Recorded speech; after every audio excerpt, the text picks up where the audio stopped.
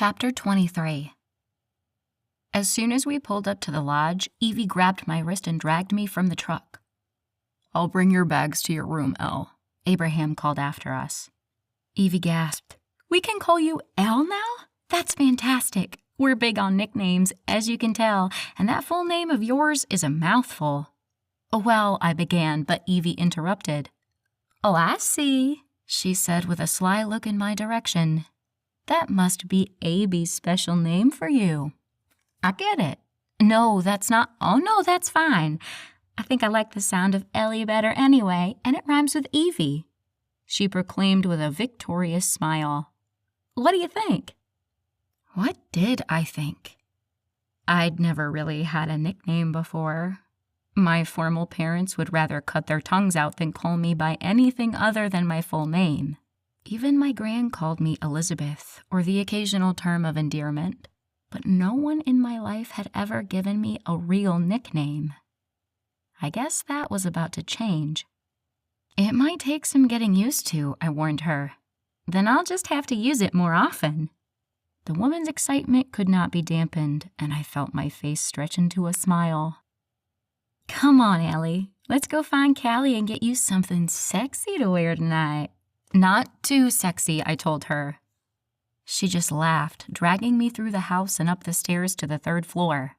Instead of turning toward the hall that led to mine and Abraham's rooms, she turned down another I'd never been down before. We walked past a few closed doors until Evie stopped in front of one and knocked. "Come in," Callie's soft voice called. We stepped into Callista's room, and I took a minute to look around. Her space was a lot less ornate than the other rooms I'd visited in the lodge, but it fit her. The furniture was all repurposed and of varying styles, but seemed to fit together. The large king-size bed was dressed in shades of brown, and the floors were hardwood. Callie sat at a large vintage desk against one wall, typing furiously on a small silver laptop. "Just give me 1 second." "Take your time," Evie called as she continued to drag me across the room and over to a set of double doors. Evie pulled them open to reveal an enormous walk-in closet. I stood there gaping at the space that could have fit my master bedroom in it while Evie made a beeline for a row of dresses. "No dresses, Evie," I called to her. She spun around and placed a hand on her cocked hip. "What the heck do you mean, no dresses? Of course you're wearing a dress. We all are. Suck it up," she advised before returning to her search. I sighed loudly. "Fine, just nothing too short." She waved my request away as she pulled a few garments from their hangers and draped them across her arm. I shook my head and went to see what Callie was up to. The curly-haired woman was still typing away at her laptop, but now a big grin spread across her face. She clicked the last few keys with a flourish and flopped back in her chair. "You look happy," I commented. Callie turned toward me and her smile grew. "I am. I just finished a big proposal I've been working on for weeks. Now I need to proofread and send it off. It's a load off my shoulders, to be honest." I sat on a nearby settee. "What kind of proposal?" She was on her laptop again, clicking the mouse with her brows furrowed and her lip between her teeth. "This one is to get funding for a program to protect the Blue Ridge Parkway." "What's happening to it?" "Businesses are trying to buy up the land lining the parkway, which would not only affect the ecosystem, but take away from the beauty of the highway. We're trying to get the government to lift restrictions on land preservation in that area." "Wow, that's incredible." Callie's cheeks turned a soft shade of pink as she shrugged her narrow shoulders. "It's not one of our more vital interests, but it still needs a voice." "What is one of the more vital interests?" She perked up, a fire igniting her pale blue eyes. "There are the bees, and the monarch butterflies, and the state parks, and—" "All right, Smokey the Bear, we get it," Evie interrupted, eliciting a glare from her sister. "Tell Ellie about your tree-hugging missions another time. I need her to try on a few things." Callie rolled her eyes. "It's not about tree-hugging, Evelyn. It's about conservation. It's about food production and—" "Oh, I know all about it, big sister. And you'll have all week to tell Ellie, but right now, I need to get this girl dressed so I can get dressed so we can leave so Dell doesn't kill us when we're late." Callie took a glance at the time on her laptop and hopped out of her seat. "Why didn't you tell me it was this late?" she hollered as she ran across the room to her ransacked closet. "I was trying, but you just wanted to talk about bees," Evie yelled back. "Ugh, sisters," she complained good-naturedly. She shoved a big pile of fabric in my arms and turned me toward a nearby door. "The bathroom's over there. Go try on what I picked out. Come out after every outfit so I can help you pick." I rolled my eyes. "I'm perfectly capable of picking out my own clothes, Evie." The bubbly brunette took a skeptical look at my jeans and t-shirt. "Sure, if you're cleaning the house." I opened my mouth to argue, but she held out a hand to stop me. "Quit arguing, 'cause you won't win this one. I picked out some things I think you'll like, so please, just go try 'em on." I huffed. "Did you even ask Callie if I could borrow something of hers?" "She didn't, but you're more than welcome to anything I have," Callie called from the depths of her closet. Out of excuses, I locked myself in the bathroom and sorted out the clothes Evie had picked out. A few things immediately went into the discard pile. Finally, I pulled on a long strapless shirt that flowed past my waist nicely. I took a look in the mirror and thought it might be cute with a belt. I left the bathroom to show Evie the first thing I tried on. As soon as she saw me, her eyes clouded with confusion. "Why are you wearing your jeans with that?" Why would I take my pants off to wear this shirt?" Evie fell backward on Callie's bed, clutching her stomach as she laughed long and hard at my expense. I huffed and crossed my arms over my chest. "What's so funny?" "That's a dress, Ellie, not a shirt," she gasped out between laughs. I gasped and looked down at the long shirt, no, short dress I had on. "No, Evie, in fact, hell no. I'm not wearing this as a dress. You've lost your mind." Evie sat back up and wiped a tear from her eye. "I like having you around. You're always good for a laugh." At my glare, another chuckle burst from her lips. "Okay, fine. I guess that's a little short on you. Go try something else on." I retreated to the bathroom and sorted through the clothes once more, adding a few more items to the discard pile. Finally, I found an off-white knee-length shirt dress that I thought might look nice. I slipped it on and pulled my jeans off before exiting the bathroom once again. This time, Callie was standing there too, having changed into a cute dress that had tan ruching on top and a blue floral pattern on the bottom with a thick brown belt cinching the waist. "You look great, Callie," I told her earnestly. She shook her head. "You look great." She turned to Evie. "You found that in my closet?" Evie nodded, her eyes still raking my form. "Huh, I don't even remember buying that." Evie's eyes lit up and she jumped to her feet. "What size shoe are you, Ellie?" 8, why?" She didn't answer and instead sprinted from the room. I watched her disappear, wondering how long it would take for me to get used to the super speed of werewolves. And, more importantly, when I'd start moving that fast.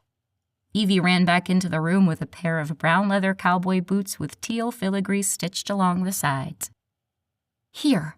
She thrust them into my arms. "Try these on." I towed off my sneakers and shoved my feet in the tall shoes. They fit like a glove. Evie clapped her hands. "All you need is a statement necklace and you're perfect. Well, besides hair and makeup, of course." I fingered the thick plait in my hair and shook my head. "I can do my own hair and makeup." Evie opened her mouth to protest, but I shot her a look that made her drop it. Fine, but at least let me go find you a necklace. I'll be right back. Dell has the best accessories." Before I could agree, the small woman was gone again. I turned to Callie. "Do I really look all right?" She nodded. "You look amazing. Evie's not going to know what to do with himself." My cheeks heated. "I'm not getting dressed up for him," I muttered. Callie wrapped a thin arm around my shoulders. "Of course you aren't." Then, quieter, she said, "But it can't hurt, right?" I couldn't help the small smile that spread across my face, but did my best to not let Callie see it. His sisters didn't need to know how obsessed I'd become with their brother. Evie flew back in with a chunky necklace made of teal and gold beads that were bunched together in the shape of flowers. I lifted the braid off my neck and stooped down so Evie could fasten the necklace. When she was done, she patted me on the back, and I turned to her and Callie. Both women were smiling from ear to ear. "You're perfect," Evie exclaimed. "Now, go up to your room and get your hair and makeup done while I get ready. Avie said we're leaving in 20. I turned to Callie before I left. "Thanks for letting me borrow this dress," I said, pinching a corner of the soft fabric between two fingers. The willowy woman waved me off with a genuine smile. "Please. That dress would have never looked like that on me. You should keep it." "No way. I'm not keeping your dress." She shook her head, tight curls bouncing from side to side. "It looks better on you than it ever could on me. I want you to have it." I sighed. "At least let me give you some money for it." Her curls were still bouncing around her face as she turned down my offer. "No, I don't even remember buying that dress. How could I charge you for it?" I sighed again. "Okay, fine. Then I'm taking you to dinner while you're at my place this week." Callie smiled, her eyes lighting up. "That sounds good to me. Do I get to pick the restaurant?" I laughed. "Of course. I'll see you in a bit," I told her, and retreated to my end of the floor. Thankfully, I didn't run into Abraham in the hall. As silly as it sounds, I was hoping he wouldn't get a look at me until I finished getting ready. Although I knew I needed to keep my no men rule in place, I still wanted to impress him. He'd seen me at my worst, broken, bleeding, and filthy, and now I wanted him to see me at my best. I don't normally wear a ton of makeup, but I whipped out some foundation and blush for the occasion, even adding shimmery eyeshadow to my lids. I finished with black mascara and a rose-pink lipstick, impressed by the reflection staring back at me. I unraveled my hair, trying to decide what to do with my hair. My thick blonde locks fell around my face in loose waves that looked pretty good. I bent over, flipping my hair upside down, and gave it a little shake before standing back up. Now my hair straddled the line between styled and must. I spritzed a bit of hairspray and then some perfume, and I was ready to go. A knock came, and I called for them to come in, assuming it was Evie come to tell me it was time to go. Instead, Abraham entered, instantly making my heart race and my mouth go dry. He was wearing a fitted, button-down plaid shirt of dark blues and greens that matched his eyes. He'd changed out of his old scuffed pair of jeans into a darker, more formal pair. I smiled when I saw he still had his work boots on. "Elle," he breathed, and I met his gaze, the denim blue color almost electric. "You look amazing." I smiled and hoped the foundation would cover the blush I could feel burning a path across my cheeks. "Thanks," I told him shyly, eyes on the ground.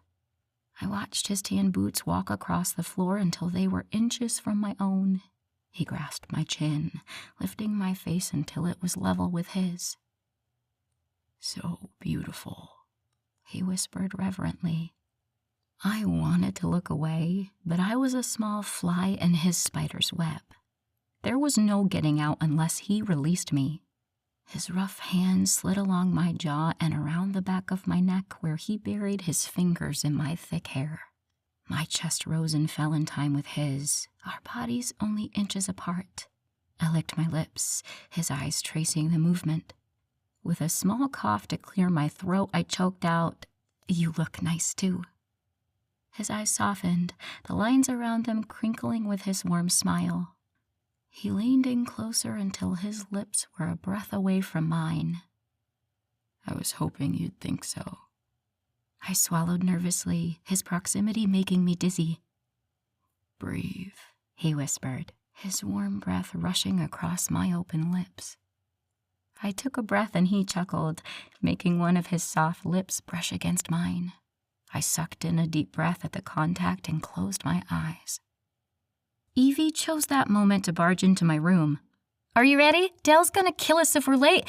She stopped short and I stepped out of Abraham's gravitational pull. "Am I interrupting something?" she asked with a Cheshire cat grin. I stalked across the room toward the door. Nope, I had something in my eye. Let's go. Chapter 24. Thankfully, Abraham had cleared out his cab, so I didn't have to squeeze in the middle again. I was still given shotgun, however. You can have the front, Evie, I offered. She shook her head with a mischievous smile. Oh no, that's fine. I need to talk to Callie anyway. You take the front seat. And so there I was, once again standing outside his truck, wondering how I would get in while maintaining my dignity. I've got you, Abraham said from close behind. His large hands wrapped around my waist, almost overlapping in the middle, and I grabbed his wrists. No, really, that's not necessary, I insisted. He leaned over until his mouth was next to my ear. If I don't help you in this truck, how do you think you're getting in it? You gonna jump? His voice held a note of amusement I didn't appreciate. I huffed. No, I'm not going to jump. Then let me help you. I don't need help, I answered instinctively. He sighed, ruffling my hair, his minty breath making my heart race. It's just me, Elle. You can let me in. You can let me help. I froze. Could I let him in? Could I let him help? Was I brave enough to let down my walls? Would I be strong enough to withstand the fallout when things went south with him? Because they would go south. They always did. Let's go. We're gonna be late, Evie called from the cab of the truck. I sighed and loosened my grips on his wrists. Okay, you can help me up. His hands tightened on my waist. It'd be my pleasure. His deep voice rumbled through the small space between us. Without warning, he lifted me several feet in the air with ease and sat me on the passenger seat. Abraham's heated eyes landed on my bare thighs, and I pulled the dress down as far as it would go. He shook his head and shut my door before climbing in on his side. As Abraham drove down their long driveway, I realized we were missing a sibling. Does Bea not go to Dell's shows? Abraham shook his head. We all go. She and Dell are already there. Great. Something else to look forward to tonight. How far away is this place? Not too far. Maybe 20 minutes at most. I nodded and fell silent, watching shadows of thick trees fly past the dark windows. Are you excited? He asked me a while later. I don't know, I confessed. A little nervous, I guess. I'm not used to going to places like this. I don't know what to expect or if I'll fit in or anything. He took a long glance at me out of the corner of his eye and shook his head. You have nothing to be nervous about. You look beautiful. My cheeks heated and I looked out the window again. You said that already, I reminded him. And I'll probably say it again tonight. I shook my head but couldn't get the smile off my face. A few minutes later, we pulled up to a dark building with bright red letters proclaiming it was a bar. When we walked up to the front door, we had to pass through a large gray cloud of cigarette smoke produced by a group of loud men of varying ages and sizes. Abraham's gentle hand on the small of my back led me through the group and into the dark confines of the building. A long bar top ran along the far wall, manned by 3 bartenders in crop tops and cut-off jean shorts. To the right was the stage where another artist stood playing a keyboard and singing what sounded like a country song. Small tables ringed a large open space where people were dancing and swaying to the live music. Abraham led me toward a table near the dance floor. To my dismay, Beatrice was already there with a scowl on her pretty face. Thought you were going to miss her opening number, Beatrice called when we were within earshot. Abraham shook his head and took a seat, leaning back and extending an arm to rest along the back of my seat. Nope, we made it. Well, maybe if you weren't coming all the way from Raleigh, you could have been here earlier. I shrank a few inches in my seat. Would it have mattered?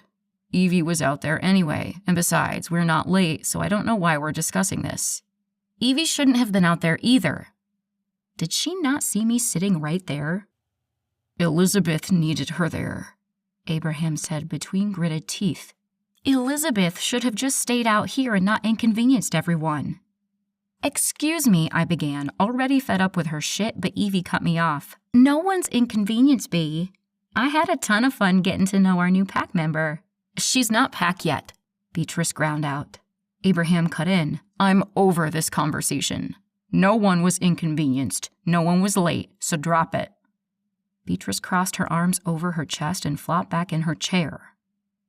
Awkward. Dell chose that exact moment to take the stage, thankfully ending the discussion. Hello, everybody, she yelled into the microphone, and I sent another silent thank you to Abraham for the earplugs. Things were really loud with them in, but I was sure they'd have been ear-splitting without them. How are y'all doing tonight? Dell asked, eliciting a round of cheers and whistles from the crowd, including our table. Dell's pale pink dress fluttered with her movements, the material sparkling in the stage lights. My name's Dell, and I'm going to sing y'all a few songs, she said, strumming a few strings on her acoustic guitar. Some of them y'all know and love, and a few of them I wrote, and I hope you'll love. Another round of cheers erupted, and Dell fell silent. As soon as the noise died down, Dell began tapping on the body of her guitar, the rhythm familiar. The beat got louder and louder until she started singing. After a few words, I realized it was a song I knew, We Are Young by Fun. She tapped out the notes of the song until she got to the chorus and began to play the guitar. Her voice was beautiful, hitting every chord, doing the song justice while putting her own spin on it. I swayed in my seat, foot-tapping to the beat, and sang along with her. When the song was over, she transitioned to another recognizable one.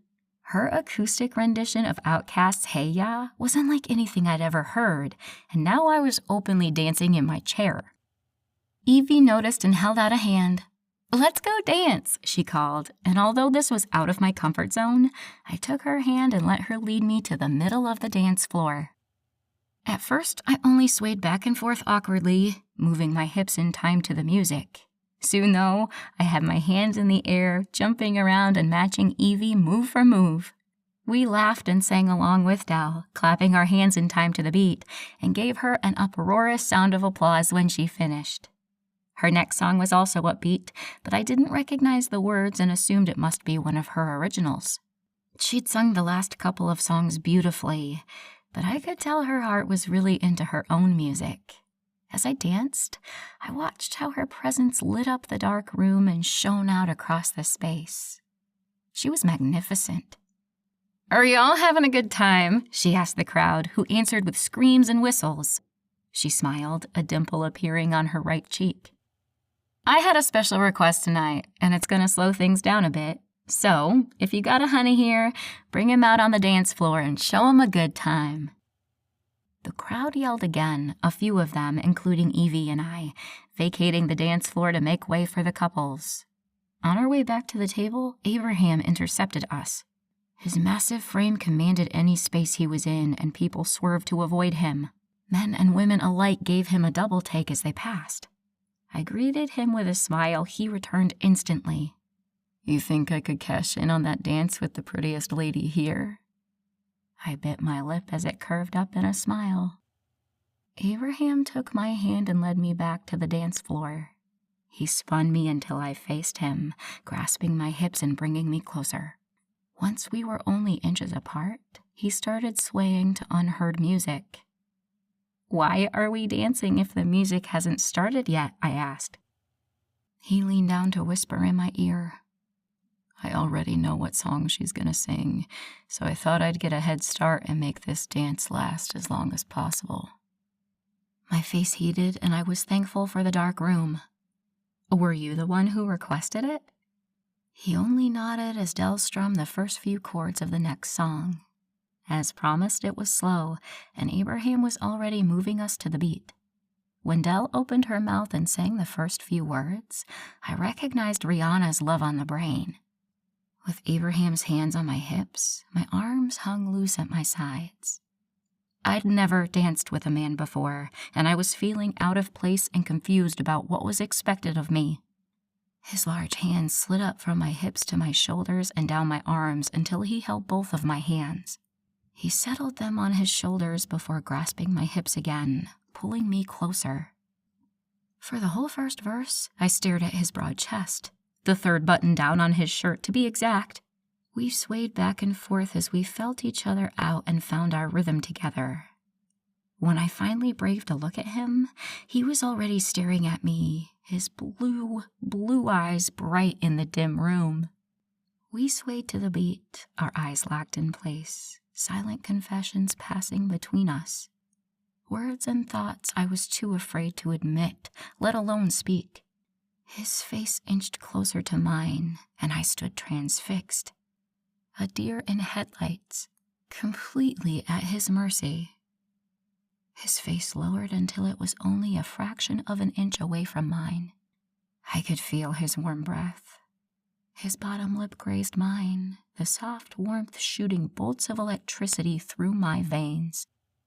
Dell sang of desire and yearning as Abraham rocked our hips to the beat. I could relate entirely. I was captivated, consumed, drowning in him. Then, with a smile, Abraham grabbed one of my hands and spun me around so my back was to him. I laughed in surprise. His chest pressed against my shoulder blades, his hips aligned with mine.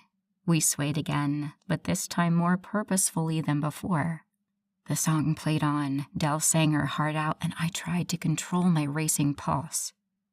Abraham held one of my hands while the other gripped my hip, tugging me closer, until there was nothing between us. No space, no pretense, no subtext, just our bodies and the silent words they spoke for us. He leaned over, caging me in further, and rested his chin on my shoulder, his stubbled cheek pressing against mine, the gentle scrape of his facial hair igniting an inferno inside me. "Elizabeth," he whispered in my ear. I tilted my head, hair falling away from my face and down my back. He leaned closer and ran the tip of his nose along the length of my neck from shoulder to ear. I shivered with sweet anticipation. "Will you go somewhere with me tomorrow?" I waited until I had my breathing under control before answering. "Did you have somewhere in mind?" My voice was breathy and so unlike my own. I met his electric eyes. They were so close. We were so close. Not just to each other, but to something. Something big, important, life-altering. Abraham spun me back around. All pretenses gone, he pressed the small of my back until my entire body was plastered against his. His hand wrapped around the back of my neck, fingers tangling in my hair. "There's somewhere I want to take you. Something I want to show you. Will you go with me?" His eyes were sincere, hopeful, and a little cautious, as if he didn't dare to hope I'd say yes.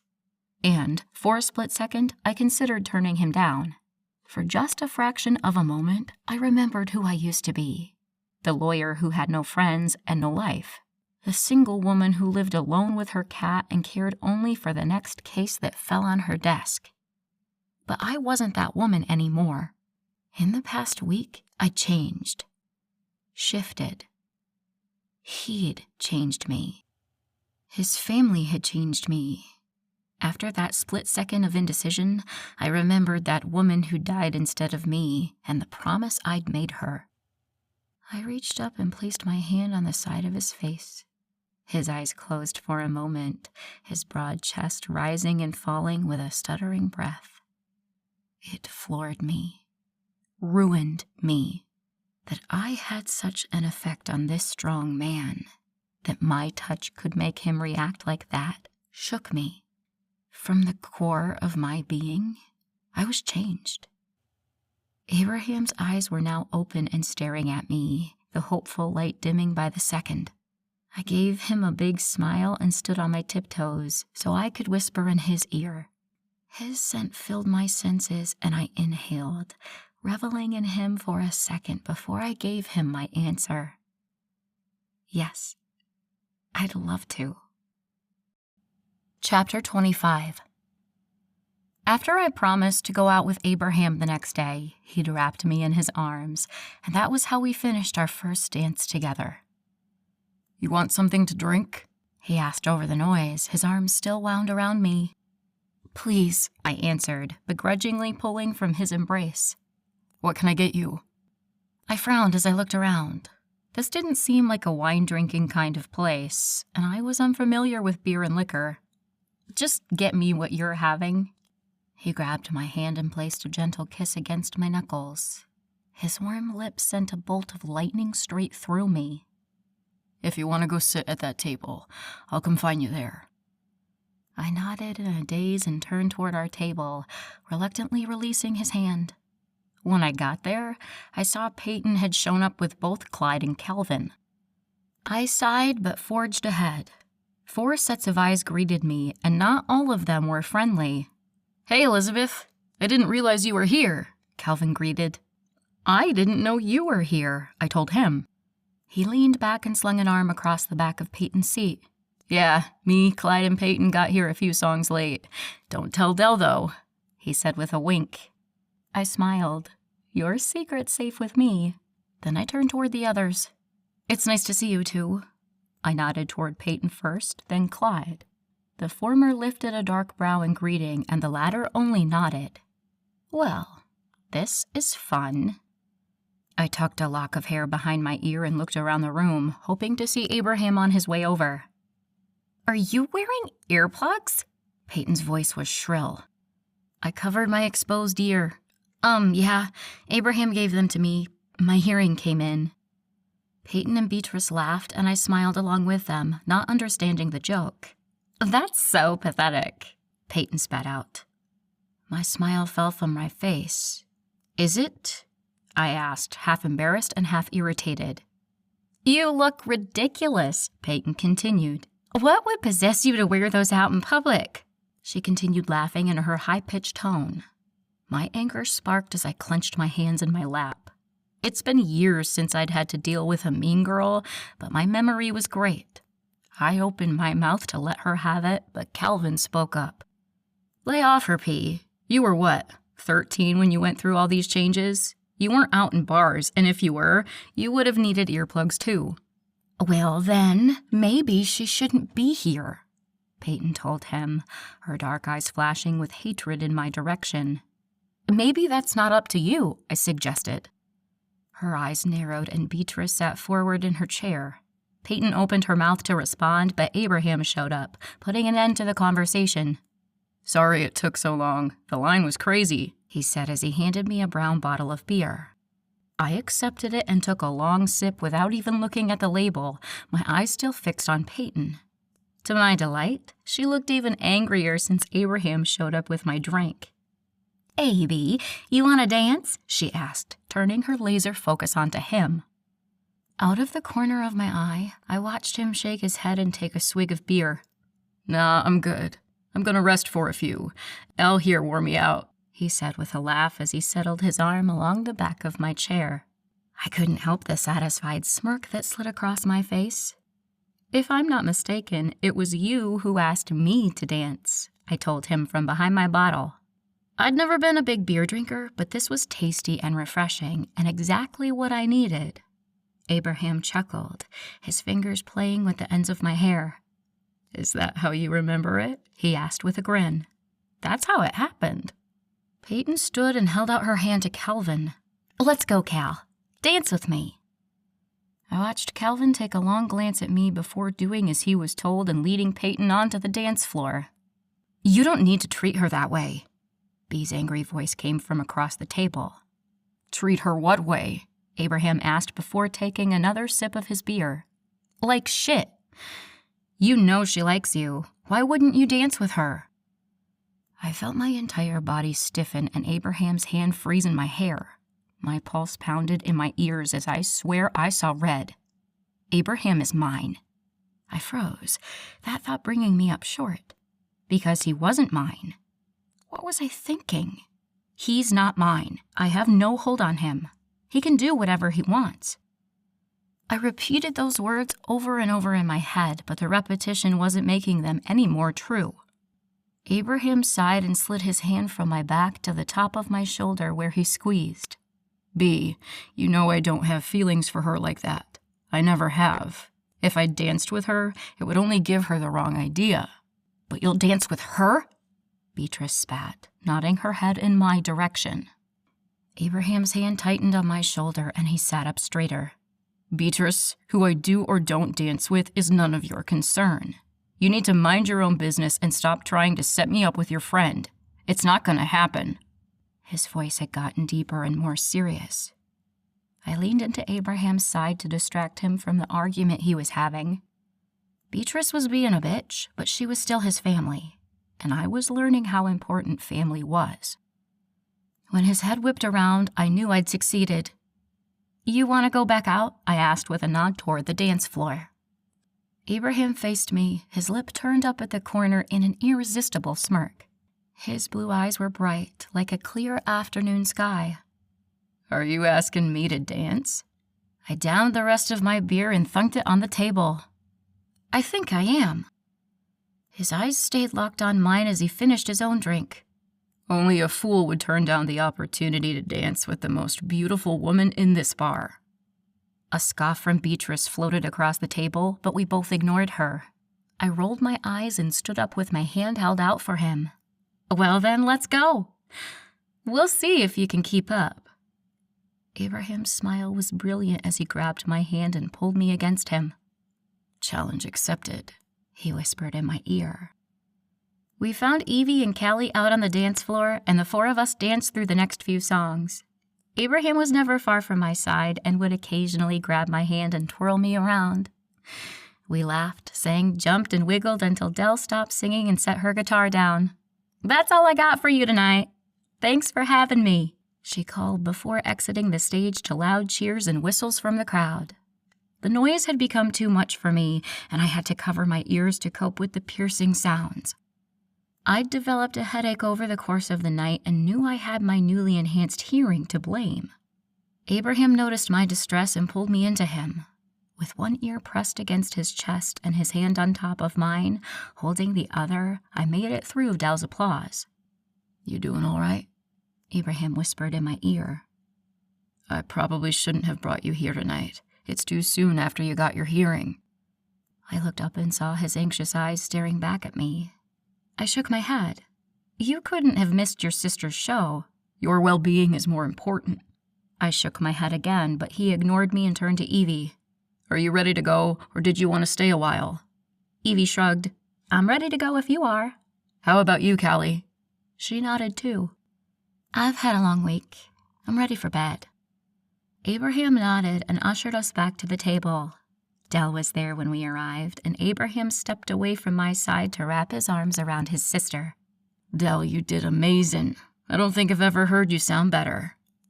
Her cheeks darkened as she accepted hugs from Callie and Evie. "Thanks, A.B. It was a good show." She turned to me and held her arms out. I still wasn't as comfortable with displays of affection and hugging as they were, but I was getting better. "How'd you like the show, Elizabeth?" "You were incredible," I gushed as I embraced her. "This was the first time Ellie's been to something like this," Evie added. Dell's eyes widened, but before she could speak, Peyton cut in. "Never been to a live show before? What, have you been living under a rock?" She laughed. "No, I was busy becoming a successful attorney, actually." My response had Dell and Evie laughing. Peyton's dark eyes flashed dangerously. Abraham took that opportunity to speak up. "Adele, we're heading out. Did you want to ride back, or are you going to hang for a bit?" Dell shook her head. "I'm too wired to go home now. I'll catch a ride later with one of these losers." She jerked a thumb over her shoulder at Clyde and Calvin, the latter taking mock offense to her description of him.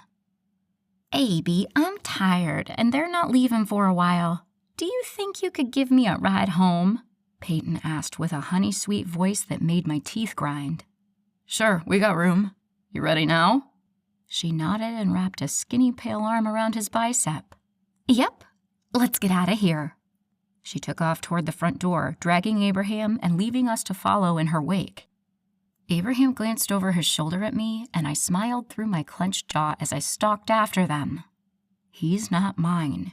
I have no hold on him. He can do whatever he wants.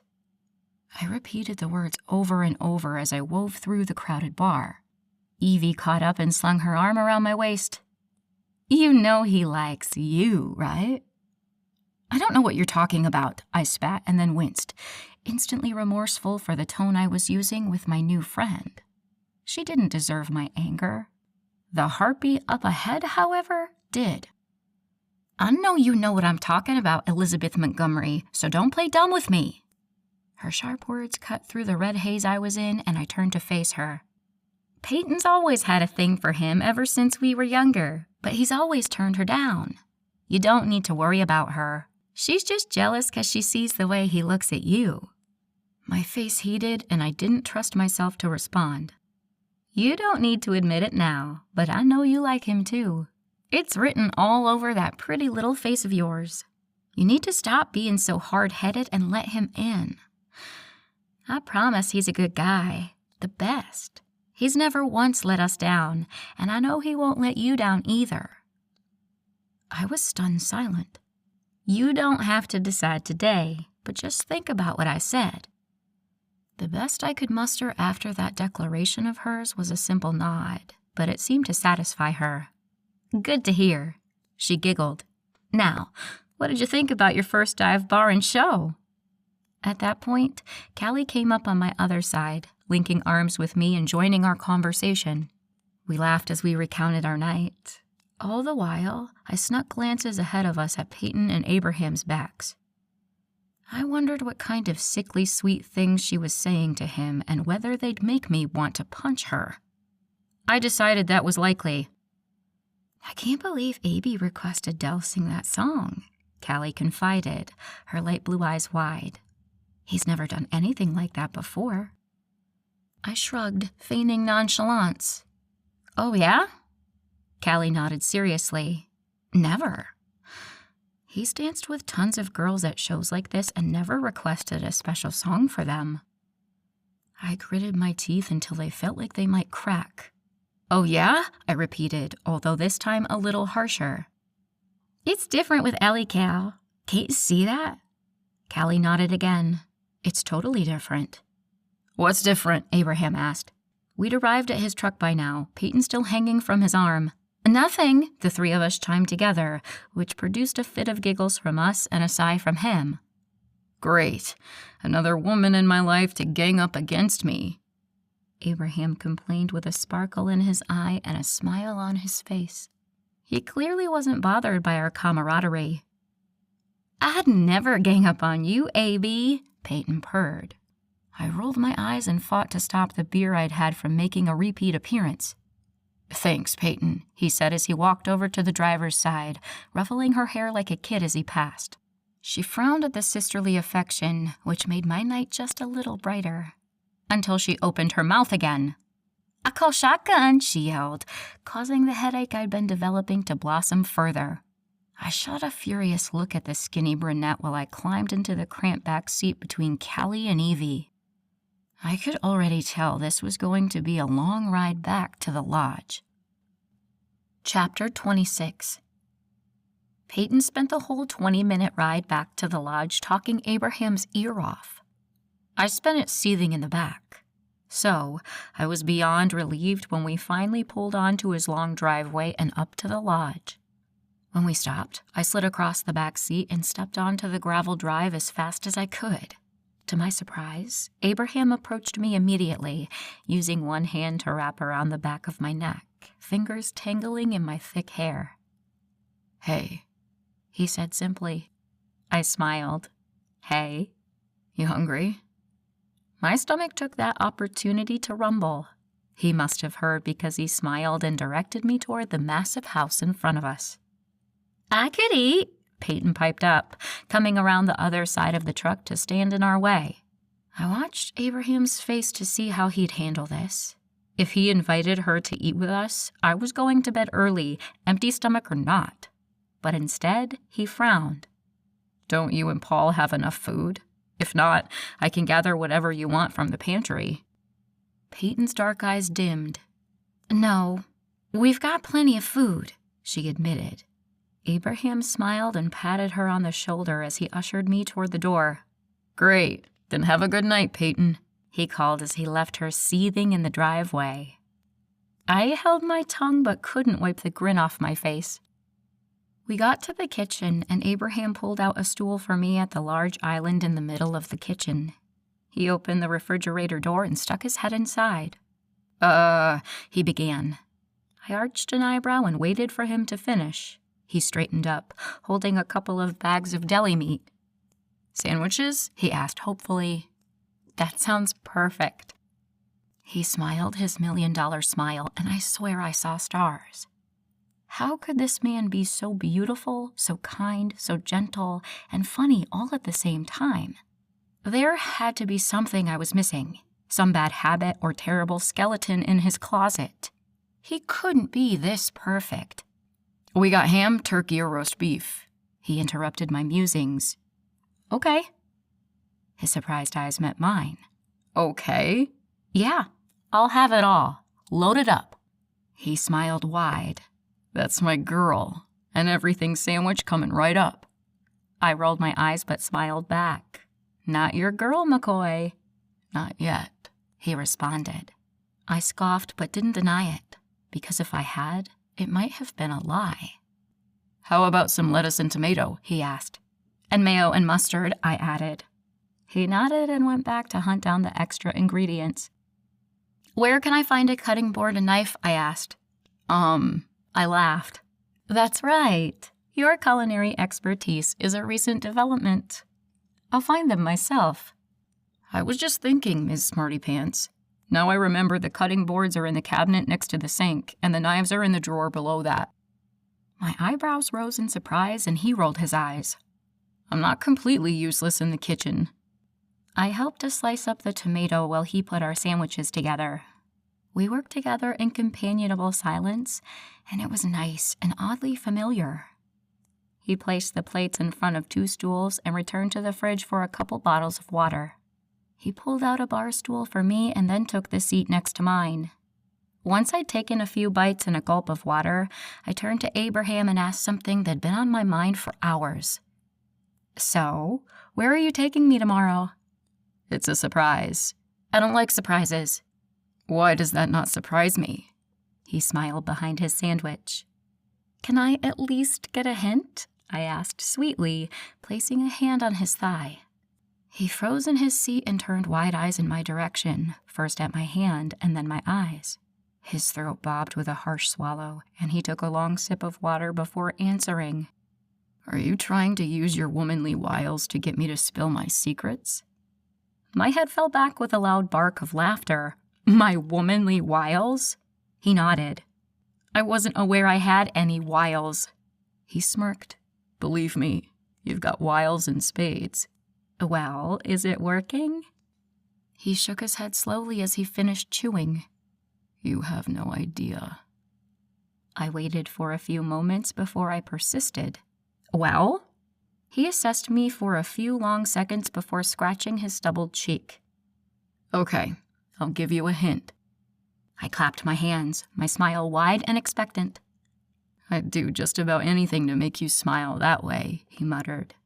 I had no time to respond to that because he kept speaking. It's somewhere you've never been before. I waited for more, but when it was clear he was done, I frowned. Well, that wasn't very helpful. How am I supposed to guess where we're going with that? He laughed as he cleared our empty plates. That's the point, Elle. You're not supposed to guess. I sighed dramatically, which made him laugh again. Okay, fine. Can you tell me when, at least? He rinsed the plates and placed them in the dishwasher. I've cleared my afternoon, so I thought we could leave around 1, have lunch there. I smiled. My day's wide open. His expression turned serious, and he slowly walked around the island until he was right in front of me. You know, the last time you were in my house, you didn't do much smiling. I gulped. He was so close, his scent overwhelming my senses. I didn't have much to smile about then. He took a step closer, nudging my knees apart to make room for his hips. And now, I was trapped in his gaze. Now it's different. He scanned my face. You're different. I could only nod. He leaned in close until his lips brushed against my ear. I like seeing you happy. I want to keep making you happy. My eyes fell closed as a shuddering breath left my lungs. His warm lips traveled from the shell of my ear to my cheek, where he pressed a slow, tender kiss that was far too brief. He leaned back, and fire burned in his bright blue eyes. "You ready for bed?" he asked gruffly. My mouth went dry, my eyes wide as I read between the lines. Was he asking me to sleep with him? We hadn't even kissed yet. My heart picked up to an almost painful pace as my palms began to sweat. Mind racing, I tried to remember the last time I shaved, but couldn't. "I'm not ready."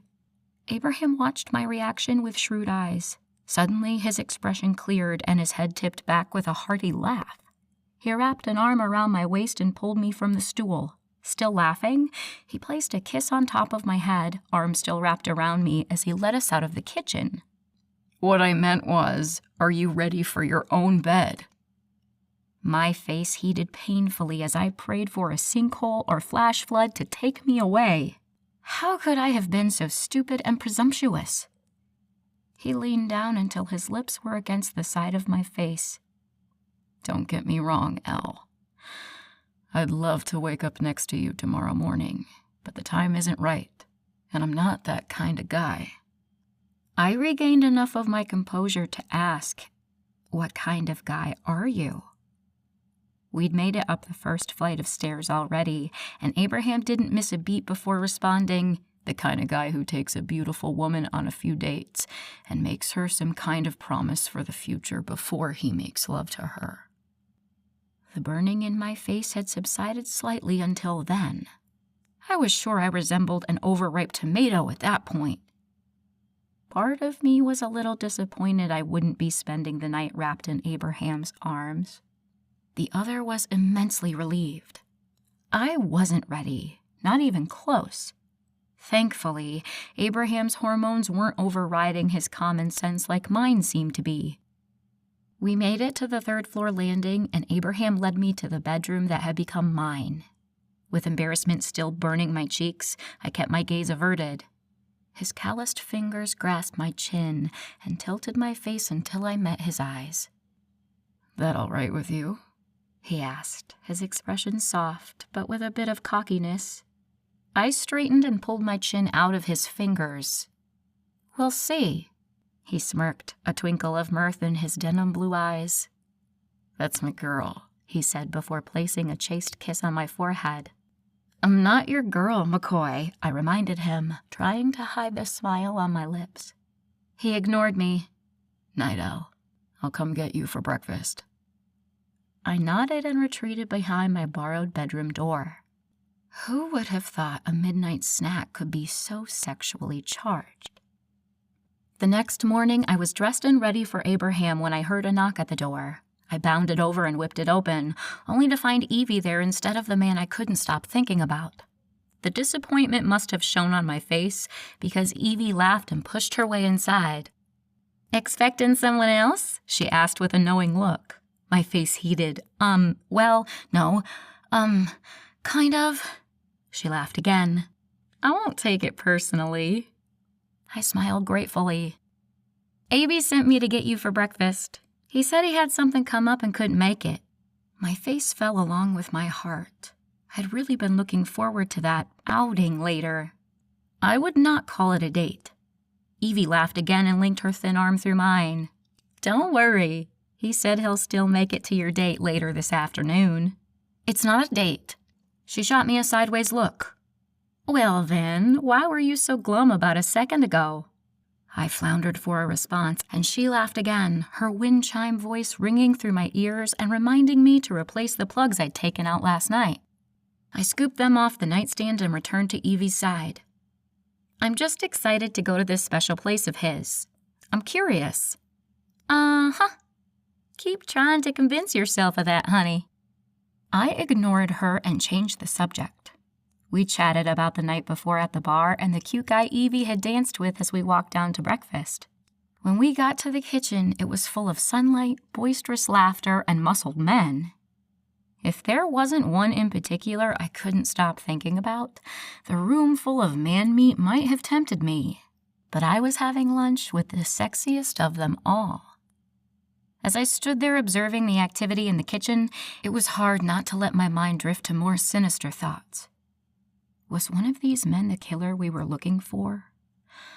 Could one of them be plotting their next attack even now? There was just no way to know, and I had a bad feeling he was hiding in plain sight. Evie grabbed us 2 plates and we filled them to the brim before grabbing mugs full of steaming coffee. We found a couple of seats down by Ms. Elsie, and I was glad. The elderly woman had spunk, and I'd immediately liked her, but hadn't had any time to get to know her better. "Hey there, Elizabeth. It's nice to see you here again, sweetheart.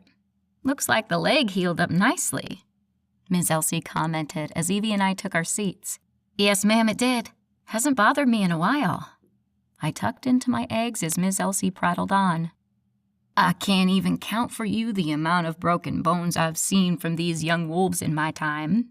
It's a good thing Doc Kyle joined this pack when he did. We had a tough time explaining ourselves at the local hospital when we were there so often."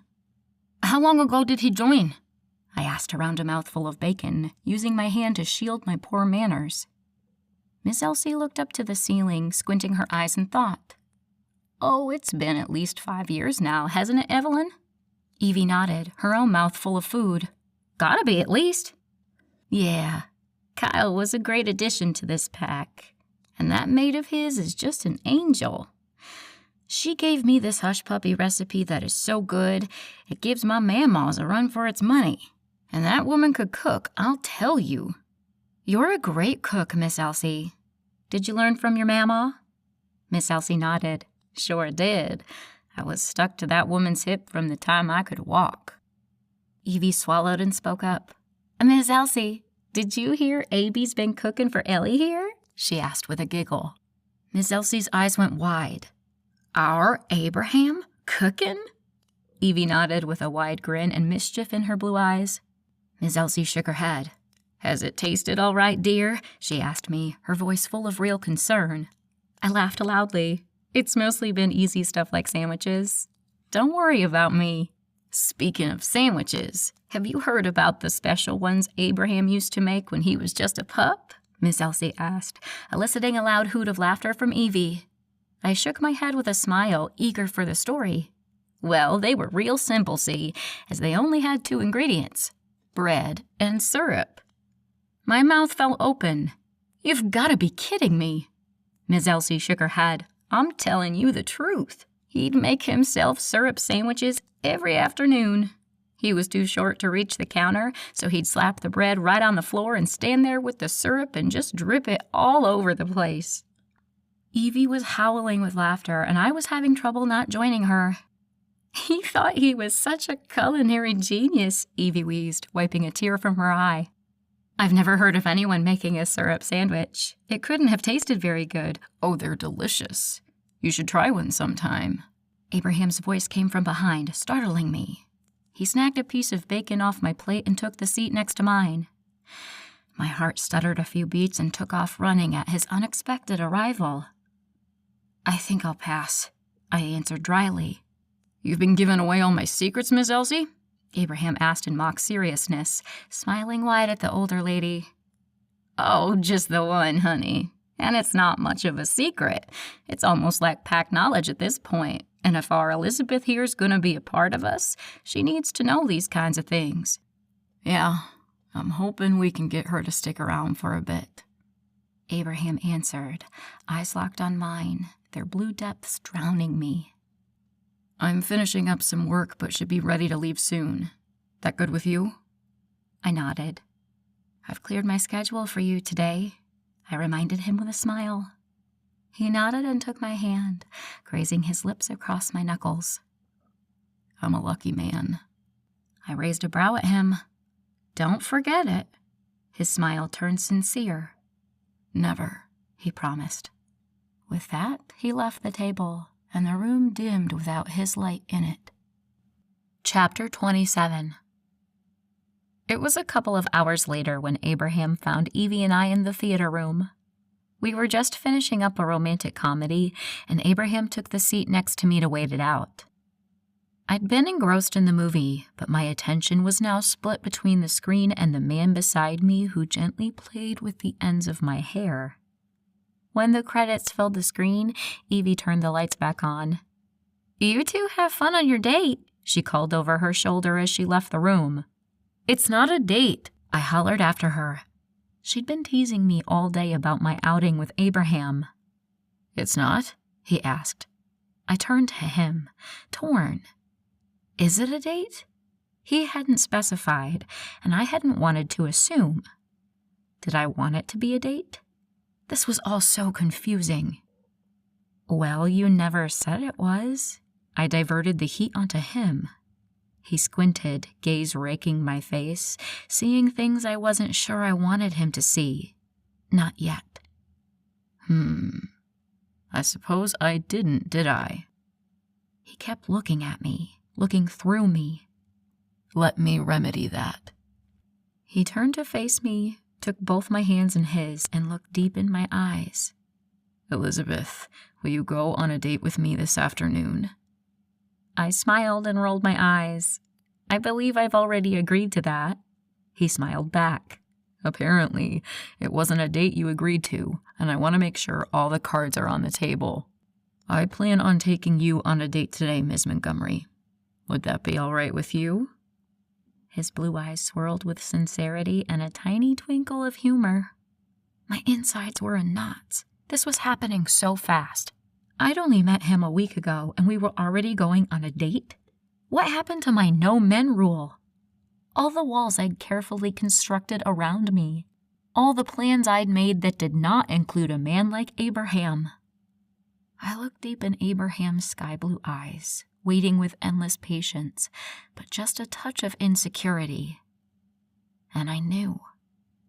There was nothing I wanted more than to spend the afternoon with this man. I nodded, and his answering smile was so brilliant I had to blink to clear my vision. He hopped up from his seat and held out a hand. "Well, then let's get going then." I took his pro-offered hand and rose from my seat. Before he could lead me away, I asked, "Is what I'm wearing all right?" Not knowing where we were going, I'd thrown on a pair of jeans and a long-sleeve t-shirt. Also, I got dressed under the assumption that this wasn't a date. Now, I wish I'd worn something nicer. Abraham took a moment to take me in, his gaze roaming my form slowly. I shivered as I felt his eyes like a caress against my skin, goosebumps breaking out across my arms. Finally, he reached out to tuck a strand of thick blonde hair behind my ear. "You look beautiful." I rolled my eyes. "You're going to give me a big head." He reached out with both hands and used his fingertips to probe my scalp. I frowned in confusion. What the hell was he doing? "Nope, your head is still perfectly sized. No worries. I can probably tell you how beautiful you are another 100 times or so before we have to start worrying about it." I tilted my head back and laughed. His hand slid through my hair. "You're ridiculous." "No, I'm honest. Now let's go." He held out a bent arm that I wrapped my hand around. "You don't want to keep your date waiting." I rolled my eyes again, but couldn't wipe the stupid smile off my face. Abraham led me up to the main floor and out the side door to where the vehicles were kept. He stopped in front of his dark blue ATV and handed me a helmet. "I still have to wear this?" He nodded. "You're still fragile. Be happy I'm not wrapping you in bubble wrap until your first full moon." I laughed, but it dried up in my throat when I caught his serious expression. He hitched a leg over the leather seat and patted the space behind him. I hopped on and soon found myself entirely too close to him. My chest grazed his back, and I tried to create as much space between us as I could. He reached around to grab my hands, wrapping them around his waist before turning the engine over. "You need to hold on," he reminded me. Easier said than done. My hands clasped in tight fists to avoid the temptation to explore his body. If he noticed, he didn't let on. Abraham eased the four-wheeler into motion, and soon we were speeding down his driveway before turning off into the forest. "How much longer?" I asked a while later over the roar of the engine. Abraham turned his head to the side so I could hear him. Just another 10 minutes or so. Are you doing all right? I'm fine. I just didn't realize we were going so far away. The corner of his lip turned up. I can go faster if you'd like. A jolt of excitement ran through me. Really? He nodded, and the quad jolted forward. I laughed as the trees whipped by in a blur. The increased speed forced me to hold Abraham's waist tighter or risk falling off. A small tremble ran through his body, and I smiled to myself. At least I wasn't the only one affected. Even with the helmet on, my hair flew with the speed we were going. A week ago, I would have worried Abraham might hit something going this fast, but now I knew he'd never let anything happen to me. I could absolutely trust him with my safety. It was my heart I still worried about. A little while later, we pulled up to a large lake surrounded by pines at the foot of the Blue Ridge Mountains. Abraham cut the engine, and I slid my helmet off, attempting to take in everything I was seeing all at once.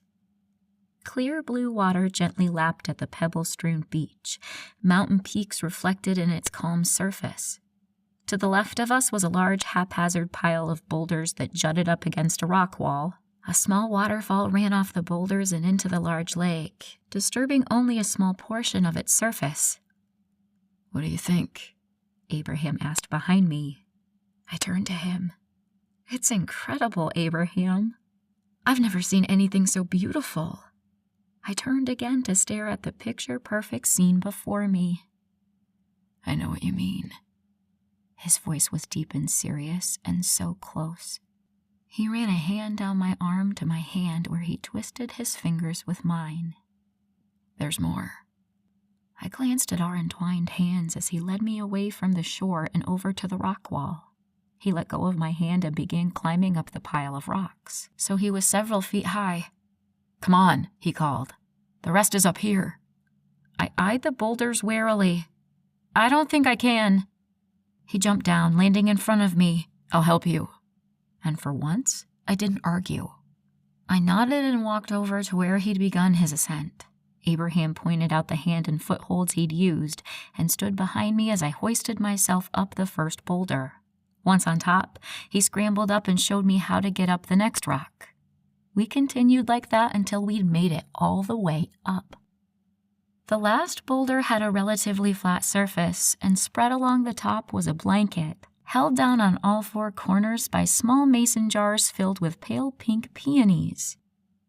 I gasped at the sight, taking in the basket nearby and the table settings already laid out in anticipation of our arrival. I turned to Abraham, my eyes damp and my heart full. No one had ever done anything like this for me before. The time and preparation he must have put into this floored me. He floored me. And as I stood there, desperately willing my eyes to dry and seeing the hope and uncertainty in his, I felt one of my walls crack, the bricks and mortar crumbling, threatening to fall. "Do you like it?" he asked, his voice cautious, his eyes so blue, and that cracked wall collapsed, leaving nothing but a pile of disintegrating rubble in its wake. I reached up and wrapped my arms around his neck, my wet eyes dampening his t-shirt. "I love it," I assured him, my voice wobbly, full of emotion. His arms encircled my waist, pulling me closer as he buried his face in the crook of my neck. He breathed deeply, and something wild in me settled a bit. When I gathered myself, I pulled away and smiled. "It's incredible, Abraham. Thank you so much." His answering smile rivaled the bright sun in the clear sky. "I'm glad you like it. Now, come sit down and eat." I did as he asked, sitting cross-legged on the soft blanket as he started pulling out food. It looked like he'd grabbed 2 of everything from the kitchen. When he had everything laid out, we dug in. I practically inhaled my first sandwich before I looked past the picnic Abraham had set up for us. From this height, I could see the whole lake and the small stream of water that snaked around the rock we sat on. The air was cool, but the sun was warm as I dug into my second sandwich, popping a piece of cheese or fruit in my mouth between bites. With the quiet forest surrounding us, I took a chance and slipped the earplugs out and into my pocket. Now I could hear the trickle of water as it bubbled over rocks and twigs on its way to the edge, and the herd of deer lapping at the lake on the far shore. A soft flapping sound had me searching the sky for its owner. A bald eagle flew past us and dove toward the ground surrounding the lake. I couldn't see from here if he'd caught what he'd been hunting, but he flew away shortly after. The soft wind blew tendrils of hair around my head, and I tipped my face up to the midday sun, letting it warm me. This was the serenity and peace I'd come out here for last weekend. This was the Asheville I'd been dying to decompress in. I sighed in contentment as I finished my third sandwich. "Full?" Abraham asked, a touch of humor in his voice. I groaned. "I don't think I'll ever eat again. Did you make all this?" He shook his head. "Miss Elsie helped me. When she heard I was taking you on a date, she insisted." "Does everyone know we went on a date today?" Abraham chuckled and nodded. "Welcome to pack life." Pack life. This would be my life from now on. These people my family. The idea was still so strange, and I wondered if I measured up. Did they want me in their family? Was I worthy of this pack? It seemed like just getting attacked near their land was my ticket in, but did I deserve it? "So," Abraham's voice pulled me out of my disparaging thoughts. "Tell me more about you." "What do you want to know?" I asked cautiously. He shrugged. "Everything." I rolled my eyes. "Well, there's really not much to know. I'm pretty boring." "I disagree with that. And there's a ton I don't know. Like, why did you become a lawyer?" "My dad's a lawyer, and I'm an only child. It was always the plan for me to follow in his footsteps." "What about your mother? You didn't want to follow her path?" I laughed humorlessly. "I'd need a gallon of wine a day habit and a love for plastic surgery." "Oh?" He seemed confused, so I elaborated. "My mom's a trophy wife. Pretty and useless. She drinks, she shops, and she organizes charity events that make her look good, but she doesn't really care about. That's not me." "No, it's not," he agreed. "So did you want to become a lawyer, or did you do it for your parents?" Good question. At first, I went to law school to satisfy them, and since they were paying, it was important to make them happy. But as I learned more about law and our government, I began to enjoy it. "Why criminal law?" My father, again. "He's a criminal lawyer too?" I nodded. "One of the best in the state." "Is that what you really want to do, though?" I shrugged. "I don't know. I haven't really thought about it." He frowned. "You haven't thought about what you want to do with your life? You've never stopped and thought about what would make you happy, what you'd enjoy?" "I enjoy criminal law." Even I could tell I wasn't entirely telling the truth, so I amended my statement. "Most of the time." He nodded. "You can do anything, Elizabeth. You're so incredibly smart and dedicated. Nothing would be out of reach for you." He watched me closely. "Do me a favor. Right now, off the top of your head, tell me the first thing that comes to mind when you think about what you'd really like to do for the rest of your life." My face heated, and I averted my gaze. "Keep it together, Montgomery. He wasn't asking for your dirty thoughts, you perv." I cleared my throat and gave him the second thing that came to mind. "I'd like to open a private practice." He nodded. "That's great. Would you still do criminal law?" I shrugged. "It's all I know." He nodded again, still studying me. "What about you? Is construction your dream?" He smiled. "It is, actually. My dad was a contractor, and he'd take me out on jobs all summer long while school was out. I love it." Could I honestly say I loved my job? I thought about that for a long minute and still couldn't answer honestly. What would it be like to really love what I do and not just be good at it? Because that was what I liked best about being a criminal lawyer, the satisfaction of knowing I was one of the best in my firm. But to love my work, That was something I'd never worried about. Nothing I considered until recently. Like so many other things in my life, this man, this pack of wolves, was changing me. And I was just trying to keep up. Chapter 28. "What about your childhood?" Abraham asked. "What were you like as a kid?" I smiled ruefully. "Wild." He laughed. "I can't imagine that." "It's true, especially in my teen years. I was a terror. Drinking, smoking, guys," Abraham growled deep in his throat. "What guys?" I laughed and slapped his hard chest. "Down, boy. That was a long time ago." He huffed, still unhappy, but at least he didn't look ready to hunt down all my ex-boyfriends and make them dog food, or wolf food. "So what happened? The Elizabeth sitting here is nothing like that. What changed?" I gulped and looked away. This was not something I wanted to talk about, not something I wanted him to know. If he did, there was no way he'd keep looking at me with those soft eyes I was coming to love. I got in trouble. "What kind of trouble?" he pressed. I sighed. "Big trouble. With the law. Thankfully, I was a minor, so the record's sealed. After that, my parents sent me to boarding school out here, and that was where I straightened my life out." "You went to boarding school?" I nodded. "Most of high school. It was awful, but I'm thankful for it. Who knows where I'd be now if it weren't for that." He shook his head. "You still would have figured it out eventually. You're too smart for that." I chuckled darkly. "Where were you and your vote of confidence back then?" His eyes turned serious. "Just waiting to find you." My gaze locked on his, trapped in their blue depths.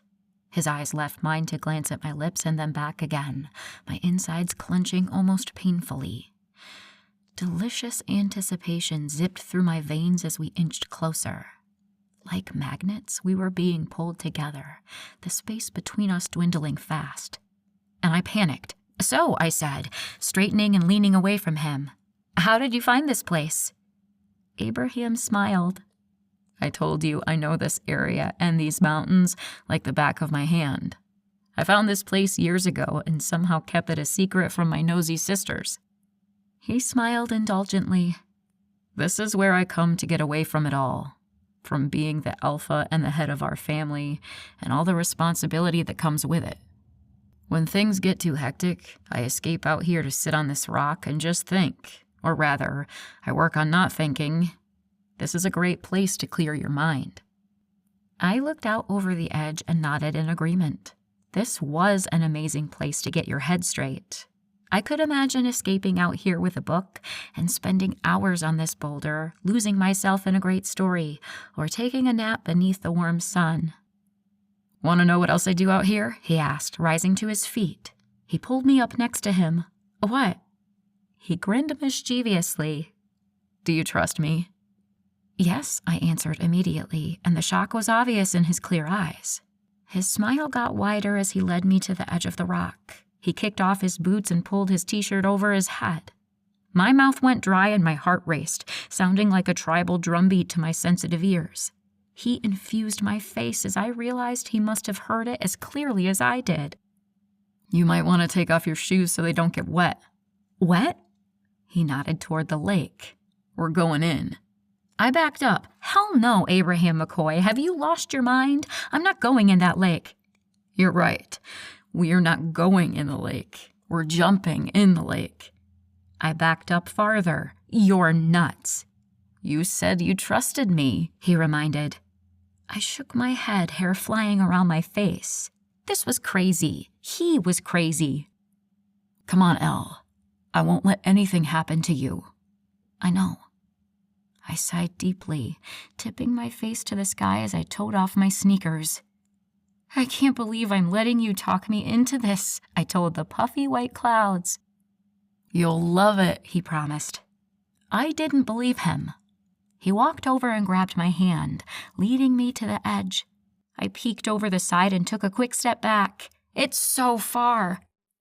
His strong arm wrapped around my shoulders, tugging me against his warm, bare chest. It was a damn shame I was so terrified. A moment like this with a half-naked Abraham should be treasured. It's not that far, I promise. It'll be fun. I shook my head and closed my eyes. Trust. I needed to trust him. He'd given me no reason not to, and every reason too. With a sigh, I opened my eyes and met his gaze. I nodded once, and his face lit up with a brilliant smile. "Do you want to jump or run?" he asked. I eyed the edge again, a shiver of fear running down my spine. He snapped his fingers. "I've got an even better idea. Come here." He opened his arms, and I stepped closer. He wrapped his hands around my waist and hoisted me up against him, my hips meeting his, and I instinctively wrapped my legs around him. "What are you doing?" I squeaked. The heat from his bare skin was scorching me through my thin top, and I was getting dizzy. He smelled so good. Like clean man. My senses were on overload. Add that to the adrenaline pumping through my veins from fear, and I was a mess. His large hands cupped my bottom, hitching me a little higher. One hand stayed cupping me while the other wrapped around my waist. His body dwarfed mine, making me feel feminine and dainty, something I wasn't used to at 5'9". "We're going in together. You ready?" "No." "On 3. He smiled. 1. I closed my eyes, breaking his blue-eyed stare, and concentrated on taking deep breaths. 2. My arm slid around his neck, pulling my body closer to his until I could feel his heart beating into my chest. Or was that my heart? The two were synchronized. 3. He took off running toward the edge, and an involuntary scream left my lips as he ran out of rock. We were free-falling, the cool wind whipping my hair around my face as I clung to Abraham, his arms never loosening from around me. The seconds stretched into days as everything got quiet and we fell. And for that immeasurable amount of time, I felt all of my worries fall away as fast as my plummeting body. I was just a girl in this strong boy's arms, jumping off a cliff. I was a kid again, doing something carefree and a little stupid just because I could. Right when I thought my stomach would leap out of my body and beat me there, we hit the water. Abraham's arms loosened around me, but his hand found mine. The initial shock of hitting the water had eclipsed the freezing cold temperature of the lake. We broke through the surface simultaneously, him whooping and laughing, me gasping and sputtering. "That was incredible," he yelled. "That was insane," I called back, chuckling as I tread water in the deep lake. My wet clothes were heavy, especially my jeans. Abraham swam closer and wrapped his arms around me, pulling me close until our faces were inches apart. Wasn't that fun? My heart was still racing from the jump. Or was that from being so close to him? That was fun, I confirmed. I hadn't done something that careless in a long time. Hadn't made a snap decision and just jumped for years. It seemed like more was changing in me besides my hearing. "Want to go again?" His arms wrapped tighter around me. My body trembled in his arms, my limbs tingling, my toes going numb. "Are you cold?" he asked, all humor leaving his face, quickly replaced by concern. He reached out to trace one of his calloused fingers along my bottom lip. "Your lips are turning blue," he noted. I nodded as my body continued to tremble in his arms. "Come on." He spun around and pulled my arms over his shoulders. "Hold on, and I'll get us back to shore." I tightened my knees against his hips and my arms around his neck. He dove under the surface and took off toward the beach, swimming faster than I'd ever seen a person swim before. Our bodies sliced through the water as I clung to his back like a knapsack. Within a couple of minutes, we'd gotten close enough to walk, and Abraham scooped me into his arms. When we made it to the ATV, he opened a compartment on the back and pulled out a large white towel. He wrapped it around my shoulders and used his large hands to rub my arms, the friction warming my cool skin. He stood there thawing me out for a few minutes, and eventually I could feel all my fingers and toes again. I must have looked a little better too, because he stopped rubbing and took a step back. "I'm gonna grab our shoes. You okay here for a minute?" I nodded as I willed my insides to stop shaking. He disappeared and was back within a few minutes.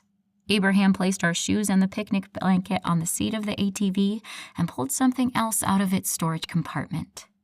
He held out a fresh set of clothes, and I looked around warily. Where the hell was I going to change? His lips quirked in a smile as he turned around. Go ahead and change. It's just us out here. I've never come across anyone else. I really didn't want to strip out in the open, but I knew I needed to get the wet clothes off if I had any chance of warming up. With a sigh, I peeled my shirt off, letting it fall to the pebbled beach with a loud plop. I'm sorry, Al. That was stupid of me. I frowned. What are you so sorry for? I stuttered out between trembling lips. He sighed, ran a hand through his hair, and scratched the back of his head. I should have realized how cold the water would be for you. That waterfall comes directly from the mountains. I yanked his large t-shirt over my head and worked on getting my soaking jeans off my hips. It's fine, Abraham. It's not like I've never been cold before. But I'm supposed to take care of you, not hurt you, he countered. I slid his sweatpants up my legs and rolled the waistband down a few times until they stayed put. It's not your job to take care of me. And besides, it really was a lot of fun. I don't regret it. I reached out and placed a hand on his shoulder, turning him to face me. His eyes raked my body, a gleam shining in his blue gaze.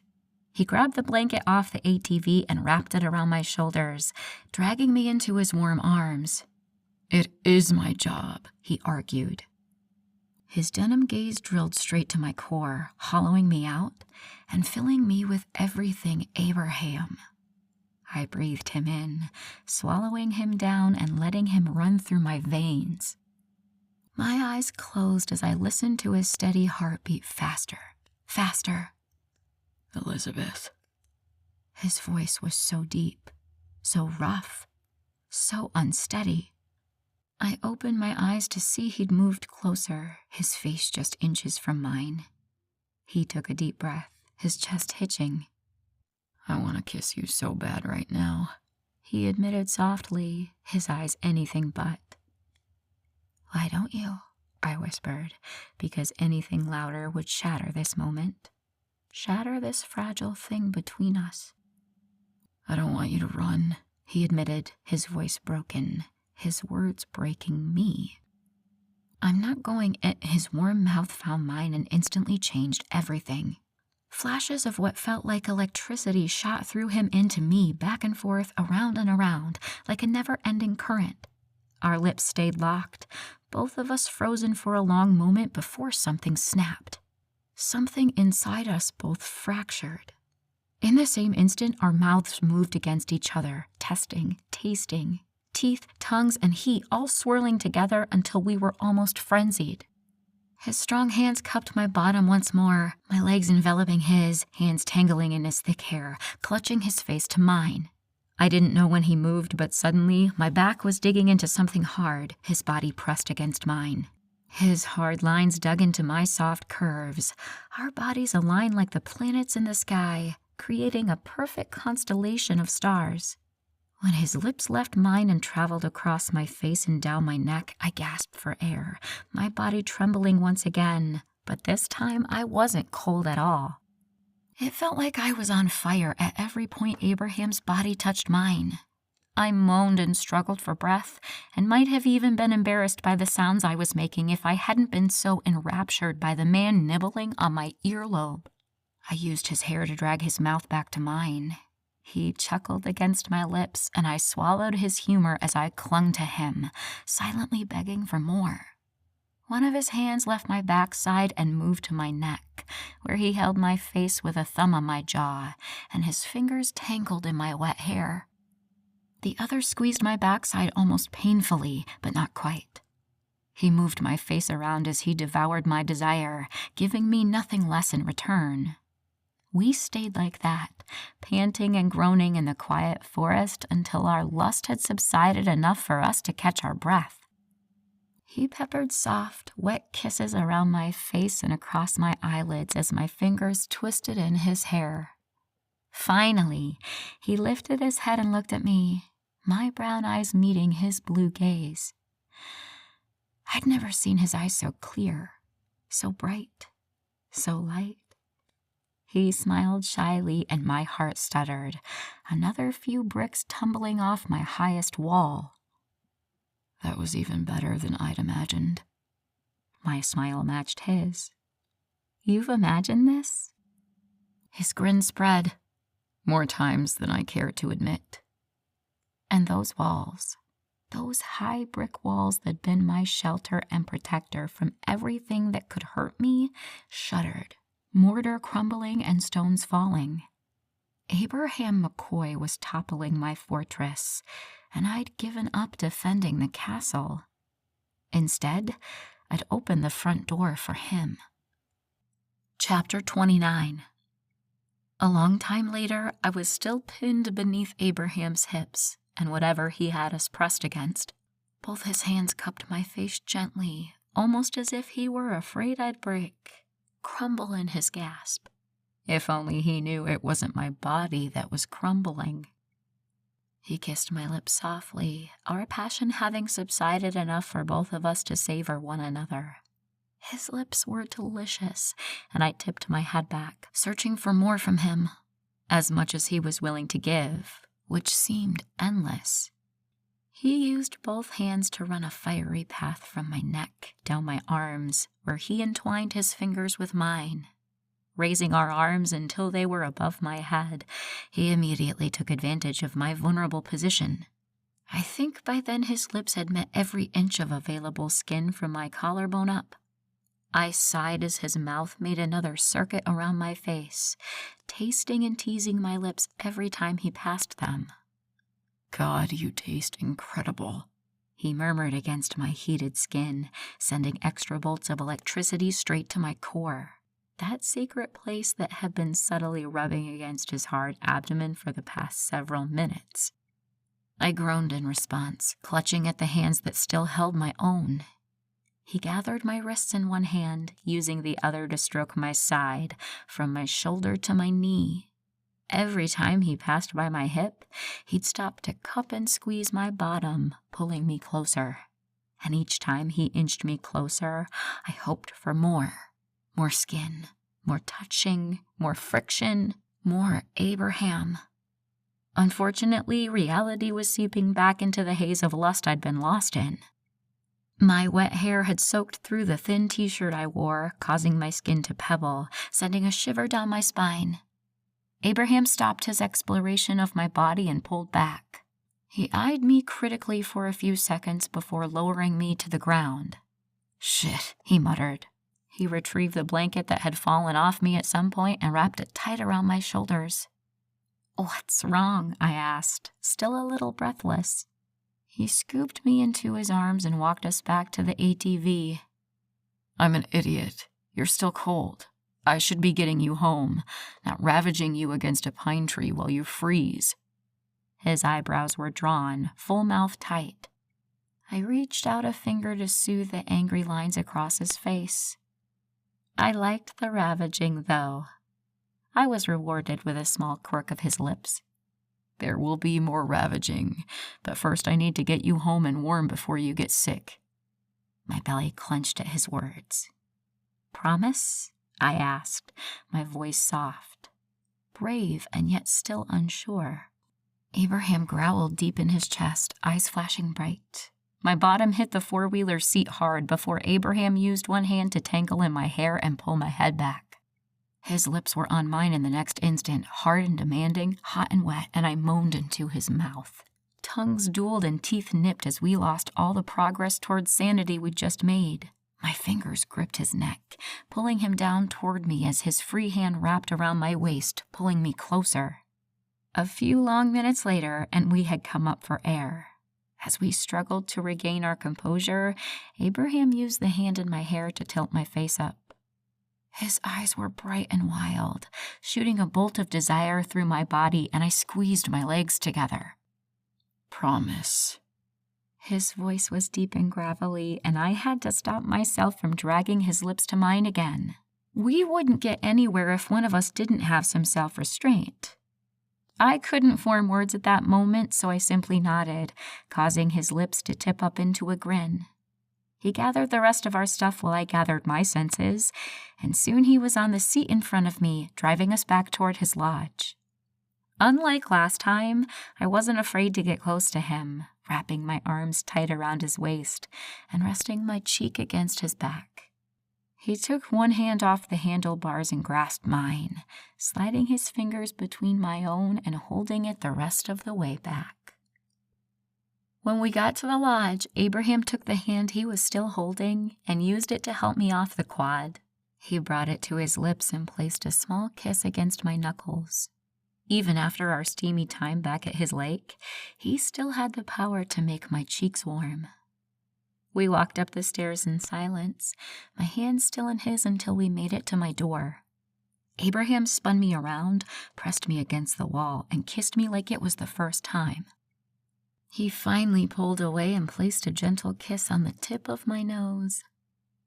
I need to get some work done, and you need to take a hot shower. He eyed the borrowed clothes barely clinging to my frame, his eyes heating. And as much as I fucking love seeing you in my clothes, you should change into something dry. The F-bomb falling from his full lips shot a lightning bolt of heat straight to my core. With a mock salute, I said, "Yes, sir." His smile widened and he pulled me against his chest. I like it when you do what I say. He growled in my ear, causing goosebumps to break out across my skin. I wrapped my arms around his neck and stood on my tiptoes so I could reach his ear. Oh, yeah? His arms tightened around my waist, another growl rumbling deep in his chest. Yeah. I nipped his earlobe, following it with a swipe of my tongue, smiling as I felt his body quake almost imperceptibly. Well, don't get used to it. He froze for a fraction of a moment before tipping his head back and laughing loudly. I pulled back and watched, enraptured and dazzled by this beautiful man. He placed a kiss on my lips that I think was supposed to be a peck, but quickly turned into something more. A throat clearing nearby caught my attention first. "Abby?" a cross voice asked. I reluctantly pulled from Abraham's arms and peeked over his shoulder. A very annoyed-looking Beatrice stood in front of his office door, arms folded across her chest. Her dark blue eyes narrowed at me before turning their fiery light toward Abraham. The man in my arms sighed. Yes, B? Don't we have a meeting scheduled now? He sighed again, his forehead connecting with mine. Yep. The word popped out of his mouth. Go on in. I'll be right there. The angry woman huffed, but did as he asked. Abraham's lips found mine again, and I let myself get lost for a few moments before pulling away. He had other ideas. As I struggled to drag a breath into my lungs, he continued to place soft kisses on my cheek. "Don't you need to go?" I gasped as he nibbled on the shell of my ear. He mumbled, his nose skimming along my throat and down to the collar of my shirt. "You probably should then. I don't want her coming back out here." He sucked on a small patch of my neck and sighed again. I suppose you're right, but I'd rather stay here and kiss you. Have I told you how delicious you taste? His tongue made swirling patterns across my collarbone. "Ah," I gasped. "You might have mentioned it," I breathed. "But really, I don't want Beatrice to hate me any more than she already does." He stopped his assault on my neck and met my gaze. "B doesn't hate you." I rolled my eyes. "She definitely does." He shook his head, tucking a lock of wet hair behind my ear. "It's not you she doesn't like. It's change." I frowned. "What's changed? Don't you get new pack members all the time? Did she throw this kind of a fit when Wyatt and Wesley joined?" I asked, hand on my cocked hip. Why was I getting this special treatment from her? His eyes shuddered and he looked away. "Everything's changed, Elle. You just don't know it yet," he answered cryptically. Before I could ask what the hell that meant, he placed a swift kiss on my forehead and took a few steps back. "Family dinner at 6, all right?" I nodded, thoughts swirling rapidly inside me. He must have noticed my turmoil because he stepped back to place another kiss on my head. Don't worry, everything's fine. Great, in fact. His mouth spread into a brilliant smile I couldn't help but reciprocate. We'll talk more later. Go get warmed up. I rolled my eyes. Yes, master. It's Alpha, he responded with a cheeky grin. I scoffed, causing him to laugh as he opened his office door, and he disappeared behind it. But I did as he asked and took a steaming hot shower. Although, after that afternoon with Abraham, a cold shower might have been more fitting. As soon as I finished drying my hair, there was a knock on my door. I skipped over to answer it and found Evie with a wide, mischievous grin on her face. I rolled my eyes but opened the door for her to come in. "Tell me everything," she yelled, making me wince. It was then I remembered I'd left my earplugs in my wet jeans. I wonder if they'd made it out of the lake or not. Sorry, Evie whisper yelled. I wiggled a finger in one of my ringing ears but waved her off. It's fine. I need to get used to not wearing those things anyway. But seriously, tell me everything, she commanded and bounced over to sit on my bed. Well? Why the hell is she coming? A loud voice shouted from across the hall. I didn't mean to, but without the water running or my hairdryer on, it was too easy to hear their conversation. You know why. Abraham's voice was low and serious. No, I don't. I don't get what the big deal is about this little human or what's so special about her. You know she won't make it past her first shift anyway, so why are you getting so attached to her? My heart simultaneously sank and raced, Evie's eyes widening in fear. Heat spread across my face. I shouldn't be listening to this conversation, but I couldn't help it. I was new to this werewolf hearing thing and didn't know how to turn it off. She will make it, Abraham responded, voice colder than I'd ever heard it. She won't. Bitten wolves never make it. You know that. When's the last time you knew one who did, huh? We all need to stop kidding ourselves. Elizabeth won't be around much longer, and you need to accept that. A gasp flew from my mouth. Bitten wolves don't make it past their first shift? Mine was 3 weeks away. I only had 3 weeks to live. My eyes saw Evie's, hoping I'd see denial, but all I saw was sad acceptance. I'm going to die. That's enough, Beatrice. While they fought, my insides twisted, my gut emptying out, my heart stopping completely. I'm going to die. The door across the hall opened and slammed violently, causing both of us to jump. Evie slid off the bed and approached me cautiously. I couldn't face her. The sympathy in her eyes would break me, and I needed to stay strong. Needed to build those walls back up and hide behind them. She's wrong, Ellie. You're gonna make it. We all know you are. I shook my head, hair flying around my face and obscuring my pain. Is what she said true? I whispered. Do bitten wolves not make it past their first shift? It's different with you, Ellie. Answer my question. It's not that simple. You're not like the other. I said answer my question. My ears rang with rage, but I didn't care. Evie shrank away, and part of me felt terrible. But the other part? That part screamed betrayal. You knew, I said, my voice even and quiet. Ellie, listen, you all knew. It's not like that, Elizabeth. Hear me out. You all let me believe I was just going through a few changes and everything would be all right. My voice was getting louder, my breaths harsher. Not a single one of you thought it was important enough to tell me I wouldn't live through this change? That this would be my last month alive? Images and thoughts flashed through my head rapidly. My future, my career, my apartment, my cat, my parents even. I'd lose it all. I thought you were my friend, Evie. I thought I could trust you. She clasped her hands in front of her, eyes swimming behind tears. I am your friend, Ellie. You can trust me. Abby asked us not to tell you, and we all agreed you had so much else to deal with. You didn't need this on top of everything else. Abraham told you not to tell me? I asked, my voice dropping to a pitch I didn't recognize. This was his fault. She held her hands up in surrender. He thought he was doing the right thing for you, and I agreed with him. It's not the same with you. Beatrice is just being bitter. We all know you're gonna make it.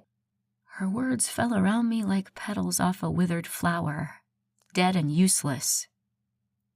I'm going to die. My breaths were coming harsher and louder, and I think I was hyperventilating. I'm going to die. Evie reached out and grasped my shoulders, but I shook her off. I didn't want her to touch me, didn't even want to be in the same room as her.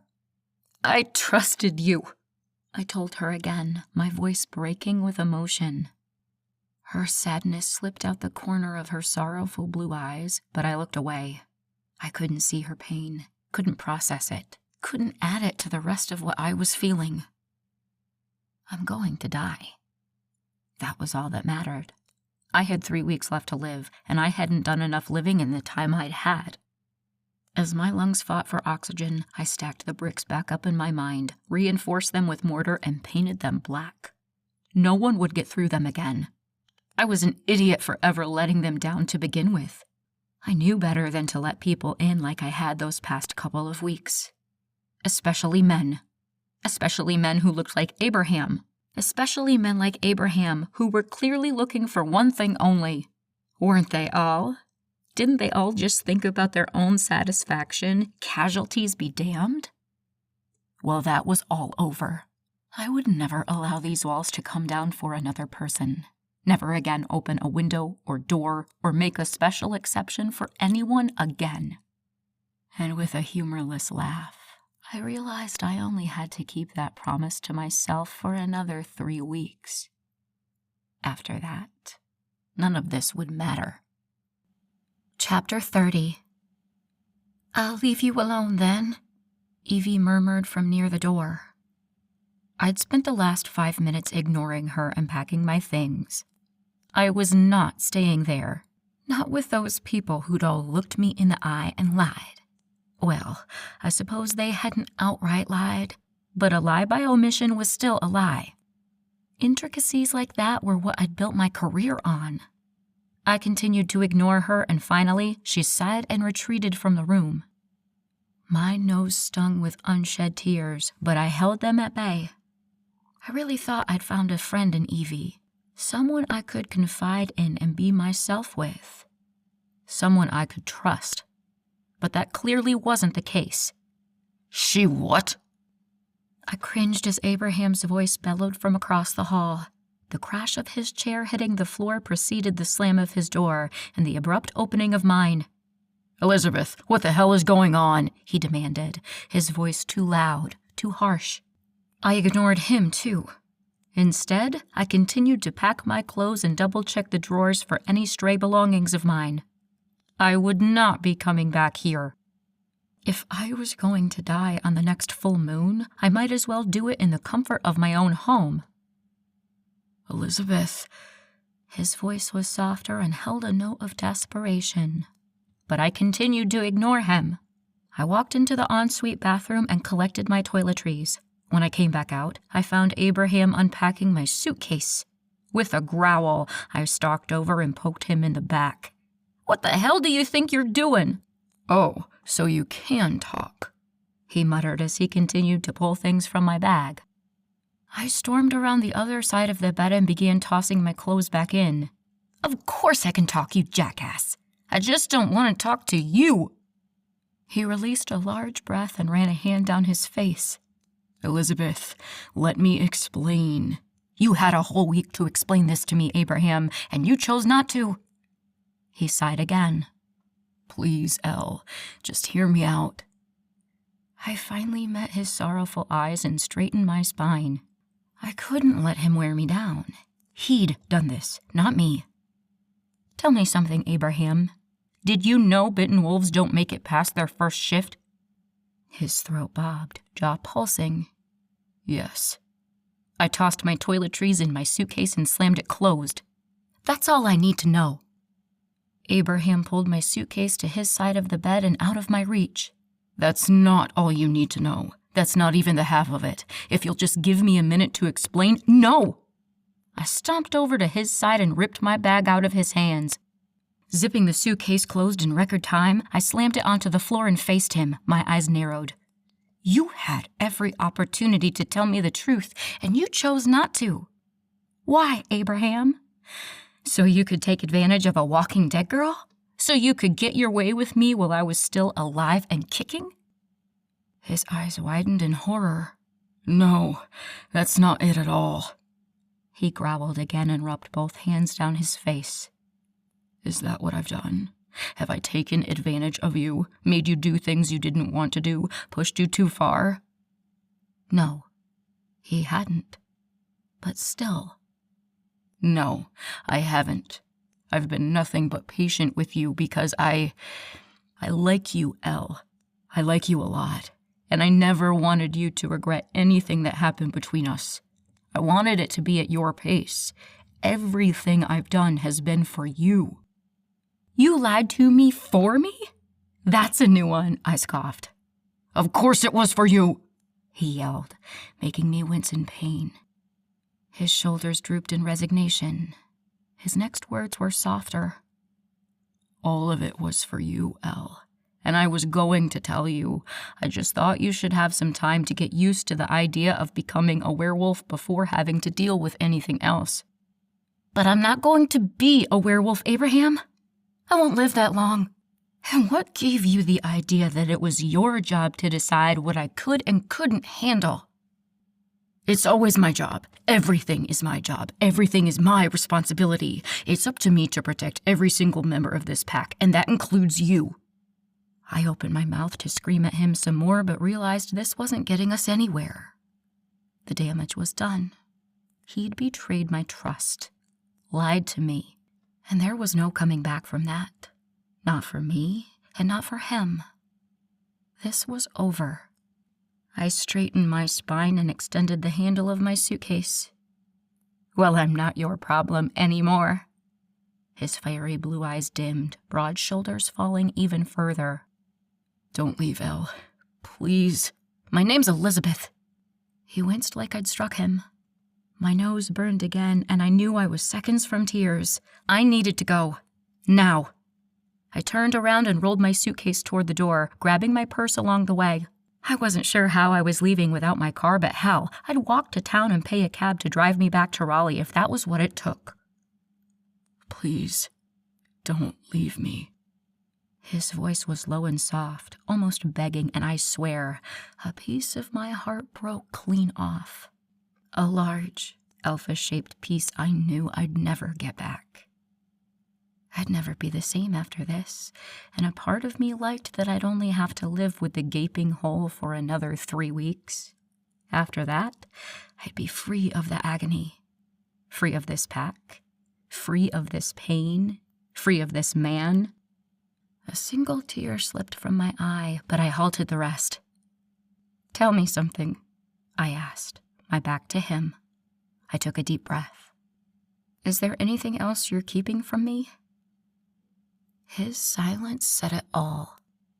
I waited longer than any self-respecting woman should, but I didn't want to walk away. I didn't want there to be something else he was lying about. Didn't want to have to leave. But I did. Goodbye, Abraham, I told him quietly before walking through the door and closing it behind me. Closing it on him. On us. Evie and Callie were leaning against the opposite wall, looking the saddest I'd ever seen them. I gave them both a simple nod and went to walk past them when Callie pushed off the wall and stood in front of me. Where are you going? Home. Can I drive you? I eyed her critically. She'd lied to me too. They all had. But at least she hadn't spent a whole week in my house, talking, laughing, eating, drinking, bonding, and lying. I nodded once, and she smiled gratefully. Ignoring her, I stalked toward the stairs, ready to just be gone. Bye, Ellie, Evie called, the sound of her broken voice stabbing me almost as viciously as Abraham's had. A part of me, a huge Mack truck-sized part, wanted nothing more than to take the pain out of Evie's voice, take the misery out of Abraham's blue eyes. But I couldn't do that. They'd betrayed me, and that wasn't something I could just forgive. I had to protect myself. Couldn't fall back into that dark place I'd barely crawled out of last time I'd let someone in, and they'd broken my trust. I couldn't go back there. Even for the best friend I'd ever had. Even for the most incredible man I'd ever met. I just couldn't. We made it down to the garage, and Callie pointed me toward a little silver Prius. I almost laughed. Of course Callie would own a Prius. She opened the hatchback, and I tossed my bag in alongside hers before stomping over to the passenger door. When we were both seated, she took her time checking mirrors and adjusting her seatbelt before she finally turned the car on and carefully reversed onto the driveway. As we drove down the long driveway, a gray blur caught my attention out of the corner of my eye. I turned my head to find a large wolf running through the trees alongside the car. It kept pace with us for a few minutes before stopping in place and tilting its massive head back. A long, loud, mournful howl ripped from its throat before the wolf turned the other way and sprinted off. I knew it was Abraham. I'd know him in human or wolf form. There was an undeniable connection, a fine but indestructible thread that ran between us. I'd have to spend the time I had left severing that. I didn't want to feel the pain in my chest that I knew wasn't just mine. It was his too. I didn't know how I could feel his anguish or how I knew it was his, but I did. It was so much larger than my own, deeper, sharper, infinite. I didn't know how I'd manage both our pain, but I had no other choice. He'd broken my trust, and that was something I'd never forgive. He knew I would die, and he'd let me walk around believing I had a future. And what's worse, he let me believe we had a future. That there was something building and blooming between the two of us. Something beautiful and rare and perfect. But that was a lie. It was all a lie. As Callie headed toward the highway that would take me away from this, away from him, the anger that had boiled and frothed inside me finally made way for the sadness that had been bubbling underneath. With all the eyes off me, the bravado collapsed, and I let the tears I'd been holding in fall, let out the pain I'd been hiding, and I cried. For hours. The tears endless as I cried for myself, for Abraham, even for Evie. Cried because every pack member I'd met knew I wouldn't make it and had still befriended me. But none of it mattered anymore. None of it could last. Because I had 3 weeks to live, and nothing could change that. A while later, Callie's gentle hand on my shoulder roused me from a fitful sleep. "We're here," she said quietly. I mumbled something back and climbed out of her little car. It was dark by now, but the sight of my apartment had never been more welcome. I was trudging up the sidewalk when I heard Callie clear her throat softly behind me. When I turned around, I found her standing awkwardly near her still-open trunk, fidgeting with her hands and shuffling from foot to foot. I raised my brows at her. Well, the thing is, I was supposed to stay with you this week, but after everything that happened, I wasn't sure." She trailed off, clearly uncomfortable. I sighed. "Is it really still necessary?" "What do you mean?" "I won't live through it, Callie. What's the point?" Her brows furrowed. "We don't know that," she replied quietly. I shook my head, my southern manners kicking in. "You can come in if you'd like, but I don't see what help you'll be." She nodded and grabbed her bag before following me up the stairs. "We don't know anything for sure yet, Elizabeth," she said behind me, but I ignored her. I just wanted my cat, and my bed, and maybe a bottle of wine. Or 2. We made it in the door before Charlie raced toward me, crashing into my shins as always. A reluctant smile cracked across my tight face. I felt like I'd been soaked in dirty dishwater and then laid out to dry. Cracked and brittle. I picked up my cat and stalked over to the fridge. A half bottle of white greeted me and I snagged it, forgoing a glass to drink it straight from the source. After I'd taken a few swigs and felt the wine swirling through my head, I turned to find Callie still standing by the front door, bag in hand, eyes wide as she surveyed my apartment. "You can come in," I told her. She nodded absently. "Your apartment is so colorful." One corner of my lips twitched, and that was the closest thing to a smile I could muster. "I get that a lot." Her eyes found me, still snuggling with my tabby. "And you have a cat," she deadpanned. I nodded and took another gulp of wine. "Sure do. His name's Charlie." "And Evie was all right with that?" she asked uncertainly. She didn't really have a choice, but yes, they got along just fine. Callie nodded again. "Well, if Evie can get along with him, I'm sure I can too." I shrugged. It didn't matter to me whether she liked my cat or not. Not much of anything did except the crisp bottle of wine in my hand that I was quickly coming to the bottom of. I tipped my head back and took another large swill before using the bottle to point down the hall. "At the end is a spare bedroom. You can put your things in there. It doubles as my office, but I haven't been using it much." I laughed humorlessly. "And I won't be using it for much longer, so it doesn't really matter, does it?" I put the lip of the bottle back to my mouth and finished the rest. Callie shook her head and took the empty bottle from my hand. "This won't help." She set it on the counter and crossed her arms over her narrow chest. "It can't hurt, can it?" I narrowed my eyes and went back to the refrigerator for the unopened bottle.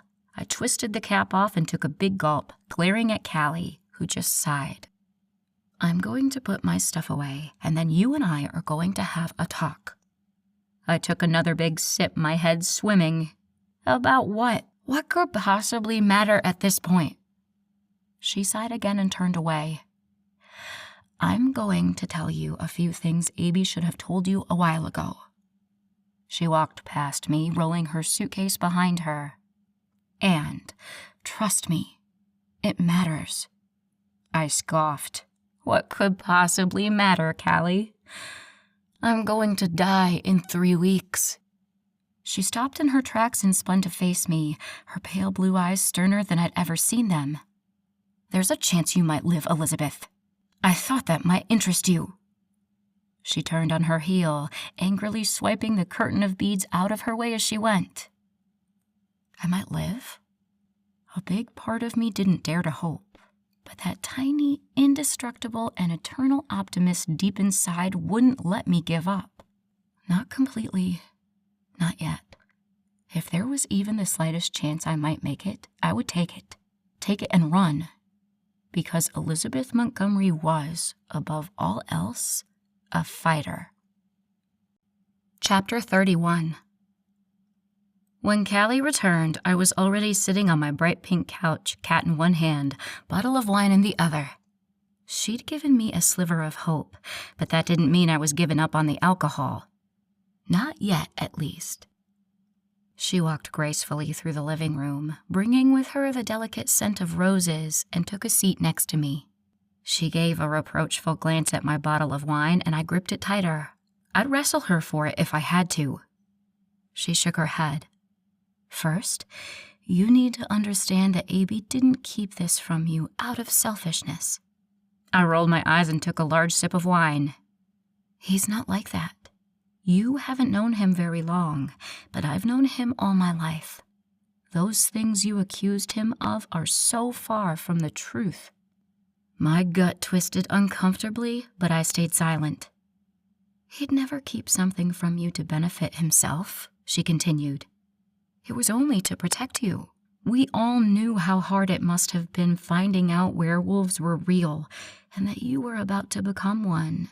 Add on to that all the changes your body is going through, and we agreed it would be best to save this information for later." I sat up straighter. When were you all planning to tell me? The night before my shift? I scoffed. Callie shrugged. Possibly. That's great. The 11th hour is a great time to tell a person they're going to die. What good would it have done to tell you sooner? She waved a hand at my wine, and I clutched it tighter again, taking a spiteful sip while she watched. Look at you, drinking just to cope. How are your next 3 weeks going to be, knowing you might not live through the shift? What good has it done you knowing this? But it wasn't your decision, I exploded, causing Callie to wince and lean back. I should have been told up front, not have to hear Beatrice bragging about it to Abraham. She wasn't bragging, Elizabeth. She would never do something like that. I waved away her defense of her sister's character. I didn't want to hear it. Not now. It doesn't matter. I shouldn't have had to find out like that. He should have told me. Evie should have told me, I added, my stupid nose burning with unshed tears again. Callie leaned over and placed a hand on my arm. She was ordered not to. We all were. She couldn't have told you even if she wanted to. Callie leaned back, pulling a sequined throw pillow onto her lap and tucking a leg beneath her. When an alpha gives a direct order, you don't disobey it. That's what he did. He ordered the whole pack to keep this from you. So don't blame any of them. They had no choice. My chest loosened the slightest bit. Evie hadn't betrayed me. My friend hadn't lied to me. As the load lifted, my stomach twisted with guilt. I'd treated her terribly. Accused her of lying when she'd had no choice. What kind of friend did that make me? My nose burned worse. She knows, Al. She knows you didn't know. She'll forgive you. Don't worry. My watery eyes met her sympathetic ones. We all love you. We'd forgive you anything. You're pack now. Family. I sniffed back the emotion threatening to escape me. Instead, I took another big gulp of wine despite her disappointed scrutiny. But what about Abraham? Why did he order you all to keep it a secret from me? Why didn't he want me to know? Why did he lie to me? I told you. He thought he was doing the right thing. He didn't want to upset you. He'd do anything to make you happy. You have to know that. If I were being honest, I'd had an inkling that was the case. But I wasn't in the mood to be honest. I took another large sip of wine, the bottle now half empty. He should have told me, I muttered stubbornly. Callie nodded. I agree. Once the shock of becoming a werewolf wore off, he should have told you. You were bound to find out one way or another, and it would have been much better coming straight from him and not from an overheard conversation. She eyed me critically, and I shrank in my seat. I didn't mean to eavesdrop. I'm still getting used to these things. I tapped my ear. She nodded and waved my words away. I know. She sighed. I wish that stubborn man had listened to us and told you sooner. She shook her head. He just couldn't make himself upset you. She trailed off, and my stomach twisted tighter. Had I made a huge mistake? The stubborn streak in me shook her head violently, and I drank some more wine instead. You said I might live? I asked pathetically.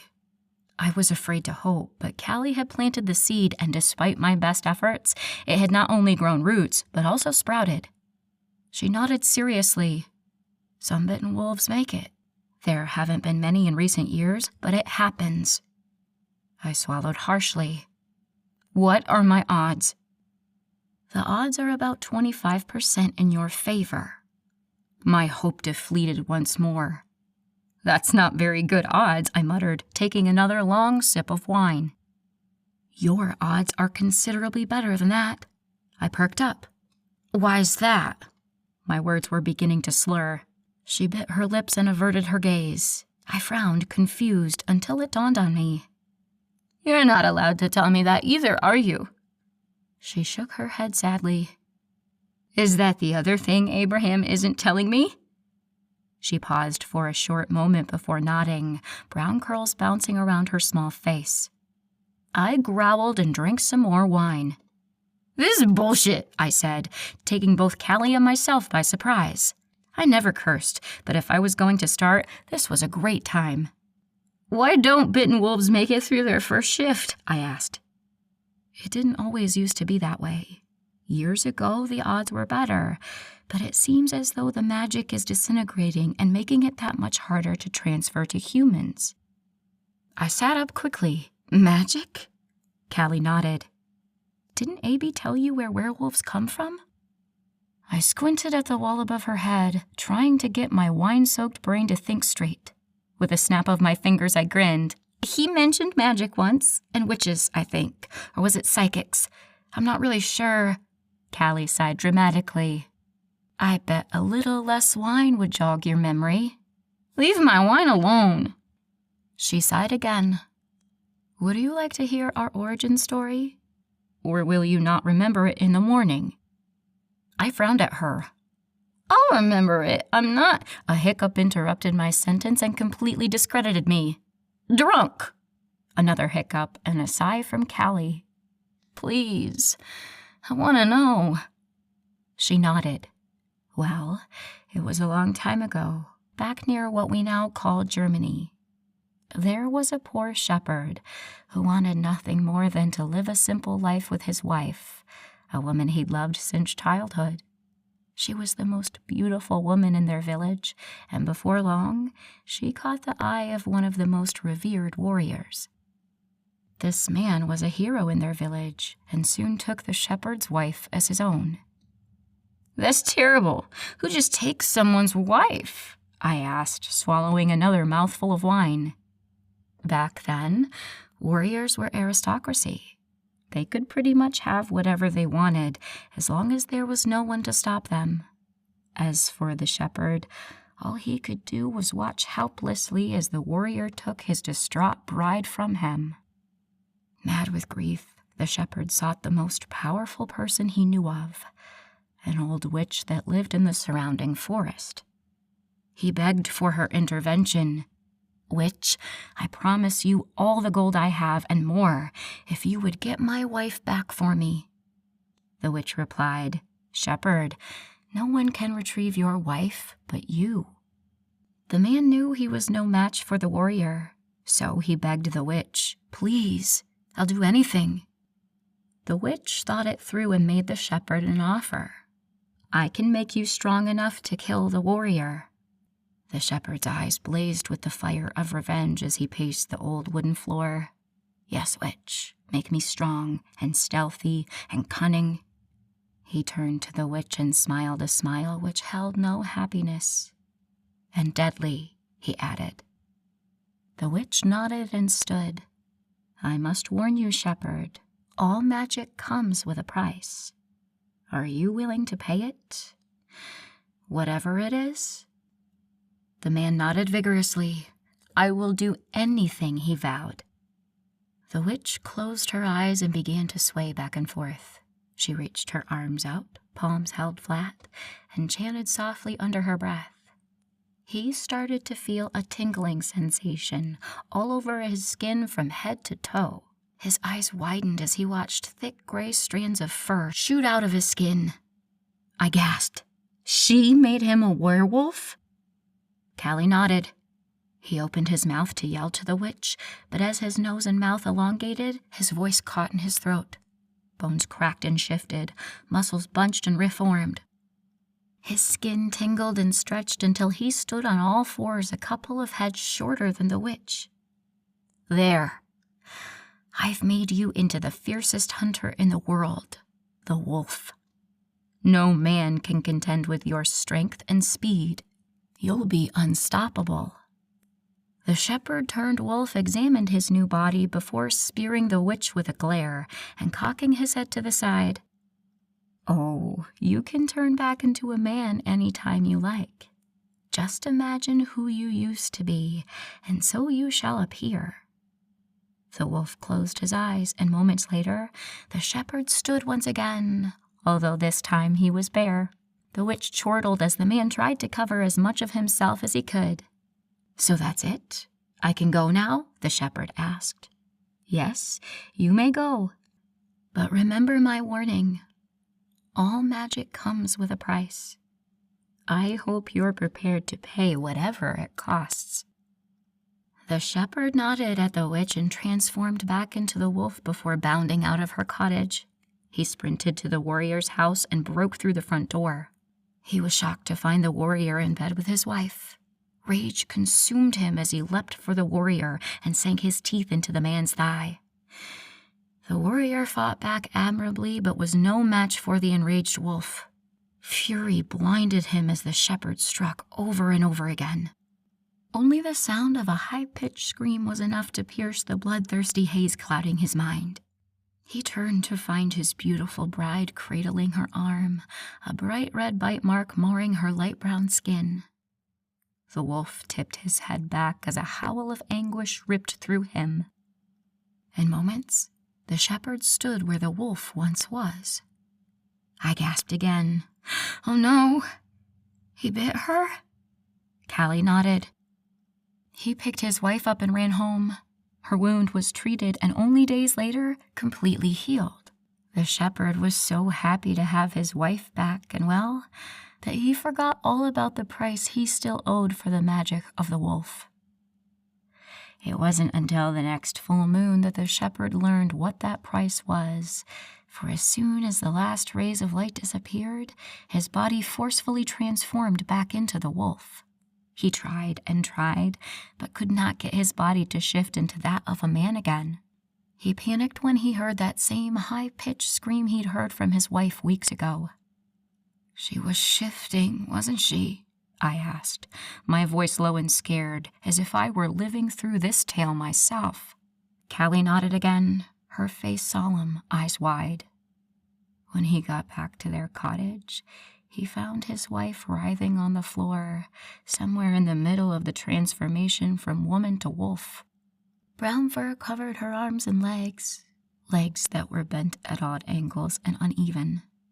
Her screams turned to howls and back into screams as the wolf stood there, helpless once again. As the sun rose the next morning, the wolf involuntarily shifted back into the form of a man, and his wife took her last breath. "Oh no," I whispered again. This was what awaited me. This was my future. The shepherd's grief overwhelmed him, and his body once again shifted without his consent. The wolf took one last look at his beautiful dead wife before he ran out of the cottage and into the village. There, he savagely attacked anyone he came upon until he made it into the woods. The shepherd was never seen again. "Never? What happened to him? What happened to the villagers?" I asked. Half of the villagers who were bitten died just like the woman, halfway between the shift. The other half became as the shepherd, half man, half wolf. They later found that the wolf magic passed down to their children. As times changed, so did the magic. It transformed over the millennia to make the wolves bigger and stronger, as well as allow mental communication while in their wolf forms. The price they pay for the wolf magic has always remained the same. Every full moon, they must become the wolf again until daybreak. Like I told you earlier, the magic has deteriorated over time.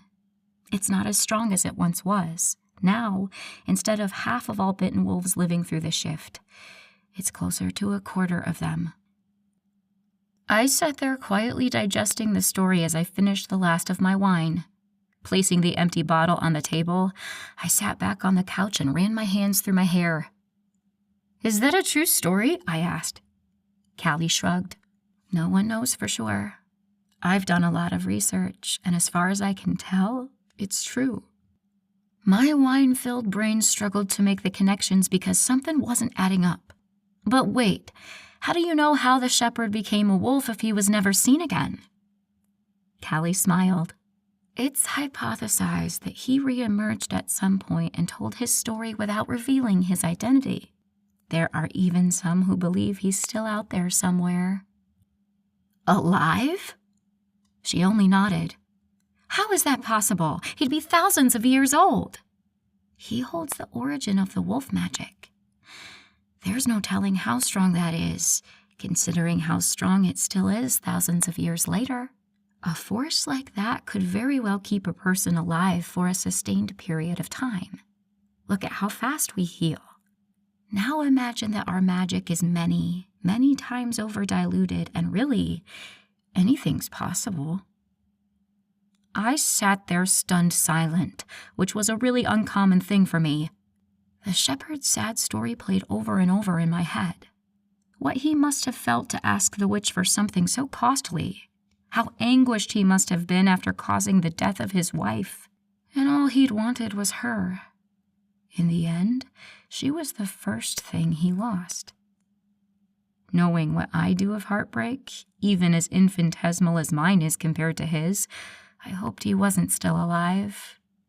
I could barely stand the idea of living these next 3 weeks without Abraham. I couldn't imagine 1,000 lifetimes without him. Callie stood abruptly and snagged my empty wine bottle off the table. She eyed it before shooting me a reproachful glare. Have you got this out of your system? I drank everything I had in the house. Is that the same thing? She shook her head exasperatedly, but a small smile curved her pink lips. No, it's not. And it's late. You should get to bed. I have a feeling things will look better in the morning. Chapter 32. Callie was wrong. Things did not look better in the morning, because instead of just a broken heart, I was also nursing a killer hangover.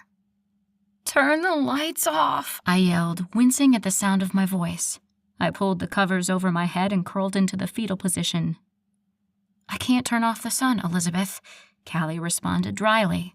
My moan was muffled beneath the blankets. Then close the blinds. Callie tisked and took a seat beside me. No, it's time to get up. I've made us breakfast and we need to eat and get on the road soon. Why are you doing this to me? I whined. Callie pulled the covers back until she could see my face. I squinted at her through blurry eyes. Because I refuse to allow you to mope around the apartment all day. While I'm out here, I'm going to test some water samples in the area, and you're coming with me. I sat up a little. What water samples? What are you testing for? We'll be visiting some lakes and rivers in Chatham, Lee, and Moore counties. Thousands of acres have been leased to fracking companies, and I'm part of a coalition that helps monitor the fresh water near these sites to make sure they haven't been contaminated.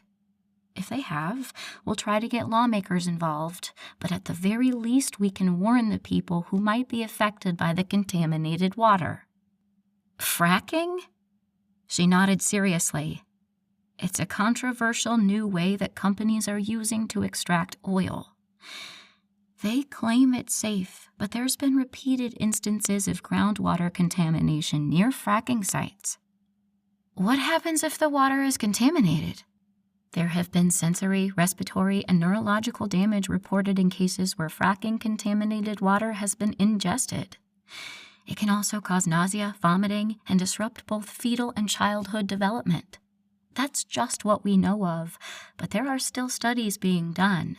There's also air pollution, soil contamination, and potential earthquakes that can occur because of fracking. Callie's eyes were lit with a fire I hadn't seen from her before. It was clear this meant a lot. I flipped the covers off my sluggish body and crawled out of bed. Give me 10, I croaked. She patted my shoulder and left the room. I used the time to take the hottest shower I could stand, braid my hair, and throw on the first clothes I found. While I worked on making myself appear human, I also tried to divide up everything that took place yesterday and file it in its appropriate place. First, Abraham and I had taken our relationship to a new level. We'd been dancing around this inferno between us and finally taken the plunge. It was magical and amazing, more than I could have ever hoped for. Which brought me to my next point. This sexy man I couldn't get my mind off had lied to me, kept important information from me, and Callie could say he did it for the right reasons all she wants. But I also see how he benefited from my ignorance, and I can't pretend I don't. Would I have been up for a date if I'd known I would die in 3 weeks? No. Would I have been hanging out and getting to know the pack if I'd known how little time I had left? No. Would I have spent one of my last weekends in a dive bar, dancing and singing like I had no other care in the world? No, I would not. So, whichever way you sliced it, Abraham lying to me had given him an advantage, and I couldn't forget that. And finally, the worst of all, I'd learned I would die. That these changes I'd been going through were all leading up to a shift I wouldn't live through. I'd die horribly, half woman and half wolf, just like the shepherd's wife. My whole body quaked at the notion. How long would it take for me to die? Would it hurt? Was there someone that would put me out of my misery? Perhaps the doctor would euthanize me before I had to suffer through malformed limbs and half-shifted bones? That idea brought me up short, and I stopped to stare at myself in the vanity mirror. Had I really just considered assisted suicide? Did I want to die? Did I want to just give up? My spine straightened, eyes flashing with the fight I'd learned to harness a long time ago. The answer was no. I didn't want to die. I wouldn't give up. If Callie said there was a chance I could make it, then I'd take that chance. I'd do whatever I had to, whatever I could to live through this because, as I'd had to remind myself in the past, Elizabeth Montgomery is a fighter. And if I was going to die, I'd do it kicking and screaming until the very end. With newfound determination, I finally made it to the kitchen and found Callie sitting at the table with a couple of plates of eggs, bacon, tomato, and an entire pot of black coffee. I made a beeline for the caffeine and filled a mug to the brim before burning my mouth on its hot contents. She slid a glass of water in front of me. This might help too. Why don't you drink it while the coffee cools down? I don't have time to take you to the hospital with third-degree burns in your mouth today. I reluctantly set the coffee down and chugged the glass of water. Surprisingly, I felt a lot better after that. I filled my plate with as much food as it would hold and dug in while Callie split her time between looking at her phone and eating. I'd been avoiding my cell, too afraid there'd be a message or call from Abraham, and even more terrified there wouldn't be. My chest tightened thinking about him, and I tried to rub the soreness out of it. He'd betrayed me, lied. I couldn't forgive that. And yet I couldn't stop thinking of the afternoon we'd spent together. How could that have just been yesterday? Not even 24 hours had passed since he'd talked me into jumping into that freezing cold lake with him. Since he'd warmed me with his big hands as I stood shivering. Since he'd admitted in that scared, broken voice, so unlike his own, that he wanted to kiss me. Wanted me.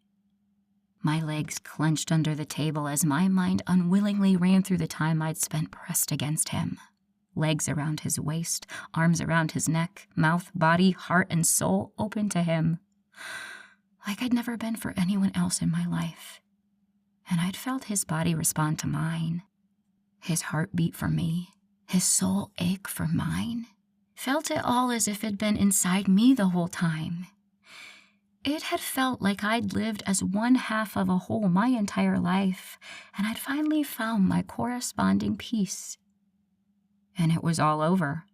All of it. Done. Because I couldn't trust a man who would lie to me. Couldn't open my heart again to a man who used me. Couldn't allow myself to fall for someone who I couldn't rely on to catch me. Callie's words had planted the seeds of doubt in my brain last night, but I blamed the wine for my willingness to believe her. Of course she would say nice things about her brother. They all believed Abraham hung the moon. And I had too for a little while. But that illusion was shattered the moment I found out about his deceit. There was no coming back from that.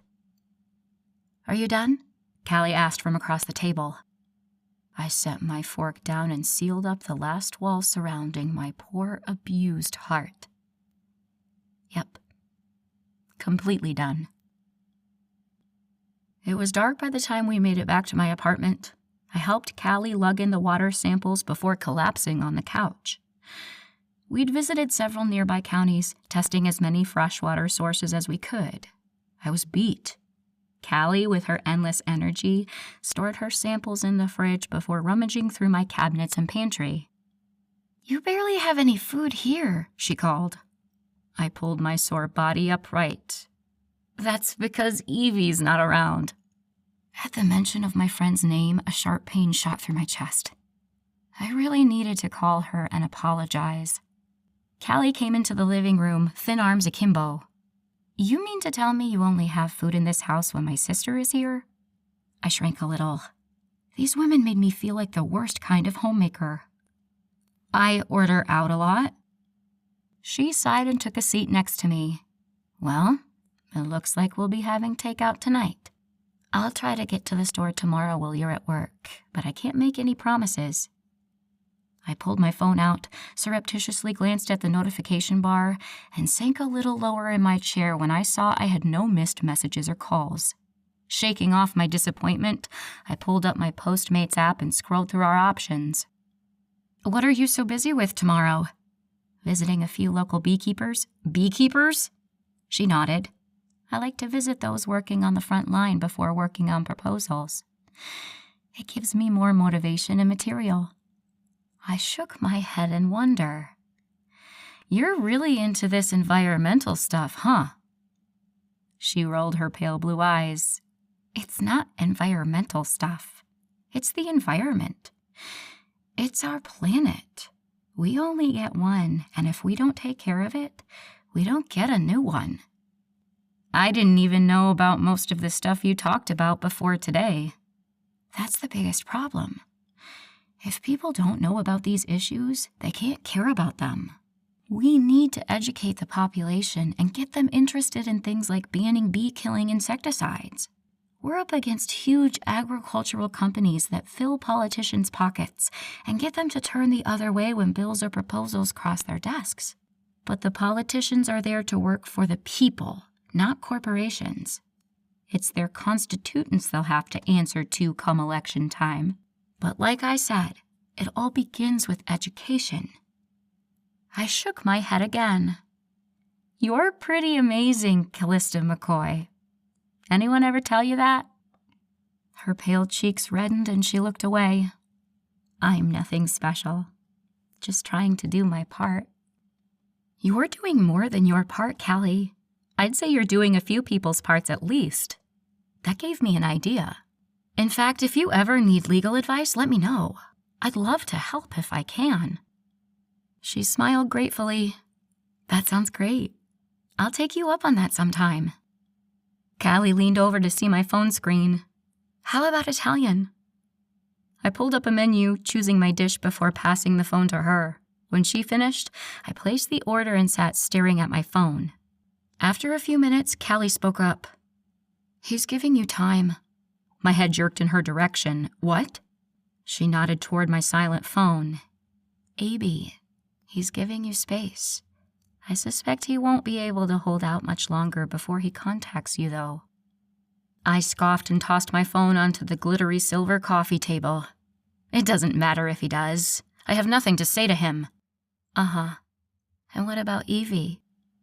You have anything you'd like to say to her?" My stomach twisted uncomfortably. She was right. I really did need to call her. "Why don't you give her a call while we wait for dinner to get here? I have some work to do anyway." Callie was like my own personal Jiminy Cricket, there on my shoulder to be the voice of reason when I needed to hear it most. I released a large sigh and hauled my sorry butt off the couch, retreating to my bedroom to make the phone call. It only rang twice before she answered. "Ellie?" I winced and pulled the phone from my ear. I'd gotten a lot more used to my enhanced hearing, but I was still pretty sensitive. "I'm so glad you called. I was going to call you, but Abby told me to leave you be." She stopped short like she'd said something she shouldn't have. "I'm so sorry, Ellie. You have no idea how sorry I am. I didn't want to keep that from you, but I agreed it was best you didn't hear it right away. But as soon as you were more accepting of the idea of becoming a werewolf, I think he should have told you." It killed me to keep that from you. I'm so sorry, and I'd understand if you didn't forgive me, but I'd really appreciate it if you did. Evie! I had to yell to be heard over her rambling.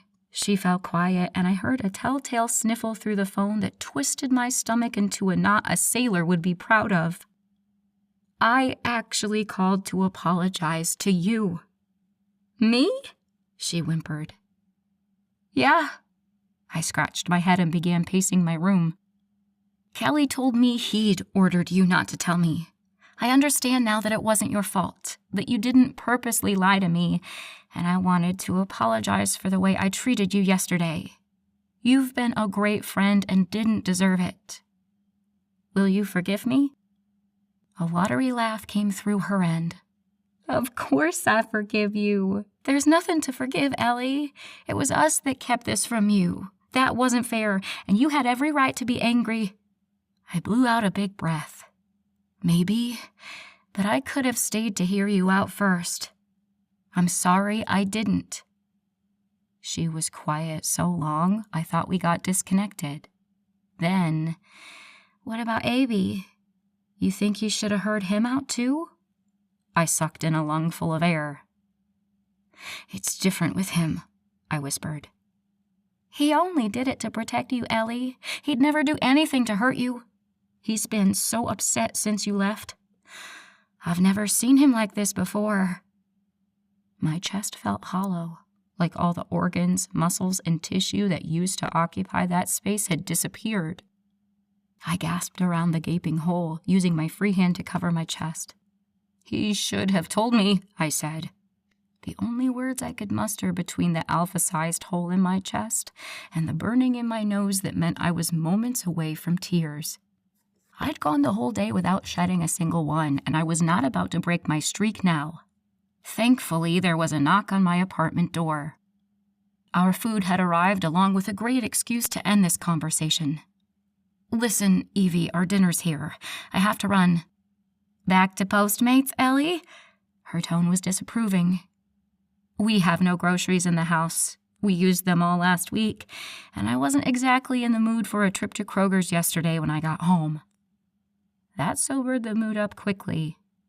Yeah, I can understand that, she responded sadly. Well, enjoy your dinner. I'll text you tomorrow.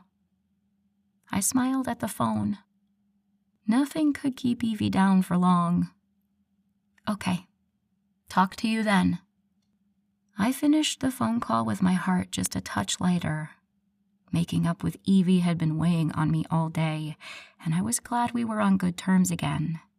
Now, if only I could get over her brother, I'd be doing much better. But my stubborn heart still beat for that man, and I knew deep down that wouldn't change anytime soon. Chapter 33. My heavy head rested on my palm as I tried my best to pay attention. I was in hour 2 of a 3-hour meeting on this big new case I'd been assigned, and I was struggling. A large yawn fell from my lips, but thankfully didn't catch anyone's attention. I'd had very little sleep last night between the newest wolf dream and that damn broken heart of mine that ached and throbbed continually, barely giving me a moment of peace. This dream about the wolf hadn't been like the others. Not at all. Instead of running from the wolf, I'd met her in a clearing. I'm not sure how I knew it was a her, but I did, without a doubt. The brown-eyed wolf had approached me in a dark meadow, making several laps around me before coming to a stop a few feet away. She was so massive. Her head reached my chest as she sat and stared, her intelligent dark eyes watching me. I knew she was looking for something, but didn't know what. And again, I didn't know how I knew that, but I did. I'd even tried to talk to her, ask her what she wanted, who she was, and what we were doing here, but of course, there'd been no answer. She'd simply cocked her head to the side and let out a single bark before turning around and sprinting away in the direction she'd come. I'd done my best to follow her, but the darkness had gotten thicker and thicker the farther I walked, until the view was the same whether my eyes were open or shut. My voice had rung out and echoed back as I called after the wolf, but she never returned. I woke shortly after that with Abraham's name on my lips. It was the first dream I'd had without him there to comfort me. I'd clutched my blankets as tears streamed down my face, wetting my pillow and adding to my misery. I didn't want to cry over him. Didn't want to think about him. Didn't want to miss him. Didn't want to feel the urge to call him and tell him I didn't mean it, that I'd jumped to conclusions and that I would hear him out, give him another chance. Didn't want any of that, because he'd lied. So, as I'd lain there with the tears falling steadily, I'd made a decision. I didn't want to be sad anymore, or hurt. Those were two emotions I couldn't control, couldn't master, couldn't bear. Instead, I got angry. Anger was a much easier emotion to harness, and I had years of experience at it.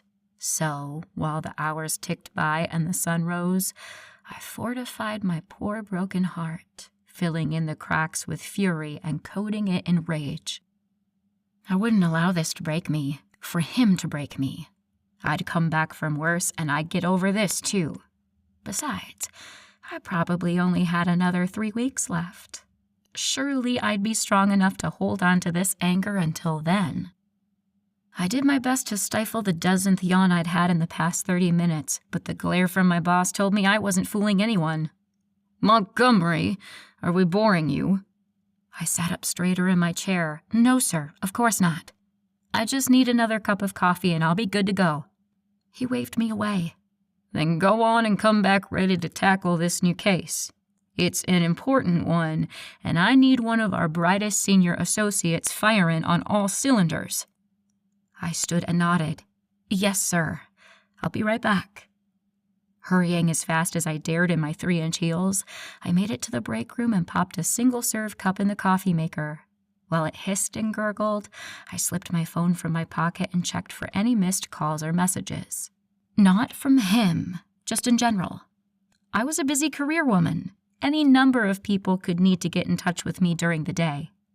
Keep telling yourself that, Montgomery. I ignored my pessimism and typed the passcode into my phone. A little number 1 sat on the corner of the message icon, and I clicked on it eagerly. My heart hit the soles of my shoes, my hands clamming up as my battered heart picked up its pace.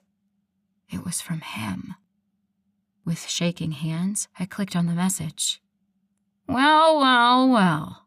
A nasal voice came from the front of the room. I jumped and turned, tucking my phone back in my pocket. Hiding out in the break room when you should be working? Tisk, tisk. Is that behavior from a prestigious senior associate? I rolled my eyes and turned to my steaming mug of coffee. I'd had far too little sleep to deal with Ben today. It's none of your business how I spend my day. You don't sign my paychecks. His overpowering cologne preceded him. What crawled up your ass, Montgomery? I shook my head and closed my eyes, praying for patience. All I wanted to do was check the phone burning a hole in my pocket and get away from Ben. Nothing. I'm just sick of you questioning me and my promotion. It's not up to you, so you need to mind your own business, I answered, my back still to him as I doctored my coffee. I heard him move away from me toward the cabinet of mugs and slip my phone out. I'm not questioning you. I was happy you got the promotion. I just want to make sure you don't slip and upset management. I'd hate to see you lose that pretty new office. I rolled my eyes and ignored him. The new message was glaring at me as I debated whether I wanted to check it now. If I did, I'd feel like I was letting myself down, showing weakness when I just decided I'd be nothing but strong from here on out. On the other hand, if I left it until later, it would nag at me all day. I'd be useless in that meeting, counting the minutes until I could escape to my office and read it. Hey, a few of us are going to happy hour on Thursday. You should come. I closed my eyes and took a deep breath. This needed to end now. I couldn't have this stupid little text hanging over my head all day. I'd veered away from sadness and into anger's lane, and an angry woman would check her texts, if only to scoff at his message. That's what I'd do. I'd check it just so I could prove to myself it meant nothing. That he meant nothing. We're hitting the new jazz place downtown. They've got a few good drink specials. I opened my eyes and clicked on the message before I could change my mind. Sexiest man alive. We need to talk. I frowned. That's it? All that indecision, all that waffling and debating and torture I just endured for a lousy 4 words? And who the hell was he to tell me what we had to do? I'd said everything I needed to say. He'd lied, and in fact, was still keeping something from me. In my opinion, nothing more needed to be said. So, what do you say? I turned to Ben. I think he'd been talking the whole time, but I hadn't heard a word he'd said. What was that? Drinks, this Thursday. A few of us are going downtown. You in? His words were clipped, like he was explaining himself to an idiot. And maybe he was, because his invitation didn't sound half bad. How many people are going? Ben perked up, like a terrier that'd been shown a ball. Oh, just some of the guys. You'll like them. Will you come? I glanced at my messages one last time and decided Abraham and his stupid 4-word message could go screw. Yeah, I'm in. The rest of the day passed by uneventfully with no further reprimands from my boss and, more importantly, no more texts from him. I was driving home, tapping out the beat to the newest Taylor Swift song, when I felt my nose start to run. I grabbed a napkin from my center console to wipe it and gasped when it came back bright red. I couldn't remember the last time I'd had a nosebleed. It must have been years, and it was so odd. I wasn't sick, my allergies weren't acting up, and I hadn't even touched my nose. The ride back to my apartment was awkward as I tried to tilt my head back far enough so I could get the bleeding to stop while still watching the road. Walking up to my apartment with my head tilted back and a bloody tissue against my nose was not my finest hour, but I was beyond caring. Hey, what happened? Callie called as Charlie came flying toward me, stretching up to be lifted into my arms. I don't know. It just started bleeding on my way home. I muttered nasally, pinching the bridge of my nose. Callie rose from the couch and ordered me to lie down. I'll get you a clean tissue. I switched out the bloody napkin for the soft tissue from Callie and gave it a few minutes before checking my nose's progress. Thankfully, the bleeding had stopped. But something was off. I sniffed the air a few times and frowned. Why does it smell like blood in here? Callie frowned. Because you just had a bloody nose? I shook my head. No, it's not my blood. It's someone else's blood. Were you bleeding today? Her eyes widened and she nodded. I had a pretty bad paper cut today, but that was hours ago. I sniffed again. In the guest room, right? She nodded again, her eyes clearing, and a small smile tilting her lips. You just got your sense of smell in. Could this explain the bloody nose? Callie nodded again as I rose from the couch, sniffing the air as I went. Callie's flowery scent was stronger than ever, like a dozen roses sat blooming in my living room. Next, I smelled Charlie, his scent amplified with a hint of his kitty litter thrown in. Speaking of kitty litter... Oh, his litter box needs to be cleaned, huh? I asked. Callie laughed. I was going to mention it if you didn't do it today. I walked around the house, taking in all the new scents, both good and bad, and decided my place needed a deep cleaning. Nose wrinkled, I turned to Callie. How can you stand all the different smells in here? She laughed lightly. Just like everything else, you get used to it. Congratulations. You're one step closer to becoming a werewolf. With that sobering thought, I went to my bedroom to change. I'd been kind of excited to get a new wolfy sense, but after hearing Callie equate it to me being closer to my shift, that excitement vanished. Because one step closer to shifting meant one step closer to possibly dying. And I wasn't ready for that. Wasn't ready for the possible repercussions of that shift. After dinner, I retreated to my room and spent the rest of the night staring at my ceiling and pretending I hadn't received another 2 texts from him. I'd ignored them both, but it was becoming increasingly difficult. So I used the hours of tossing and turning to further strengthen my heart and case it in stone so thick, not even Abraham's sweet pleas could slither through. The next few days passed similarly, and before I knew it, it was Thursday.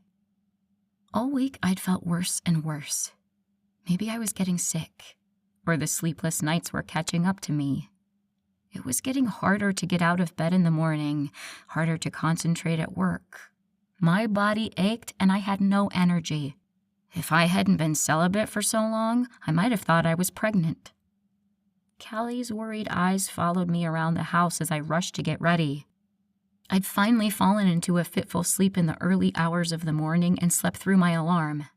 She hadn't commented, but I knew she'd witnessed my physical decline over the week, and I figured it was only a matter of time before she forced some health nut juice cleanse on me. To make matters worse, Abraham's texts had become increasingly frequent and pleading. I'd ignored them all. I'd even had Callie on my case. "Why are you torturing him?"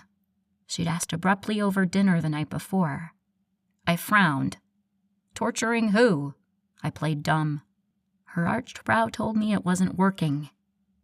"Abraham, I know he's been texting you. Why are you ignoring him?" I took that opportunity to study my half-finished plate, hiding my carrots under a pile of mashed potatoes, my appetite suddenly gone. "I have nothing to say to him." She sighed, her tone irritated, something I wasn't used to hearing from mild-mannered Callie. "Did you stop to think that he might have a few things he'd like to say to you?" I shook my head. "He had over a week to tell me, and he didn't." I shot her a glare. "And he's still keeping something from me. I gave him the opportunity to come clean, and he didn't take it. Why should I give him another chance, just because he feels like talking now?" I scoffed. She shook her head, blue eyes sad. "You weren't ready. You still aren't." I slammed my fork on the table. "Who are you to decide what I'm ready for? Who is he to make that choice? I'm a grown woman. I don't need him or you or anyone else making decisions for me." With that, I'd stalked off to my bedroom where I spent the rest of the night. I'd felt awful for yelling at Callie that way, but I was tired of the secrets, tired of the lies and the subterfuge. I wanted complete honesty and transparency in my life from here on out, and anyone who couldn't abide by that could get the hell out. Thinking about the fight with my soft-spoken friend had me angry all over again. My new favorite emotion. I was ready for the day to be over, and maybe apologize to Callie. Maybe. I shook those thoughts off and turned back to my computer in an attempt to get some work done when I was interrupted.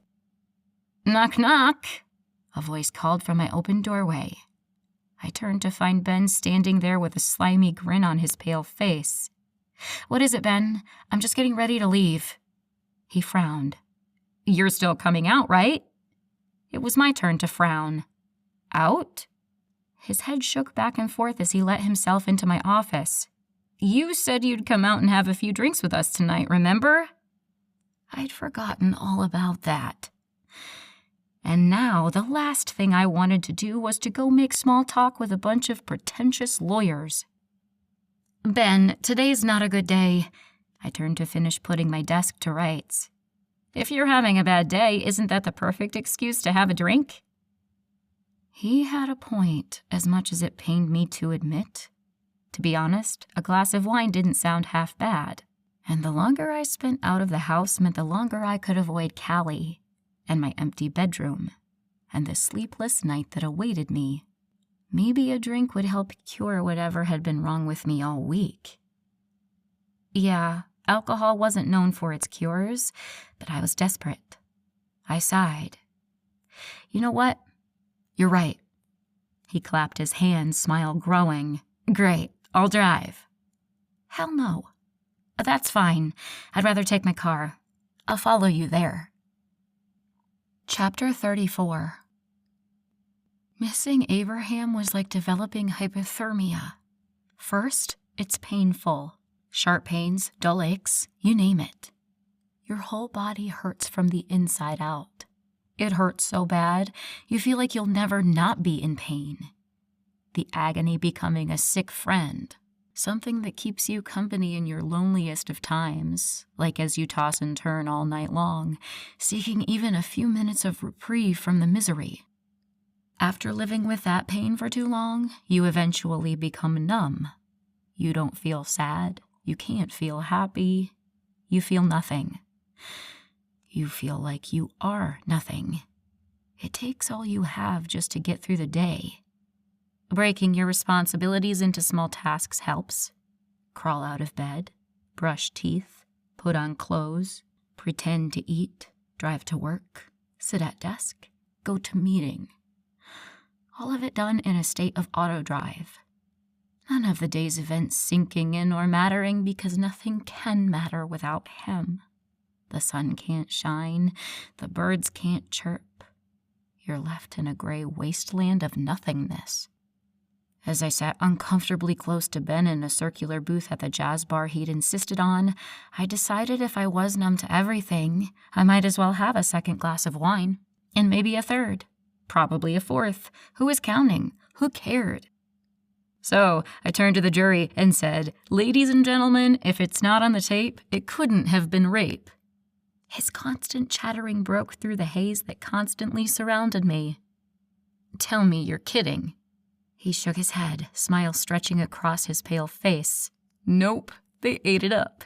Came back with a not guilty decision in less than an hour." The wine soured in my stomach. "You got a rapist off?" He nodded proudly. "Sure did." With a sigh, he leaned back and stretched an arm across the booth behind me. "It's only a matter of time until I'm up on the seniors' floor with you." I downed half of my third glass of wine in one gulp. "Are the other guys getting here soon?" He eyed me with irritation. "Why? Are you not having a good time with just me?" "No." I shook my head and finished my glass, signaling to the waiter for another. I'd need copious amounts of alcohol to deal with Ben alone. "It's not that. I just thought you said there were more people coming." He shook his head and checked his phone. "They should be here soon. Hey, you want to hear about the drug trafficking case I won last month?" I shrugged and off he went. It seemed he needed very little input from me. My phone vibrated, and I pulled it out to see I'd received another text from Abraham. The 5th today. "Sexiest man alive. Where are you?" I ignored it, like all the others. The contents of my fourth glass of wine was dwindling fast as I stuffed my phone back in my pocket. I should have changed his name in my phone a while ago, but I couldn't make myself do it.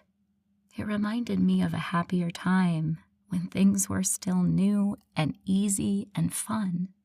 And although the words sliced through me every time I read them, I counted them as penance. The atonement I had to make for enjoying that beautiful afternoon with someone who was indeed the sexiest man alive, at least in my world. My phone vibrated again, but I ignored it as I drank the last of my wine. My head was spinning, my movements slower and less precise. And I didn't care. The waiter brought over another glass of Chardonnay, and I took a large swallow as soon as the glass hit the table. "So, what do you think?" Ben asked, almost startling me. I'd forgotten he was even there. Now that he'd regained my attention, I wondered how that could have happened. His cheap cologne, which had always been overbearing, was almost nauseating with my new sense of smell. The nasal, self-important tone he spoke with grated on my nerves and curled my stomach. He repulsed me, and I realized I'd spent the last hour and a half with only him. "Are those guys ever getting here?" I asked again. Ben's eyes flashed with anger. "They can't make it. Something came up." I finished my glass of wine and set it forcefully on the table. "When was this?" He leaned back again, watching me with shrewd eyes. "A little while ago. I thought you were having fun with me. What do we need anyone else for?" I shook my head and slid across the booth. He grabbed my upper arm, hindering my exit. "Hey, where are you going?" I glared at his hand until he removed it. "I need to get home." "What? Are you mad the other guys aren't coming? Is there someone in particular you were hoping would come? Someone you're seeing at the office?" I shook my head incredulously. "I'm not seeing anyone. I've never been so alone. I slid along the booth some more until I could swing my legs around to stand, but before I did, I turned to him. There was no one else coming, was there? Ben opened and closed his mouth a few times before sighing loudly and rolling his eyes. You wouldn't agree to go out with me otherwise. I shook my head again and stood, wobbling in my heels before catching myself on the table. That's because I don't want to go out with you, Ben. Not yesterday, not last week, and certainly not today. And I don't appreciate being lied to. I turned to storm off, but he grabbed my wrist. Why won't you give me a chance? Is there someone else? Is that why you won't go out with me? I shook his hand off violently, placing both palms on the table and leaning in real close. I didn't want him to miss a single word of what I had to say. There is no one else. I just don't like you. I don't like the way you act. I don't like the way you talk. And I don't like the way you think you're better than me because you've got a tiny dick in your pants. I'm never going to go out with you. Get that through your thick head and leave me the hell alone. By the end, I was yelling, drawing the attention of the surrounding tables. Thankfully, the band was still playing and had drowned out most of my words, but they'd clearly hit their mark. Ben sat there fuming, thin lips pinched, eyes narrowed, hands clenched into fists on the tabletop. I didn't wait to see if he had a response. When I made it out into the cool spring night, I found it had started to rain during the couple of hours I'd endured with Ben. Tonight was turning into a disaster, and all I wanted was my cat and my bed. I began walking down the street toward my car when I realized everything was blurry, and I was having trouble staying upright in my heels. I couldn't drive home like this. Pulling out my phone and ignoring the 2 new texts from him, I pulled up my Uber app and ordered a ride. It was there in under 5 minutes, and I sat quietly in the back as the driver provided me with a blessedly quiet ride back to my apartment. When I walked through my front door, the first thing I noticed was a smell I didn't recognize. Soap and spearmint. I shrugged it off and stepped out of my heels. Ugh, Callie, I hiccuped. Ben tricked me into going on a date with him. It was miserable. Hiccup. Charlie collided with my stockinged legs, and I pulled him into my arms, digging my face into his soft fur. He, thankfully, still smelled the same, although a lot stronger than when I was just a human. Hey, Elizabeth, Callie called, her voice soft with a note of apprehension. I guess she'd been worried when I didn't come right home. I started to explain why I hadn't called when I saw him. Abraham. In my apartment, watching from the living room with a look that was equal parts wonder and fury. My mouth went dry as it hung open uselessly. Heart pounding and legs shaking, I walked closer, trying to make sure my drunk brain was seeing things right. He stood gracefully from my pink couch and stalked toward me. When he was only a foot away, I finally regained control of my tongue. What the hell are you doing here? He winced. Have you been drinking? My mouth fell open again. I sputtered a few times before I could respond. What the hell does it matter to you? I asked you a question. What the hell are you doing here? He ignored me again. Did you drive home? I glared at him as he stared me down. We weren't getting anywhere like this, so I gritted my teeth and threw him a bone. I took an Uber. He relaxed for a fraction of a second before his shoulders tensed again. And you were out with Ben? I dropped the cat and threw my hands on my hips with a growl. I believe I asked you a question. What the hell are you doing here? He leaned back, an unhappy smirk on his lips. Don't like being ignored, Elizabeth? I knew that was a jab at me and the fact that I hadn't answered any of his texts or calls. I'm going to bed, Callie called as she practically ran down the hallway toward the guest room. Answer my question, Abraham, I gritted out. He sighed. I came here to talk to you, and since you wouldn't answer me, he glared. I had to come out to do it in person. I rolled my eyes and brushed past him. I have nothing to say to you. His large hand wrapped around my arm, sending jolts of electricity through my body. It stopped me dead in my tracks. You've made it painfully obvious that you have nothing to say to me, but I have plenty to say to you, and you're going to hear me out. I arched a brow. His eyes softened. You owe me the chance to explain. When I hesitated, he added, Please. It was that last word that did me in. I shook off his hand, although my skin hadn't felt so warm in what felt like years.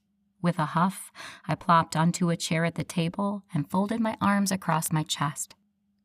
Abraham seemed at a loss for words, like he hadn't expected me to agree so easily. He ran both hands through his messy hair, and I got my first good look at him.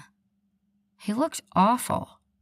His normally tan skin was sallow and covered in what looked like at least a few days' worth of stubble. There were dark circles under his eyes that could rival mine, and his hair looked like it hadn't been washed in days. He was a mess. I don't even know where to start, he confessed. I've imagined this moment so many times, and I still don't know what to say. I stayed silent. He wasn't getting any help from me. Finally, he sighed and took a seat, his massive frame dwarfing the chair. First, I need to apologize. Again, I never meant for you to find out that way. That was unfair, and I don't blame you for being mad. You never meant for me to find out, period, I interjected. He shook his head, his greasy hair falling across his tired eyes. That's not true. I was going to tell you. When? I demanded. He met my eyes then. He looked lost. I don't know. I scoffed and pulled my arms tighter across my chest. He was only incriminating himself further. But not for the reasons you think, he added quickly. It wasn't so I could take advantage of you. He spat the words like they tasted bad. Or so you'd go out with me. He sighed again and ran his hands through his hair once more. You were just so happy. I frowned. Huh? You'd finally accepted that you were becoming a werewolf. You'd started to let us in. His eyes cut to mine. Started to let me in. I shivered under his gaze. I didn't want to ruin that. So it was for selfish reasons. He growled and rubbed his hands down his face. No. He sighed. I'm not explaining this right. I can't think clearly when I'm around you. I frowned, and he chuckled humorlessly. I can think even less clear when you're not around, so I guess I'm screwed either way, huh? I stared at him questioningly. I was so lost. Abraham leaned forward, placing both arms on the table, palms up. The simple truth is, I didn't want to hurt you. Didn't want to do anything that would take the smile off your face, the bounce from your step. Couldn't imagine doing anything that would hurt you, because your pain cuts me. He slammed a hand against his chest, over his heart. Right here. It kills me to see you upset. I kept the truth from you to protect you, and I'd do it again. I'd make all these mistakes 1,000 more times if it meant you'd get an extra few days of peace. Of not worrying that you'll die when the next full moon comes. And if that's selfish, I'll take it, because your happiness is the most important thing to me. I sat there speechless as my intoxicated brain tried to understand everything he'd just said. His words sounded good, but could I trust it? Trust him? I just didn't know anymore. Didn't know anything. Nothing made sense, and everything was wrong, and this man sitting across from me was the epicenter of it all. Just seeing him sitting there was like a splash of ice-cold water in the face, a shock to my system, like someone had yelled, "Clear," and placed 2 electrified paddles against my chest, shocking me back to life. But was it enough? Could I accept his apology? Could I trust him again? Was it worth going back down that path with him, only to have him disappoint me again? And what else was he keeping from me? The fact that he was still lying helped solidify my decision. I accept your apology. His eyes brightened as he sat a little straighter in his chair. But I wasn't done. But it doesn't change anything. You lied to me. I don't think I could ever trust you again, I admitted softly. So that's it. You're just going to throw this all away? He asked, motioning between the two of us. I needed to be strong, needed to remember why I was doing this. He lied. He betrayed. I nodded and watched his shoulders deflate, eyes returning to their lackluster color as his face fell with disappointment. He scanned my face, searching frantically for something it seemed he couldn't find. Finally, he dropped his gaze and rose from the chair. He turned away from me before speaking. I understand. Thanks for hearing me out, he said softly before he opened my front door and left, closing it softly behind him. The click of the door sounded like the last nail in my coffin as I was buried alive. And the worst part? I wasn't even trying to break out. Chapter 35. The silence of the apartment was only broken by the ticking of the wall clock. I stood there stunned as a flurry of emotions battered my insides. Tick. He was gone. I'd finally run him off for good. Tick. If what I wanted was for him to leave, why did it feel like my soul left with him? Tick. I struggled to breathe as my lungs constricted, heart thumping wildly, and I gasped for air. Tick. My nose burned as tears formed in my eyes, and I took a shaky step forward. It felt like I was being pulled along behind him, like a child towing their red wagon. Tick. I could feel him. Not physically, of course, but inside me. I could feel his disappointment and anger and desolation, and it destroyed me. Tick. I took another step forward, until I was right in front of the door, my insides warring against what my mind thought I should want and what the rest of my body knew I needed. Tick. I opened the door to find the light rain from earlier had progressed into a classic North Carolina thunderstorm. The wind whipped through the breezeway, blowing my hair around my face as thunder boomed close by. It seemed fitting that outside looked like my insides felt. I stepped outside and closed the door behind me, rainwater spraying against my face as I tried to figure out what the hell I was doing. I should let him go. I need him back. I have to remember that he lied to me. None of that matters. I should go inside and forget him. Not a single cell in my body could ever forget him. I took a tentative step forward, then another and another, until I was at the balcony that overlooked the parking lot. I scanned the cars until I found Abraham's large black truck, the dome light lit as he climbed behind the wheel. No, I whispered. My body made the decision my brain couldn't. I ran. My bare feet slapped against each stair as I flew down them as fast as I could. The cold water soaked through my stockings, but I barely noticed. Abraham! I needed to reach him. Couldn't let him leave. Couldn't let this band connecting us be pulled so taut again. I needed to be near him. Needed to be in his arms again. But there was still so much left unsaid and unclear. My body ignored my rambling mind as I sprinted toward his car. Abraham! I yelled again over the pounding rain and whistling wind. A flash of lightning lit up the dark night, and his eyes found mine. Abraham! I didn't need to yell anymore. I knew he could hear me. He slid out of his car and hurried over to me. What are you doing? You're soaking wet. You need to get back in the house. I can't do this, I started. Eyes closed, I took a deep breath and began again. I can't do this again, Abraham. I won't survive it. He looked at me quizzically. Do what again? Lose you! I yelled as another flash of lightning zipped through the clouds, illuminating the confusion in his blue eyes. I don't understand, he admitted softly. His hands reached out to grab a hold of me but stopped short. I don't either, I yelled, throwing my hands in the air. I need you to explain it to me because I don't understand any of it yet. Why I haven't been able to sleep or eat this whole week without you. Why seeing you felt like the first time I'd been able to take a breath in days. Why your eyes look like home. I used both hands to clutch the soaking wet shirt above my heart.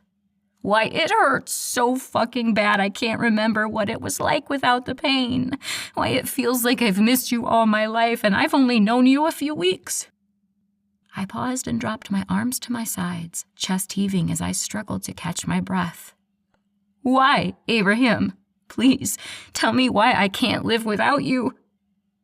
His eyes were wide, jaw slack as I watched him trying to make sense of everything I'd just said. He finally reached out and grasped my arms, pulling me close until our wet bodies collided. You feel it? He asked quietly, eyes drilling straight through me. I feel everything, I yelled over the thunder. Tell me why, I demanded, using a fist to push against his hard chest. He closed his eyes and lowered his head until it rested against mine. Water droplets from his wet hair slid down my face, obscuring the tears that had begun to fall. It's fate, he whispered. I don't understand, I cried.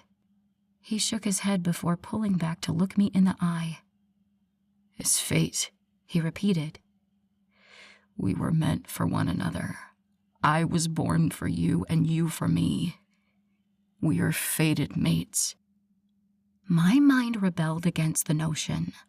I didn't believe in fate, but a deeper, primal part of me perked up at his words. I knew it the first time I laid eyes on you, as you lay broken and bleeding on that forest floor. The second your eyes met mine, I knew who you were, what you were. You're my fated mate, Elle. We're meant to be together. It's why we felt so sick this week apart. You can feel me, can't you? He asked, placing one of his large hands on my chest, the other one tangling in the wet hair on the back of my head. Right here. You can feel me like I can feel you. You're mine. His blue eyes were as limitless as the universe, as eternal as the ocean, and as they stared at me, stared through me, I felt the sincerity of his words, felt the rightness of them in my chest. My heart pounded faster as I rapidly made the connections. You've been sick too? He nodded. I've never felt this awful in my life. This time without you has been torture. His words cracked and he closed his eyes, regaining his composure before continuing.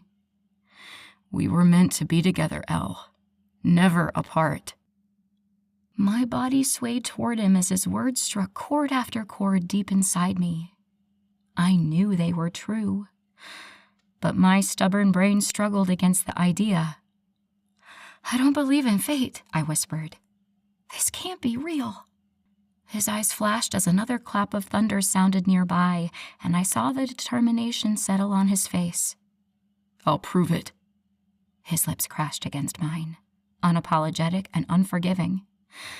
I gasped in surprise, opening myself to him, and he took full advantage. I was shocked frozen for only moments before my body responded to him. I wrapped my arms around his neck and pulled him as close as I could while my mouth devoured his. Like I'd been starving and he was a feast. Like I'd been lost in the desert for days and he was an oasis. He pulled back far enough to whisper against my lips. You feel that? You feel me? I moaned in response, and he chuckled into my mouth. That's because you're mine. He captured my lips again, and I lost myself to him. As we kissed, something warm that had been buried deep inside me slowly unfurled. It started low in my belly, but soon spread throughout my body, warming the places that had been left cold by his absence, filling my empty spaces with him. In return, I felt little pieces of myself transfer to him, felt it as all his cold and lonely places were filled with me. My skin sizzled like a live wire as we touched and tasted and drank our fill of each other. Abraham's large hand reached down to cut my bottom, and he pulled me up against him, lifting me until my legs were wrapped around his waist, my body fitting to his. He spun us around and pressed me against the front of his truck. When he finally released my lips, I gasped his name between pulling in great lungfuls of air. He kissed and licked and sucked down my neck and across my chest, only to repeat the process up the other side of my throat. I shivered under his ministrations, gripping his wet hair with both hands and writhing against his hard body. "We need to go inside," he breathed against my heated skin. I moaned in response, and he released me for a quick moment before scooping me into his arms and heading for my apartment. I wrapped my arms around his neck, exploring any skin I could reach with my lips, reveling in the sound of his growls and moans as I touched upon sensitive places. He whipped my door open and then slammed it behind us, his lips finding mine once more. Still in his arms, he walked us down the hall, tangling our entwined bodies in the hanging beads. I laughed against his wet skin as he growled again and yanked the offending beads out of his way. We made it to the bedroom, but not much farther. He set me down on my dresser, hands sliding up my thighs and bunching my skirt around my hips as he dragged me forward until I was pressed against him. I shivered as his stiff, wet jeans pressed into the apex of my thighs. I felt his lips smile as they met mine, his mouth swallowing my moans. My fingers found the hem of the t-shirt plastered to his hard body, and I yanked it up, breaking contact with his lips for only seconds while I pulled it over his head. Now that I had unfettered access to his hot skin, I ran my greedy hands over every inch I could reach. He shuddered beneath my touch, and that spurred me on further. His large hands pulled me even closer to him, my butt sitting right on the end of the dresser. He felt so good pressed into me like that. I rotated my hips, trying to get the seam of his jeans to hit just the right spot. His hands clenched tighter before one slipped beneath my thin skirt, skating across my overheated skin. His nimble fingers flicked my bra strap open, and I moaned again. With one hand clutching my ass, the other skirted around to my front where he cupped my breast in his big hand. He growled deep in his throat as he pinched the hard peak. I gasped, nails digging into his smooth back as my hips gyrated faster against him. There was a slow-burning inferno building in my core, and as Abraham hefted and tweaked my other breast, that fire raged hotter, brighter. His hips pumped against me, the hard evidence of his arousal hitting just the right spot between my legs. I wrapped my thighs tighter around his waist as that fire made its way up my body, through my veins, and to every inch of me. When it felt like I couldn't take any more, like I'd combust if this went any further, my body reached an even greater height before it exploded into 1,000,000 tiny particles.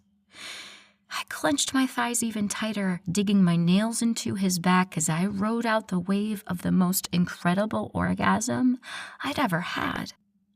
His name fell from my lips repeatedly as he licked and kissed my skin over and over again.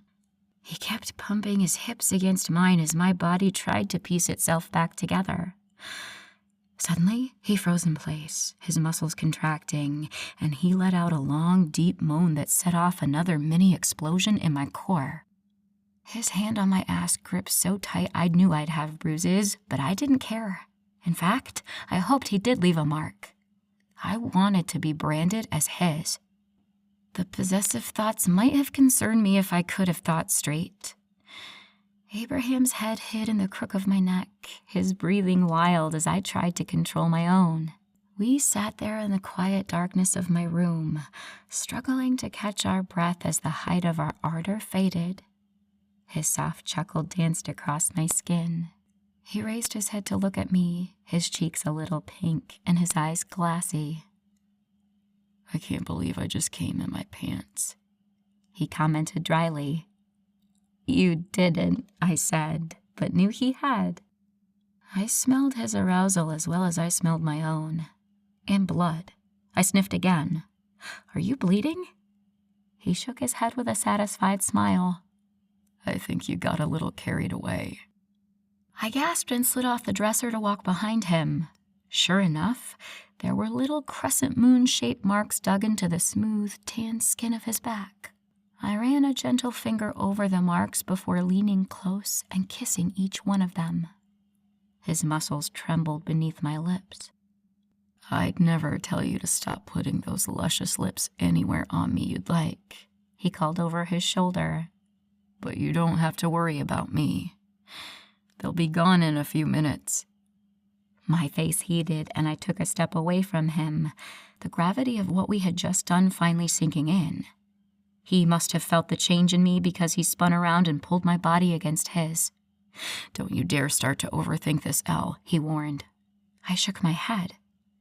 It's just that there's so much we haven't discussed. His eyes roved over my face before he nodded once. Okay, then let's get changed and we'll discuss. Really? He nodded again. Really? I'll tell you anything you want to know. No more secrets? I asked, my voice half plea and half demand. He shook his head again. Never again. You have my word. I smiled at his declaration. I could work with that. Now I just need to run out to my truck for some dry clothes. He motioned to his rain-soaked ensemble. I looked down at my stockinged feet. Actually, I have some of your clothes here. I took a peek at him to see he was staring at me incredulously. They were from the day you gave me that spare set at the lake. I still have them. I washed them, too. Without waiting for his response, I walked over to my dresser and pulled his sweatpants and t-shirt out of the bottom drawer. I had held off on washing them because I wanted them to still smell like him, but relented when they reeked more like lake than him. I held them out to him, and he took them with one hand, pulling me close with the other. He kissed my lips. Thank you, baby. I nodded my head shyly, and he left for the bathroom to get changed. I peeled the soaking wet clothes from my body and pulled on a comfortable pair of sweatpants and a tank top before throwing my long hair into a bun on the top of my head. When he returned to the room, I was sitting on my bed, cross-legged, and ready to get some answers. Chapter 36. Instead of sitting on the end of the bed, Abraham pulled down the covers and motioned for me to get in. I slid beneath the blankets, admiring the way Abraham's large frame slipped between the sheets next to me. He turned on his side so he was facing my direction and waited, watching me with soft eyes. Hi, I said shyly. His mouth turned up into a grin. Hi. He reached out and cupped my face gently. I missed you, he whispered. I gulped, my nose stinging with the tears I felt gathering in my eyes. I missed you too. Those tall black walls I'd built up around my heart were quaking, threatening to tumble with every sweet word that fell from his lips. He rubbed a thumb beneath my eye. Don't cry, please. I can't stand to see you cry. I sniffed back my tears and gave him a watery smile. Clasping his hand in mine, I pulled them both under the covers and laid there watching him, disbelieving that he was there. In my room, in my bed with me when, just a few hours ago, I had promised myself I'd never have anything to do with him again. Was I making a mistake? Abraham squeezed my hand. Don't do that. When he saw my questioning look, he added, Don't second-guess this. Don't second-guess us. Ask me what you need to ask, and let's put this behind us. I nodded and let out a big sigh. Were you ever going to tell me?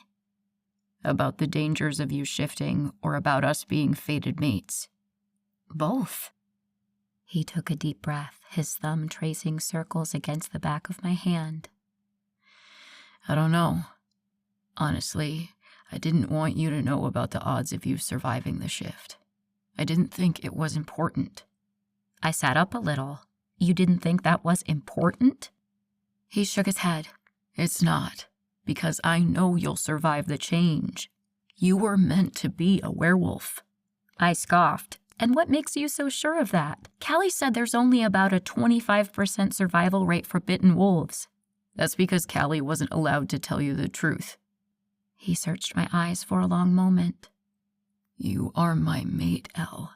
It's fated. There's no way you won't survive this shift. I know that with everything inside me. His explanation gave me pause. Could he be right? Could I have been fated to become a werewolf? Did I really have a shot at surviving the shift? These questions brought another to mind. I narrowed my eyes at him. How can I be your fated mate when I was born human? What if I'd never taken that vacation or gone for that hike?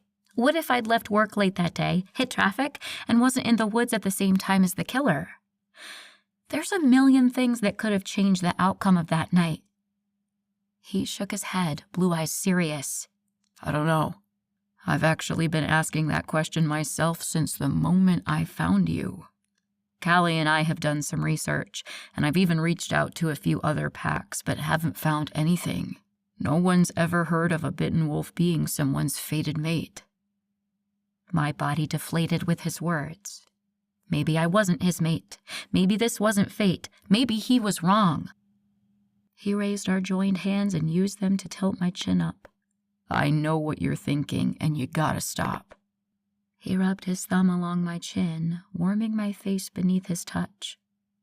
It doesn't matter if it hasn't happened before, because it's happened now. You're mine. Always have been. I'm his. Those words warmed the cold, dark places that had formed inside my chest during his absence. I belonged somewhere. To someone. What about the mate thing? When were you planning to tell me about that? I asked, one brow arched. I was hoping you'd figure it out. I frowned. How would I have done that? He untangled our fingers and placed his hand over my chest. Because I know you feel it. You feel me, just like I feel you. That feeling will only get stronger the more your body changes and the closer you come to your first shift. And once you shift, there'll be no denying it. You'll feel everything as strongly as I feel it. That took me back. You mean this gets stronger? I placed my hand over his against my chest. Much stronger. You'll see. I sighed. He had an answer for everything, and I couldn't even be mad because it all made sense. I tried once more. But why wouldn't you just tell me about the fated mates thing? Why would you wait around and hope I'd figure it out on my own? It was his turn to arch one of his thick, dark brows. Would you have believed me? That we were meant to be together? That we're soulmates? How do you think that would have gone? I tried to act affronted, but he knew better. I've gotten to know you pretty well, Elizabeth Montgomery, and I know for a fact you wouldn't have believed me for a second. You would have thought it was a line I was using to get in your pants. My face heated. He was right. There's no way I would have believed him. The only way I probably would have accepted it was to come to the conclusion on my own. Damn, he did know me. I let all that information sink in. He'd known this whole time we were fated mates, lived with what I was feeling but tenfold, and never acted on it. He befriended me, got to know me, all the while knowing we were meant to be together. The kind of strength that must have taken blew my mind. He laughed at the expression on my face and pulled me closer. I know something else about you, too. I peeked up at his amused expression, blue eyes lit with mirth. What's that, Mr. Smarty Pants? He laughed, placing a gentle kiss on my forehead. I know you're hungry. You've probably been eating as well as I have all week. I smiled. I could eat. He kissed my head again and grasped my hand, leading me out of the room. We got to the kitchen where Abraham spun toward me, wrapping his large hands around my hips and lifting me onto the counter. He took that opportunity to kiss my lips long and hard. When he pulled away, his breathing was as labored as mine. Enough of that, or we'll never eat, he said, placing a small kiss on the tip of my nose before turning to the refrigerator and putting his head inside. After a few minutes, he stood back up and turned to me. Eggs? I smiled. Sounds perfect. I hopped off the counter and ducked into the cabinet beneath to grab a large frying pan. He got the eggs scrambled and I fried them for us. With my hands busy, Abraham took that opportunity to pull my backside against his hips. His hands gripped me firmly while he peppered tiny kisses along my neck and bare shoulder. I shivered and gasped as he found hidden spots of unexpected pleasure up and down my throat. Finally, I set the spatula down and spun to face him. "Abraham McCoy, if you don't behave yourself, we're never eating these eggs." He smiled mischievously and pulled my body to his, soft lips finding mine. When he let us up for air, he whispered against my open mouth, "I'm not that hungry anymore." I let him kiss me for another long moment before I pushed him away. "Well, I am, so behave yourself." I picked the spatula back up and stirred the stuck-on eggs around the pan once more. When the congealed mixture was cooked well enough, I divvied up the half-dozen or so eggs and we brought them back into my room. We sat on my bed, devouring our evening breakfast and taking small glances at each other, smiling when we'd catch the other doing the same. "Can I ask you a question now?" Abraham asked. I shrugged. "Sure." His face fell slightly, brows drawn. "What were you doing out with Ben tonight?" I shook my head with a roll of my eyes. He tricked me into going out with him. Abraham's jaw clenched. "Oh yeah? How's that?" I looked down at my plate, pushing around the remaining eggs with my fork.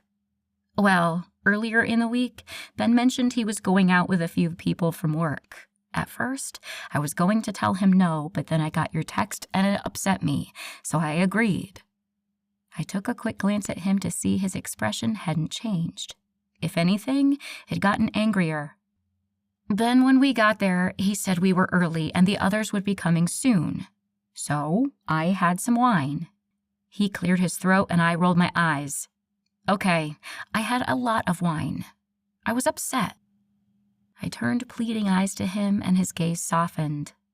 "When I realized he'd lied about the other people coming, I left and caught an Uber home. That's all." Abraham sighed, setting his empty plate aside and clasping his hands together. "I don't like you going out with Ben." I laughed. "Me neither. I can't stand him." "I don't trust him." I frowned. "Why? You barely know him." "I could smell his desperation. He wants you badly. I'm afraid of what he'll do to get you."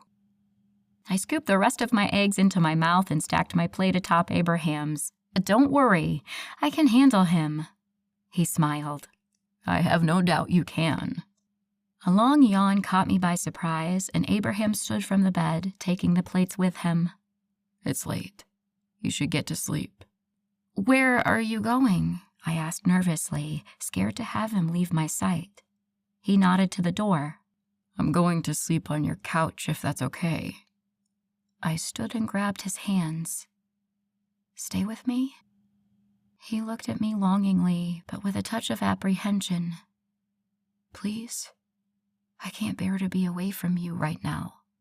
His eyes softened as a small smile spread across his handsome face. "I know what you mean." Taking that as a yes, I dragged him over to my bed and crawled beneath the covers, feeling the mattress depress as he climbed in after me. He wrapped his strong arm around my waist and dragged me toward him until my back hit his hard chest. His scent enveloped me, and I snuggled closer, entwining my fingers with his. He pressed his face into my damp locks, placing a tender kiss on my head. "Night, baby," he said, the words rumbling through his chest and vibrating through my body. I stifled a shiver as I drifted off into the best sleep I'd had in days. Waking up in Abraham's arms was an experience I never thought I'd have, yet couldn't believe I'd gone 28 years without.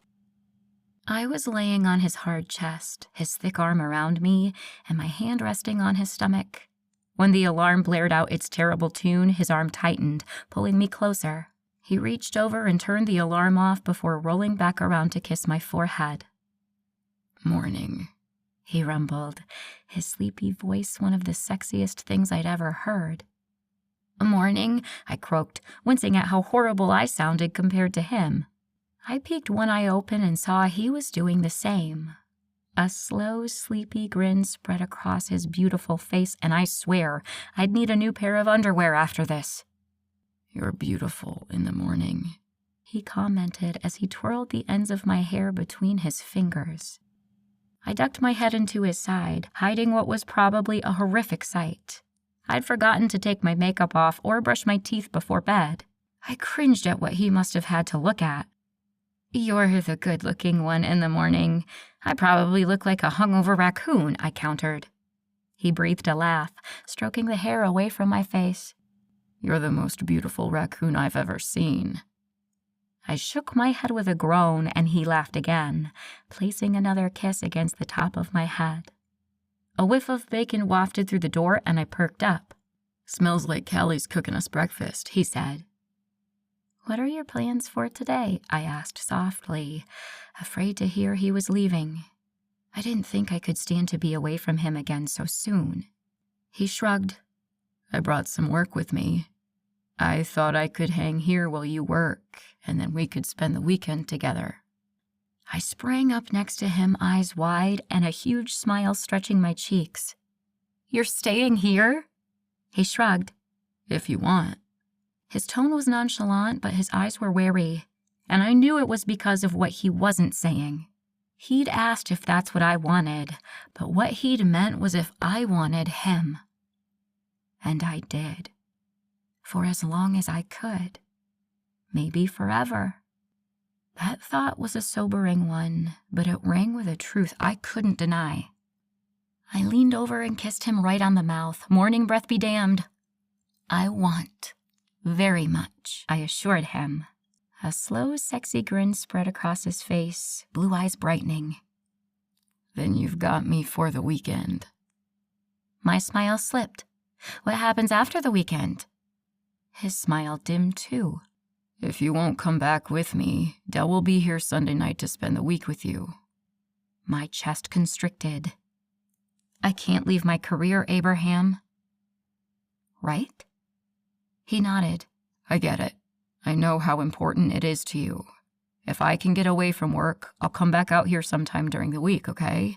And then you can spend the weekend at the lodge again. That sound good?" I nodded weakly. Any time away from Abraham sounded awful, but what choice did I have? His business and his pack were out in Asheville, and my career was here in Raleigh. We'd just have to learn to make it work for as long as we could and cross that next bridge when we got to it. Chapter 37. After dodging sly smiles from Callie all breakfast long, I was thankful she was heading home that afternoon, and I'd get the weekend alone with Abraham.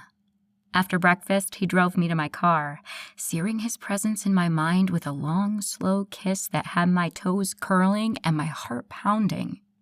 When we finally managed to pull ourselves apart, there was a satisfied grin on his handsome face.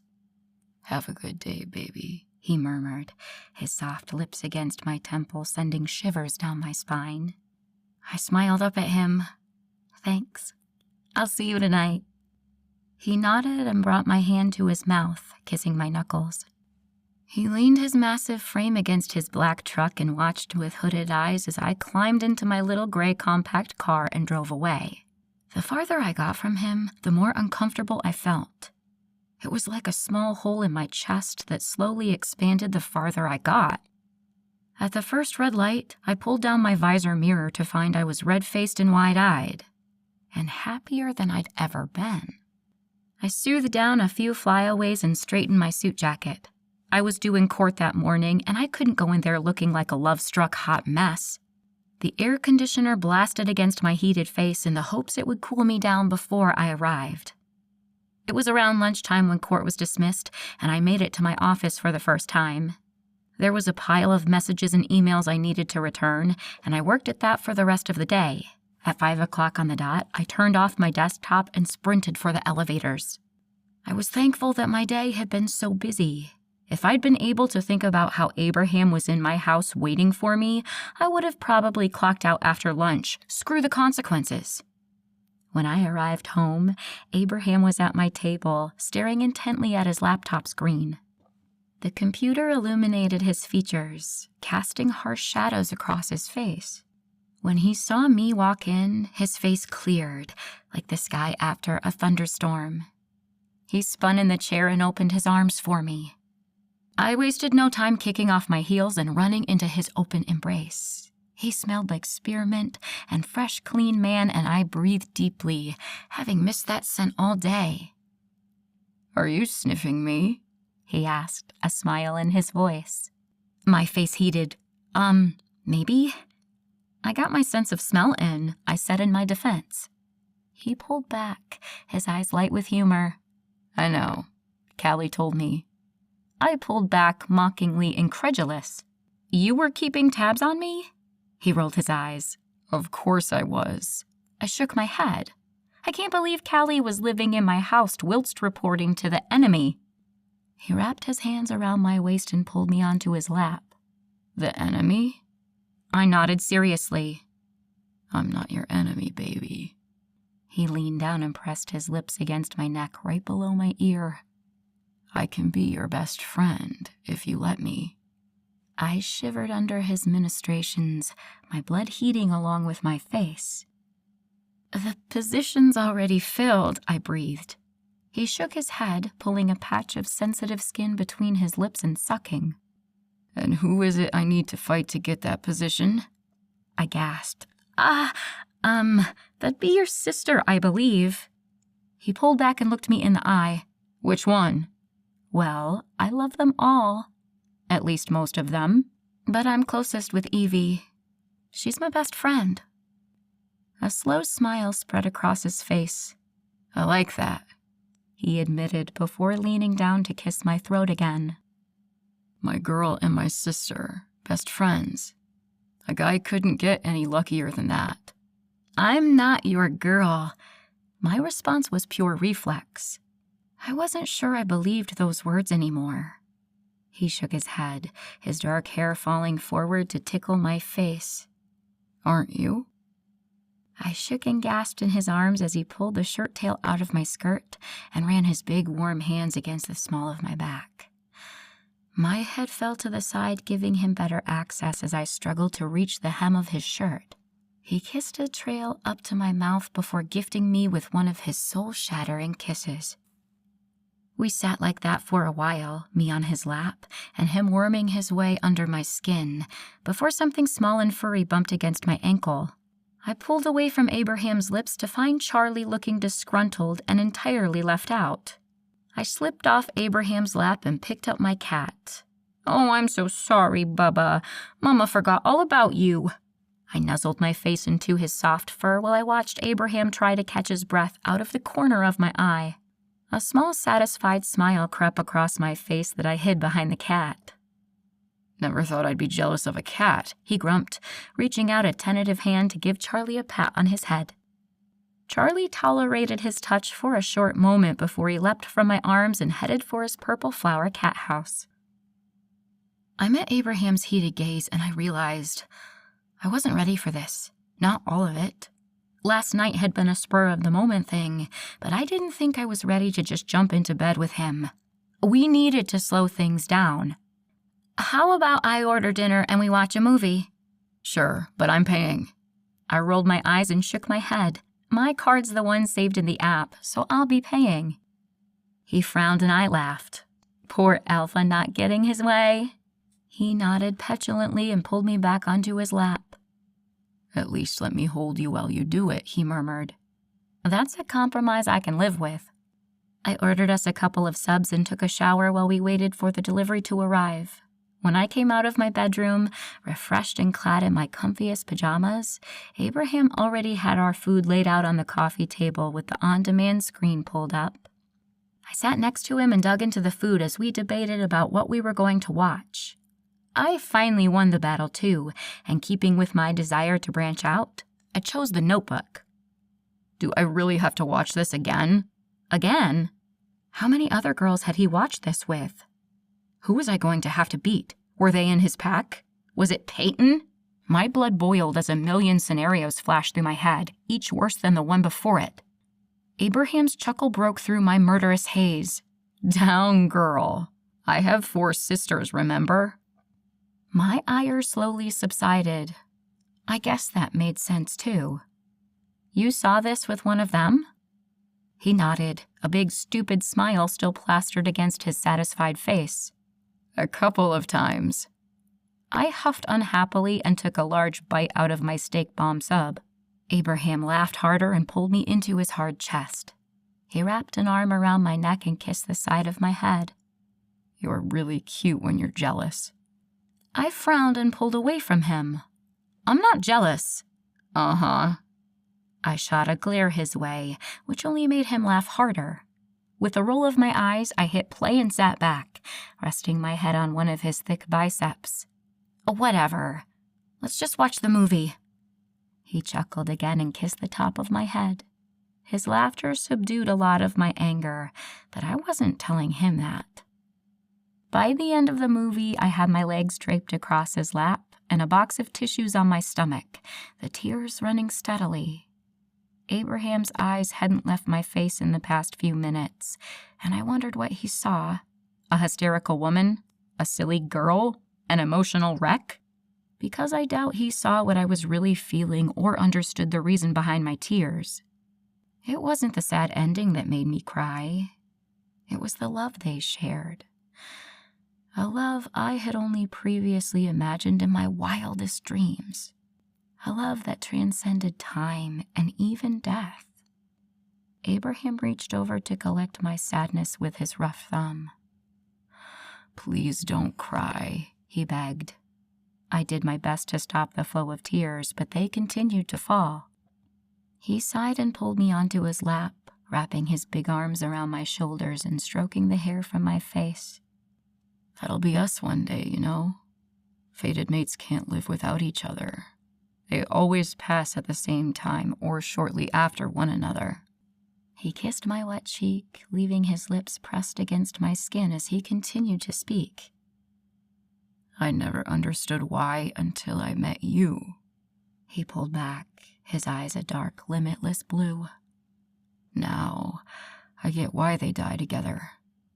I can't imagine surviving even 1 minute without you. His sweet words had my tears falling faster, and soon I was sobbing. I didn't say that to upset you. He spoke hurriedly, stroking my arm with one hand as the other tried its best to catch the endless tears. I'm not upset, I whimpered. Abraham sighed. Then why are you crying, baby? It's killing me. I shook my head. I don't know. It's just so sad and so beautiful. I never thought I'd find something like that. I nodded at the television. He sighed again and stood from the couch with me clutched against his chest. Abraham carried me to the bedroom and held my shaking body as I cried out this overload of emotions. I cried for a long time as Abraham whispered sweet words in my ear and rubbed my back. When my eyes had finally run dry, I lay spent in his arms, halfway between sleep and reality. I felt him roll over and make a move to get out of my bed, and I clutched his hand. Stay, I pleaded softly. He sighed softly and pulled me back into his arms. Always, he promised as I lost the battle with my heavy eyelids and slept. The next day dawned with no tears or sadness, only blue skies and the delicious adrenaline rush of a new relationship. After breakfast, we drove into Durham to hit up their amazing farmers market. We stayed away from any booths that sold things we'd have to cook, and instead patronized the craft stands. I picked up a few thank you gifts for his sisters, and we bought some baked goods from a patisserie before we headed back to Raleigh.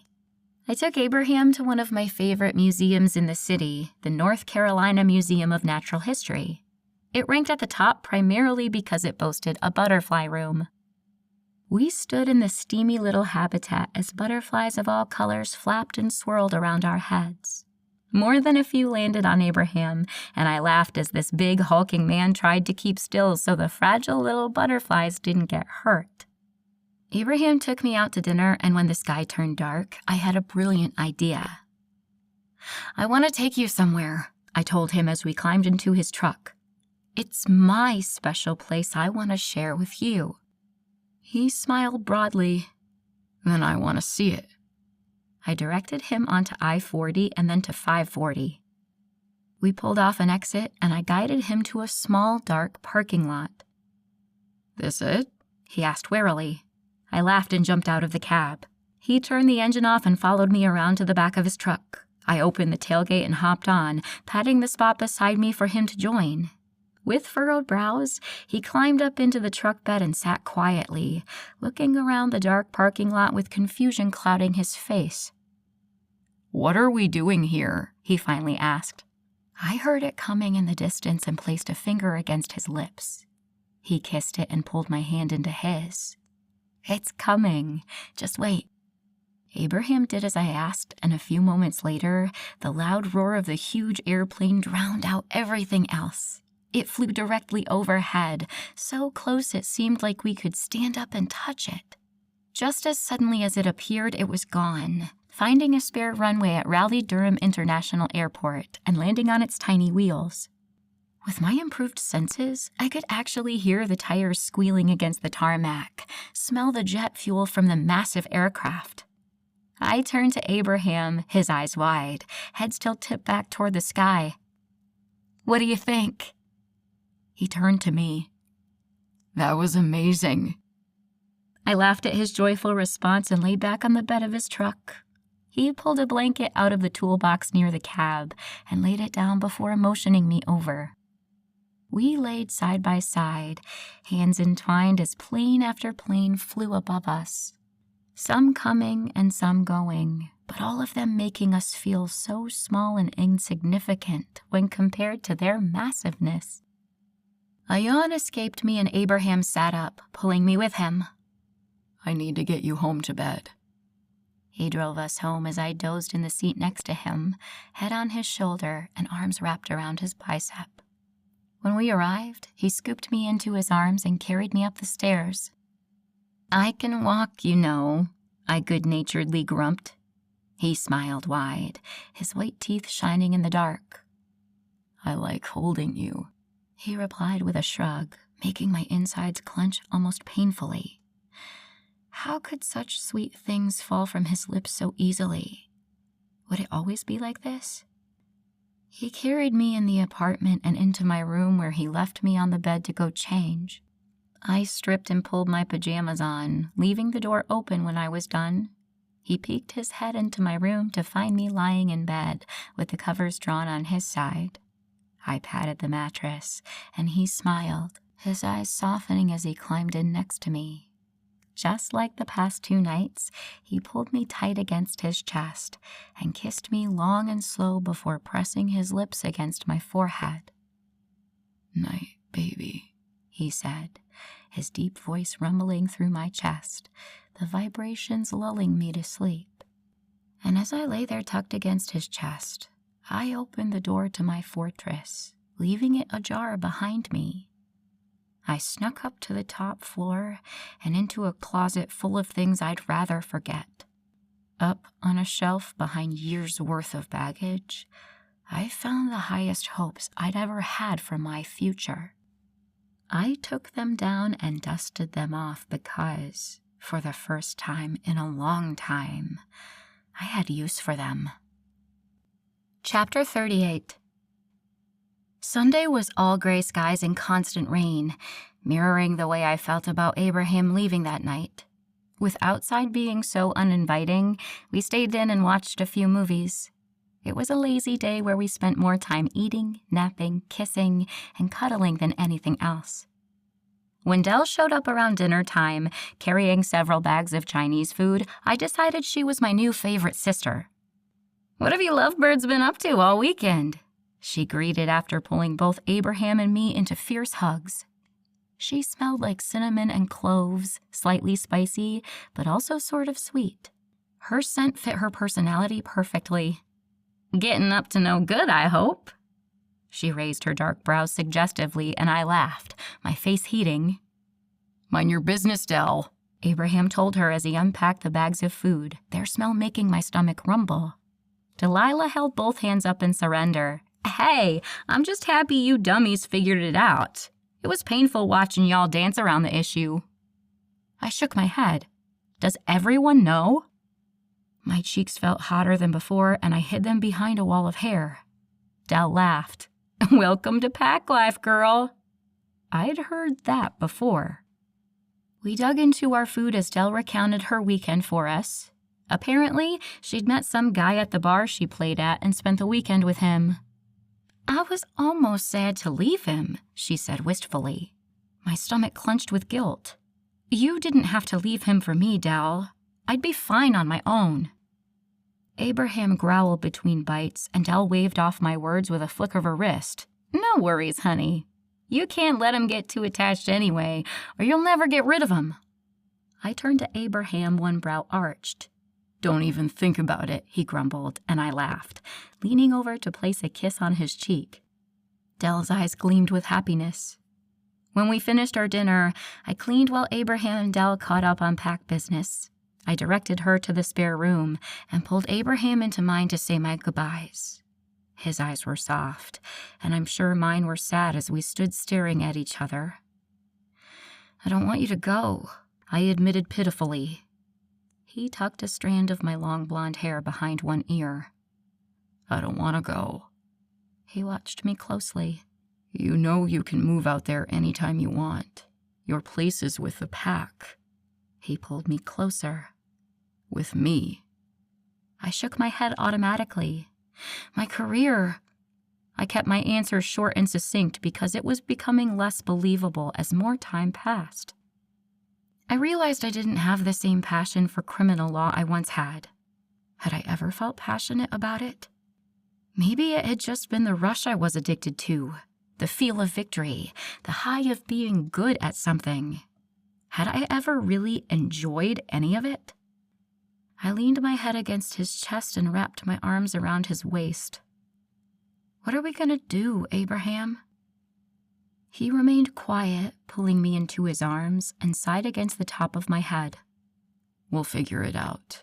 If I have to move the whole pack out here, I will. I gasped. No, you can't do that. You can't uproot all their lives for me. He shook his head. I'd do anything for you. The sincerity in his voice made my eyes wet, and I blinked the tears away with a deep breath. He leaned forward and kissed my forehead. We'll figure it out, he repeated. Nothing's gonna keep us apart, Elle. I won't let it. And I believed him. Believed there was no mountain he wouldn't climb or ocean he wouldn't cross for me. I knew he'd make it okay. I just didn't know how. We stood in each other's arms for a long time, our hearts beating in sync as we swayed to phantom music. A crash, a hiss, and a curse sounded from the living room, and we reluctantly pulled apart. I smiled grimly up at him. I should probably go find out what happened. He nodded, wrapping my hand in his firm grip and walking us out of the bedroom. When we made it to the living room, we found a cursing Dell trying to reassemble Charlie's favorite cat house, the pet in question missing. How the hell do you put this damn thing together? She growled at the furry purple contraption. I laughed and crossed the room to assist her. I straightened the house and put the pieces back together properly. What happened? Dell huffed. I was just walking by, and I barely nudged the stupid thing, and it went toppling over, sending that little cat of yours running. I laughed again. Poor Charlie. My little buddy has had quite a few changes in his feline life recently. He was probably sick of all of us. Abraham piped up. It's a good thing Dell wanted to be a singer and not a dancer, 'cause she's not known for her grace. She flipped her brother off and plopped down on the couch, pulling her acoustic guitar onto her lap. It's not my fault that thing jumped out in the middle of the walkway. Abraham laughed. Oh, it jumped out in front of you, did it? You sure it wasn't your clumsiness that was the culprit? Oh, shut up, Abby. Don't you have some more smooching to do and a long way to drive? Away from me? He laughed again and ruffled her pink-streaked hair as he walked past. She growled at him as she fixed her mussed locks and glared at his back. I'm going. You want to walk me out? He asked me, grabbing his duffel bag near the door. I nodded sadly and followed him out to his truck. He held me for a long time while I tried to get myself under control. I'd probably see him in a few days. He said he'd try to get back out here as soon as he could. I'd survive without him for that long. I was stronger than the weeping, whimpering woman I'd been reduced to. I had Dell to keep me company and didn't need a man to make me whole. Those words sounded good, but the large hole in my chest that grew as our time together ticked away begged to differ. I needed to get myself together. I had a life to live apart from him. Fated mates or not, I couldn't lose myself to him, to this thing between us. I pulled out of his arms and gave him a wobbly smile. I'm gonna miss you. Come back to me soon, okay? Abraham nodded, his eyes dark with emotion. And call me when you get back to the lodge.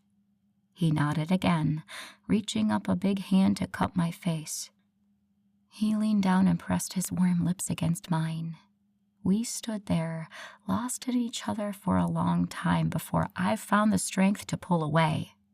I gripped his hand against my face and placed a kiss on his palm. A little shudder ran through his body, and I smiled. He tucked his face against my neck, breathing deep and kissing the tender skin there.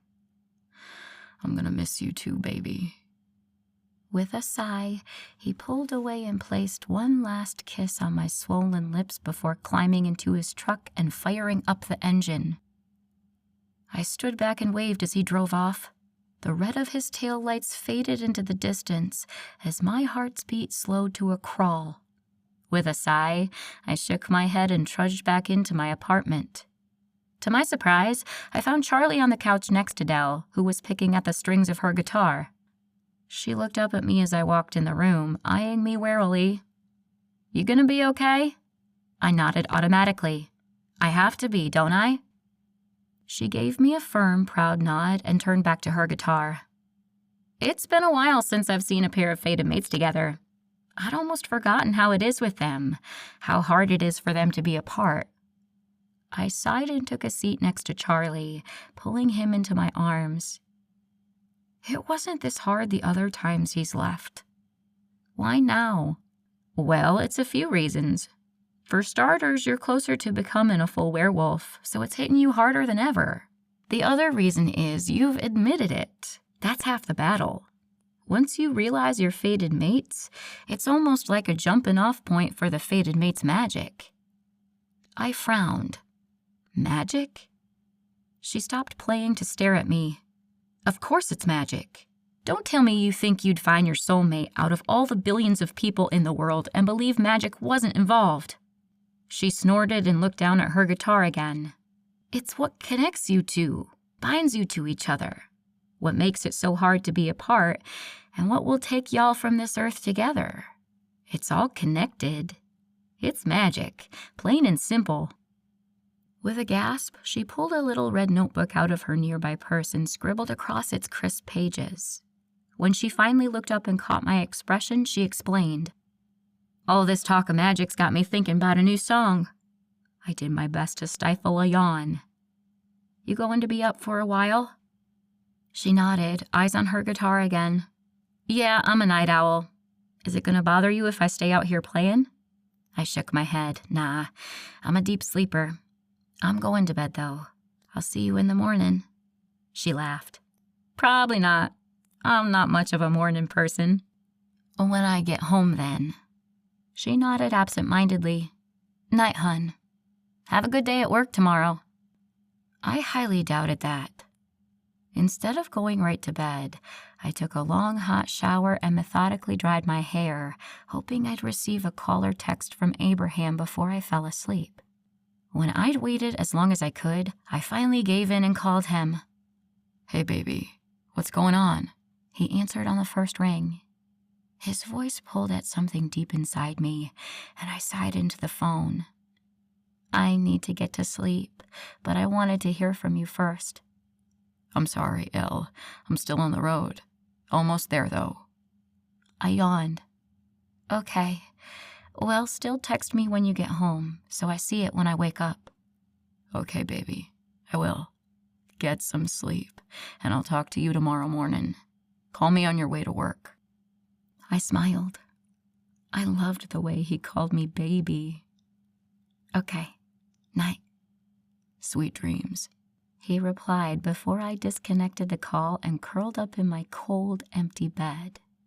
It was a good thing it was so late and I was tired. I don't think I could have gotten to sleep otherwise. The next few days were uneventful. Work was a chore. The only bright point was when I'd get a call or text from Abraham. He was the best part of my day, every day. Unfortunately, he had a few issues come up with his contracting business and wouldn't be able to make it out to Raleigh all week. That news made the days trudge by even slower. Thank God for Delilah McCoy. She was the second best part of my day. Dell was lively and rambunctious, brightening any room she was in. She kept my apartment full of laughter and music all week long. I was even able to return the favor and help her out. "Tell me about the day you stormed out of the lodge," she asked one night over dinner. Takeout, of course, since neither of us cooked. In fact, when I'd asked her if she was as good a cook as Evie or even Callie, she responded with, "Girl, do I look like the Betty Crocker type?" I'd had to admit, with her pink-streaked hair, multiple ear piercings, and love for ripped black clothing, nothing about her screamed homemaker. "Why do you want to know about that shitty day?" Dell's foul mouth had been rubbing off on me this week. She popped the top on a can of beer and took a slug before answering. Apparently, although it wouldn't get her drunk, she liked the taste. I still preferred my wine. "I have too many upbeat songs. I need to diversify my portfolio." I arched a brow. "So you want to exploit my unhappiness for the sake of a song?"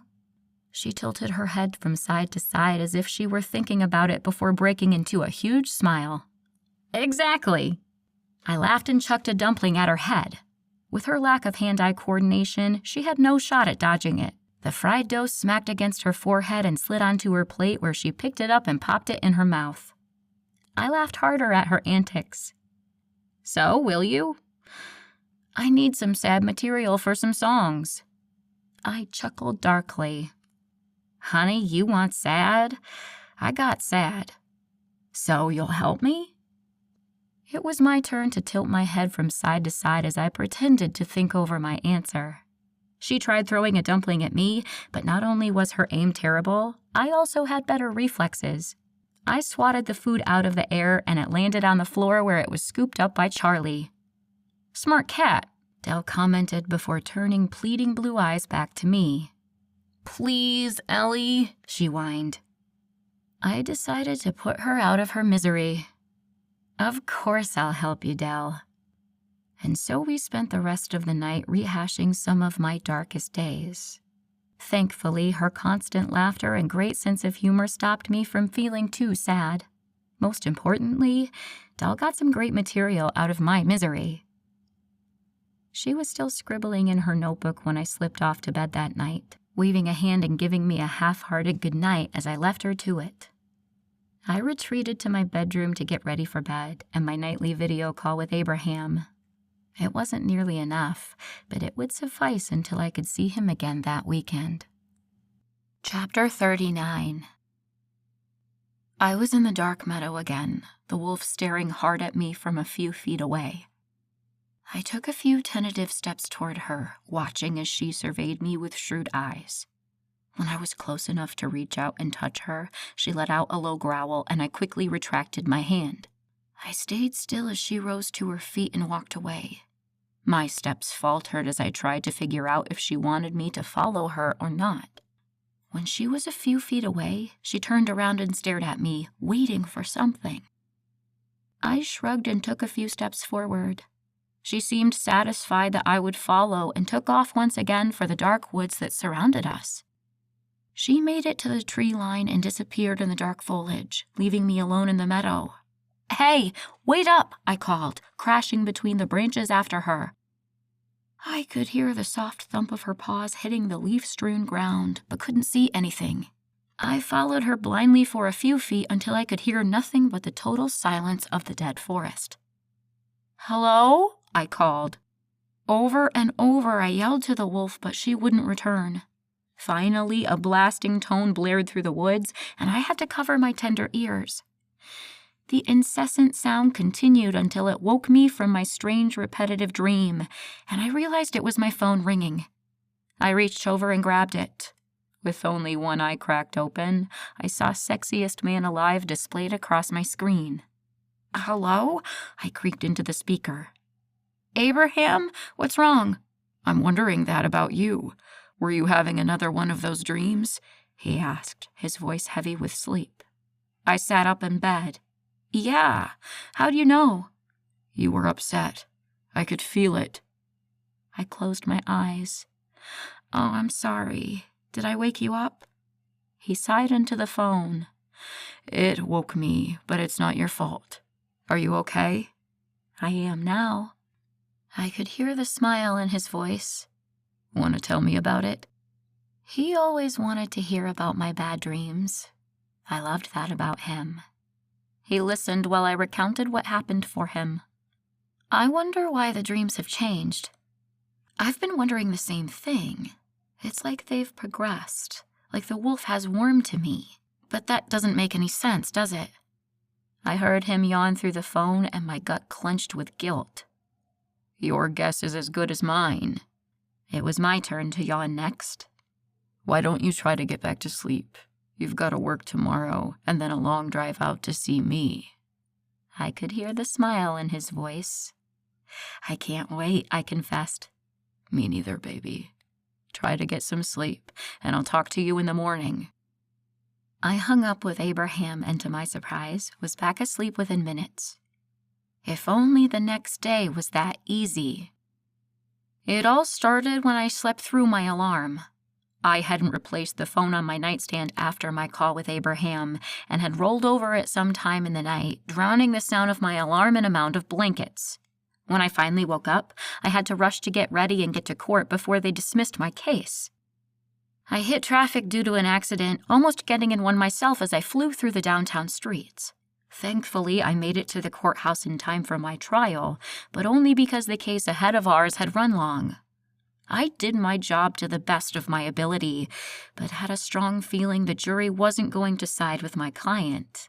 And, sure enough, after only an hour of deliberation, they came back with a guilty verdict, ruining my months-long winning streak. After that debacle, I got to my car and found a ticket on my windshield. "Oh, what the hell?" I yelled as I studied the sign I'd parked next to. Apparently, I'd misread it, and the free parking wasn't until after 5 p.m. With a growl, I snatched the bright orange envelope out from underneath my wiper blade and shoved it in my glove compartment. When I finally got into my office, I had a request to meet in Mr. Hildebrandt's office as soon as I came in.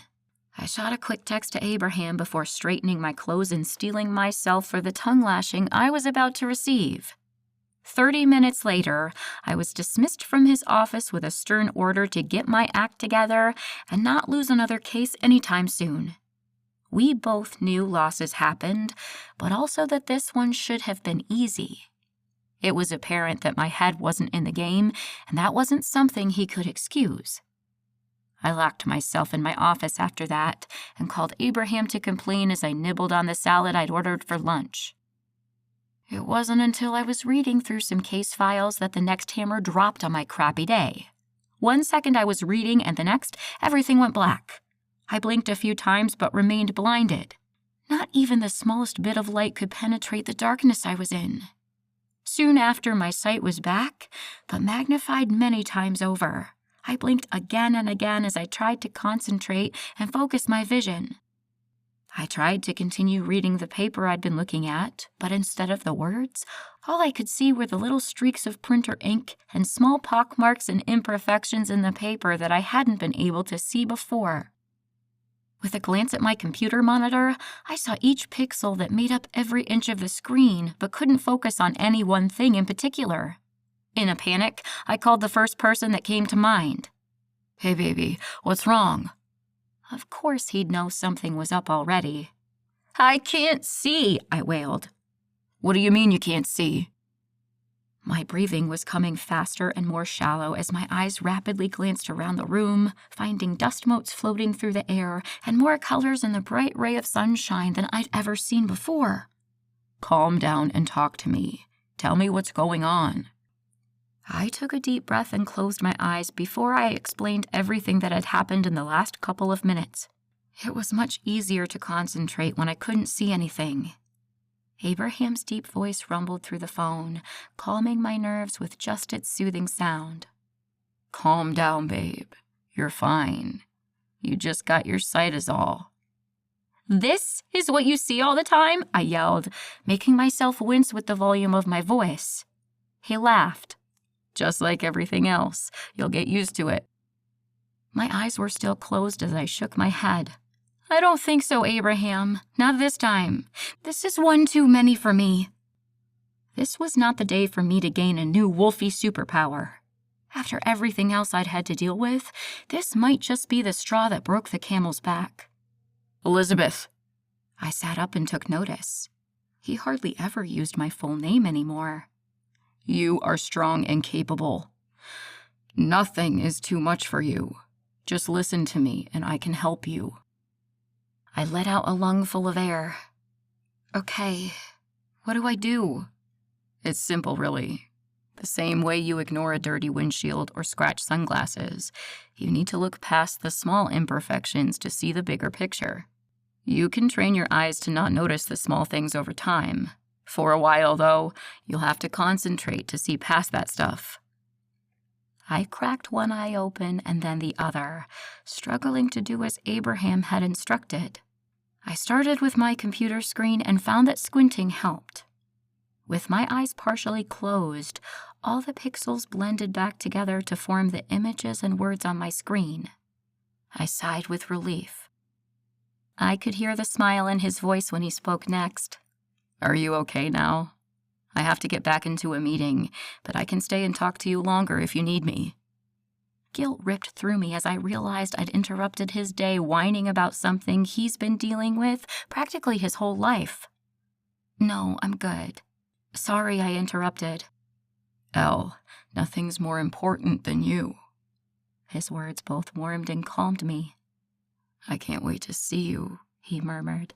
I smiled. Me too. Talk to you later. We hung up, and I forced myself to practice seeing past all the fine details to the bigger picture. By the end of the day, I was sporting a huge headache and wanted nothing more than to be wrapped in Abraham's arms. When I got home, Charlie crashed into my shins like always, but instead of meowing for me to pick him up, he hissed loudly and fled to his cat house. What the hell is wrong with him? I asked no one in particular.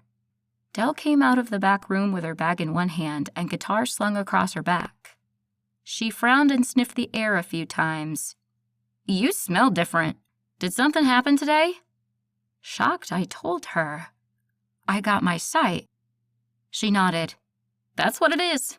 You smell more like one of us. My shoulders slumped and I stepped out of my heels, eager to be changed and on the road. Do you think that's why Charlie ran away from me? I called from my bedroom. Probably. Don't worry. If he's gotten used to us, he'll get used to you too. He's probably just confused. But he hadn't acted confused. He'd acted scared. With troubling thoughts about my pet swirling through my head, I changed out of my skirt suit and into a pair of jeans and a polo shirt. I grabbed my suitcase and pulled the door closed behind me.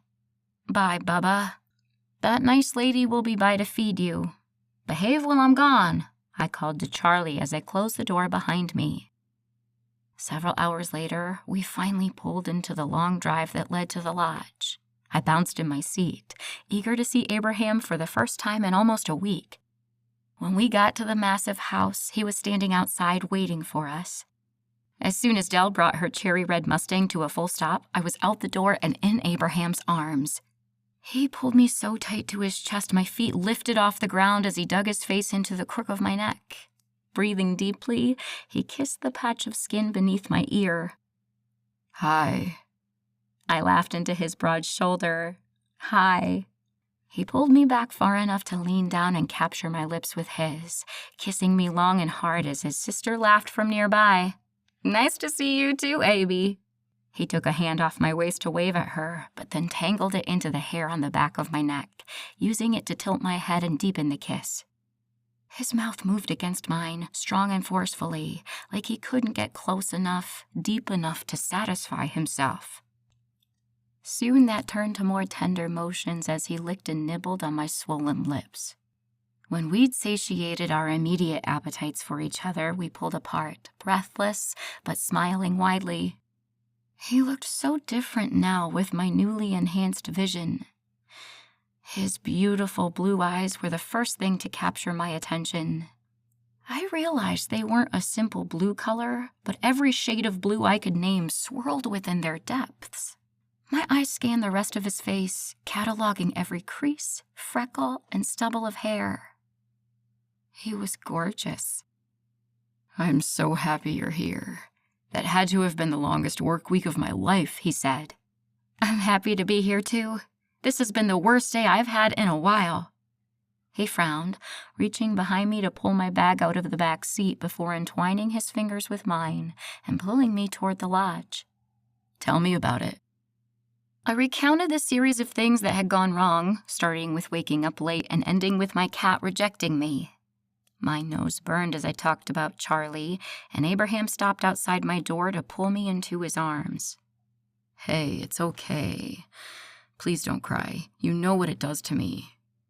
I sniffed back my tears, but knew they were just beneath the surface. "Charlie will come around. If he can get along with me, a big bad alpha werewolf, he'll get over the changes you're going through." A watery laugh escaped me. I slapped his chest and turned to enter the room that was mine while I stayed here. "You're not a big bad alpha. You're more like a big puppy dog." He laughed, following me into the room and closing the door behind us. "That's just what you think." I rolled my eyes and unpacked my things as Abraham tried his best to distract me with his wandering hands. It was only a few minutes later when a loud knock sounded at the door before it was wrenched open. Evie stood there, one hand over her eyes, the other held out in front of her as she walked into the room blindly. "If you're naked, please stop so I can see my friend." I laughed loudly at her. "We're not naked, Evie."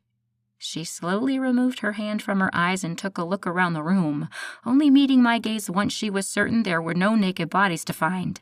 Next thing I knew, I was wrapped in her strong little arms, the scent of vanilla and brown sugar enveloping me. A small sniffle escaped her lips as she held me. "I missed you. Never get mad at me like that again." My heart bottomed out into the soles of my shoes as I hugged her back just as fiercely. I'd spent all this time worrying about my relationship with Abraham that I'd forgotten he wasn't the only one I'd hurt when I stormed out of there 2 weeks ago. My nose burned again as she rocked us back and forth. "I'll leave you two alone. I have some things I need to take care of tonight anyway, but I'll see you at dinner." I nodded over Evie's shoulder as I comforted my distraught friend.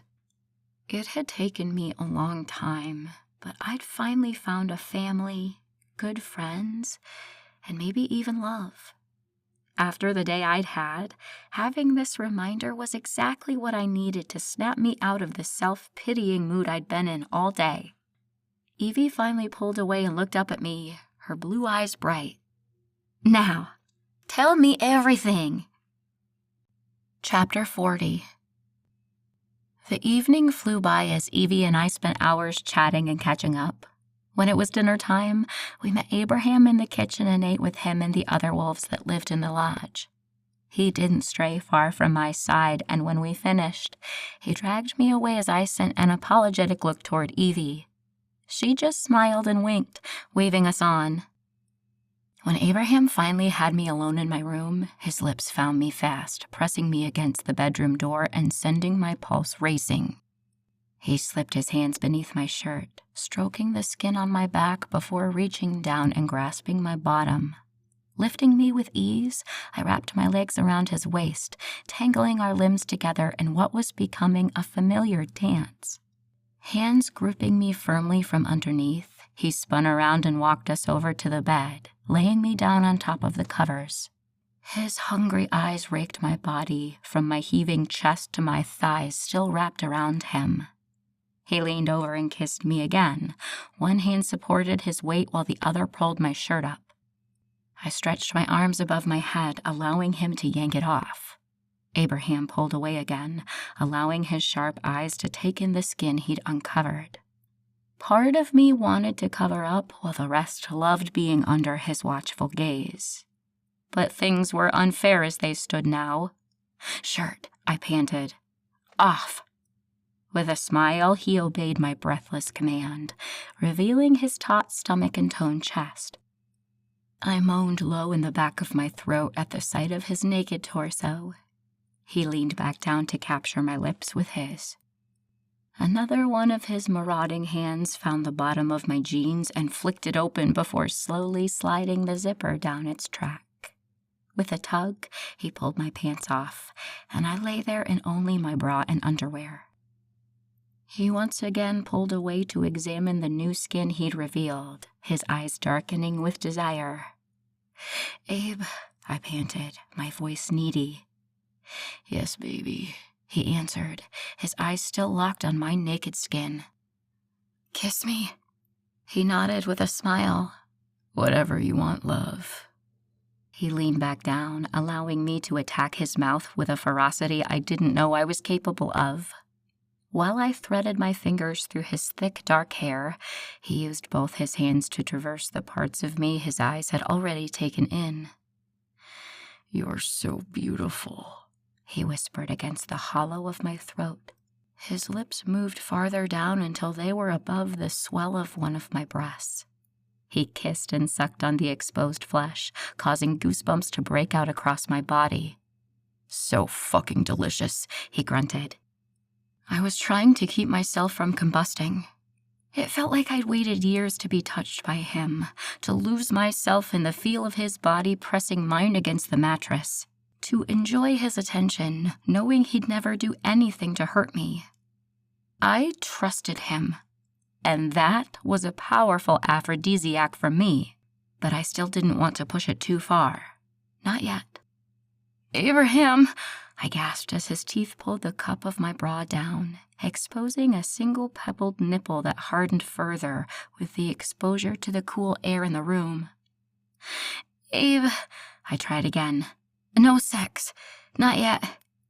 He shook his head slowly, lips sliding across the tip of my breast, sending warmth through my chest. "No, baby. I'm not making love to you yet. But there's a whole bunch of things I can do to this body of yours before I do." His mouth then captured my straining nipple, licking and sucking the tip as I gasped, my breaths loud and embarrassing. He used his teeth, eliciting a deep groan from me, a sound I'd never heard myself make before. His eyes met mine, a satisfied smirk stretched across his sinful mouth. "Oh, you like that, do you?" I nodded frantically, and he chuckled against my chest, his hot breath blowing against the wet nub, causing a whole new slew of sensations I'd never experienced before. He graced my other breast with a similar treatment while I used one hand to clench the blankets beneath me and the other to grip his hair. Whether I was trying to pull him closer or push him away, I'm not sure I knew. When he'd had his fill of my chest, he turned to my stomach, dragging his wet lips down the middle, stopping to bite or suck any patch of skin that caught his attention. When he made it to my white lace underwear, he stopped and looked up at me, his eyes clear and concerned. "Is this okay, baby?" I nodded jerkily.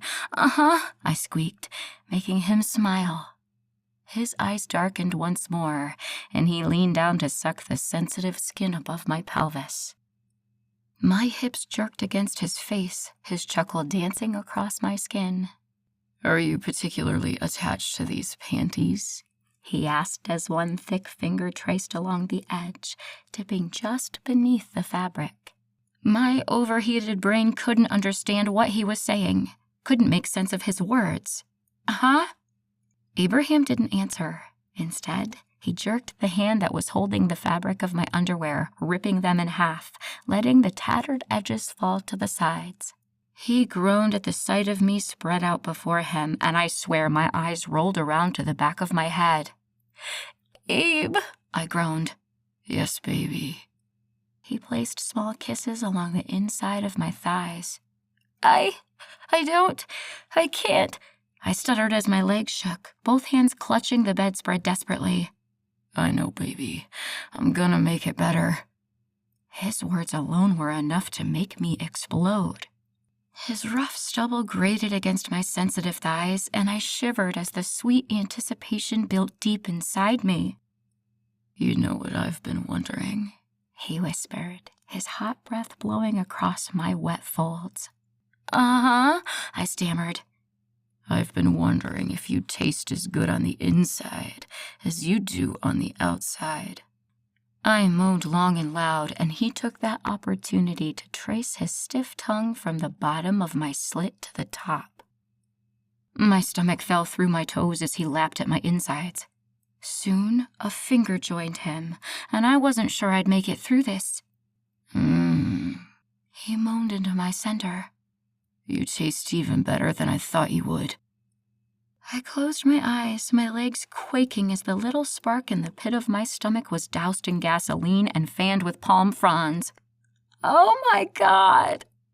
He chuckled against my core, sending a bolt of liquid electricity through me.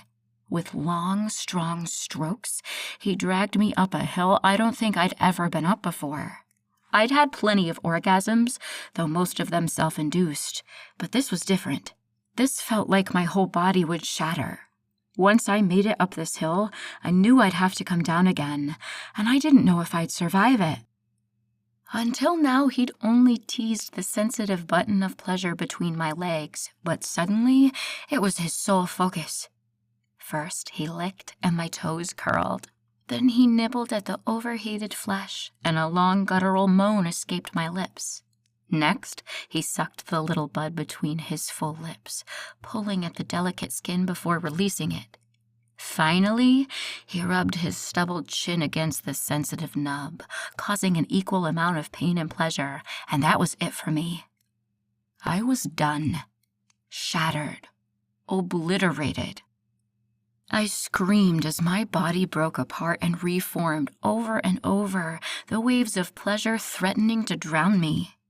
Abraham kept a slow, steady pace as I came back down that hill he'd just thrown me over. My whole body shook as I recovered from the most explosive orgasm I'd ever had in my entire life. Could you even classify that as an orgasm? Had I even known the definition of that word before I met Abraham? My brain was trying to be too philosophical for my shattered state, and I don't even think I was making sense. All I knew was that had been the single most incredible thing I'd ever felt. And I had this overpowering need to make him feel as good as he'd just made me feel. "Abe," I croaked, my throat sore. Had I been screaming? I wouldn't doubt it. He wiped his face against the inside of my thigh, the coarse stubble sending another pleasurable shot of electricity through my spent body. "Let me," I said, not able to articulate what I wanted, but I held my arms open, hoping he'd get the idea. He stood over me, eyes raking my flushed body with a heat that made me quiver. He could probably make me come just by looking at me. When he finally met my eyes, he understood what I was asking for, and he shook his head, his cheeks reddening adorably. There's no need." I frowned, waiting for him to explain. "I came in my pants again." He scratched the back of his head as a grin tipped up one edge of my mouth. "I seem to do that a lot around you."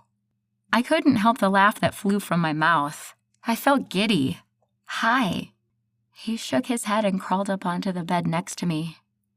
"How was that?" he asked, and somehow his voice sounded uncertain. What was this man thinking? I rolled over to face him. That was... I trailed off, at a loss for words. "Good," he supplied hopefully, and my wide eyes met his. "Mind-blowing," I corrected. His smile was slow and self-satisfied, and he deserved it. He placed a small kiss against the side of my face before hopping off the bed and disappearing into the bathroom. "Stay," he called over his shoulder, and I did as he asked. A minute later, he came back with a wet washcloth, smelling like soap and spearmint. He kneeled between my legs again and gently wiped away the evidence of my arousal. When he finished, he tossed the cloth aside and grabbed my hand, pulling me until I was sitting upright, facing him. His soft eyes roved over my face, his hand reaching out to tuck some hair behind my ear. "You're so beautiful," he breathed. I shook my head, but he grasped it between both hands and kissed my mouth deeply, his tasting like the spearmint he always smelled like. When he had my breathing uneven and my heart racing again, he pulled back a little and whispered against my lips, "I'll be right back." I nodded and leaned forward to give him another sweet kiss. In his absence, I removed the tattered remains of my underwear and my twisted bra, opting instead for a comfy pair of pajama pants and an old t-shirt. When he returned, I was under the covers with one side pulled back, awaiting him. He slid between the sheets and pulled me into his arms. "Want to go to our lake tomorrow?" I turned to face him. Our lake? He nodded, pressing a kiss into my hair and breathing deep. "What's mine will always be yours." His words settled deep in my heart, quieting a storm that had been raging for years and settling a wildness I hadn't known needed taming. I'd love to go to our lake. Then I added, but I'm going to help you pack our lunch so we don't have to bring one of everything with us again. He chuckled into my hair. "Okay, deal. Night, baby." I snuggled closer and was soon lost to a restful, blessedly dreamless sleep. The next morning, we arrived at breakfast hand in hand, causing more than a couple of double takes. The most noticeable being Peyton, although hers was accompanied by a fierce scowl. After breakfast, Abraham pulled me into his arms and kissed me in front of everyone before leaving with Evie, who insisted on helping me pick out what I'd wear for our second date.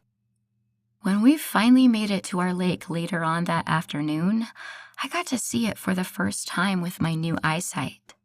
From on top of our rock, I could clearly see the Blue Ridge Mountains and all the pine trees that dotted them. Beneath us, the water was so clear there were places I could see all the way to the bottom. Fish of all sizes swam in and out of a multitude of plants and other debris that had found their way to the lake bed. I could have spent hours watching the life teeming beneath the surface. Unfortunately, our trip back to the lodge was not as uneventful as the one out there had been. Halfway back, I smelled something that burnt my nose and curdled my stomach. "What is that?" I called over the loud engine.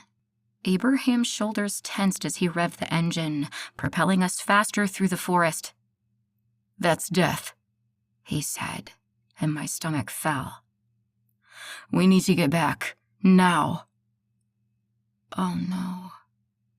My mind made the connections rapidly as my body shook. He was back. He was here. He'd found me again. Chapter 41. After a few minutes of speeding through the woods, Abraham brought the four-wheeler to a stop and hopped off. He put a hand on the small of my back and slid me forward until I was sitting where he had been. Leaning over, he grasped both my hands and placed them on the handlebars. "This is what you press to go." He positioned my thumb above a lever on the handle. "Keep it as steady as you can, and I'll be right beside you." "I don't understand. Where are you going?" "I need to shift. I can't protect you like this. I'll be running right beside you, though. I'll never leave your sight." Nodding, I took a deep breath.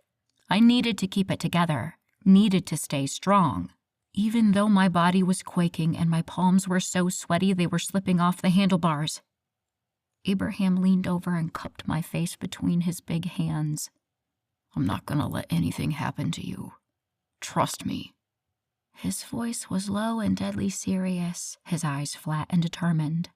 I nodded again, and he took a step back. Without warning, he reached for the hem of his shirt and whipped it off his body. I watched with fascination all the skin he'd revealed to my hungry gaze. So transfixed, I missed the discarded shirt he sent sailing my way until it struck me, blocking my view.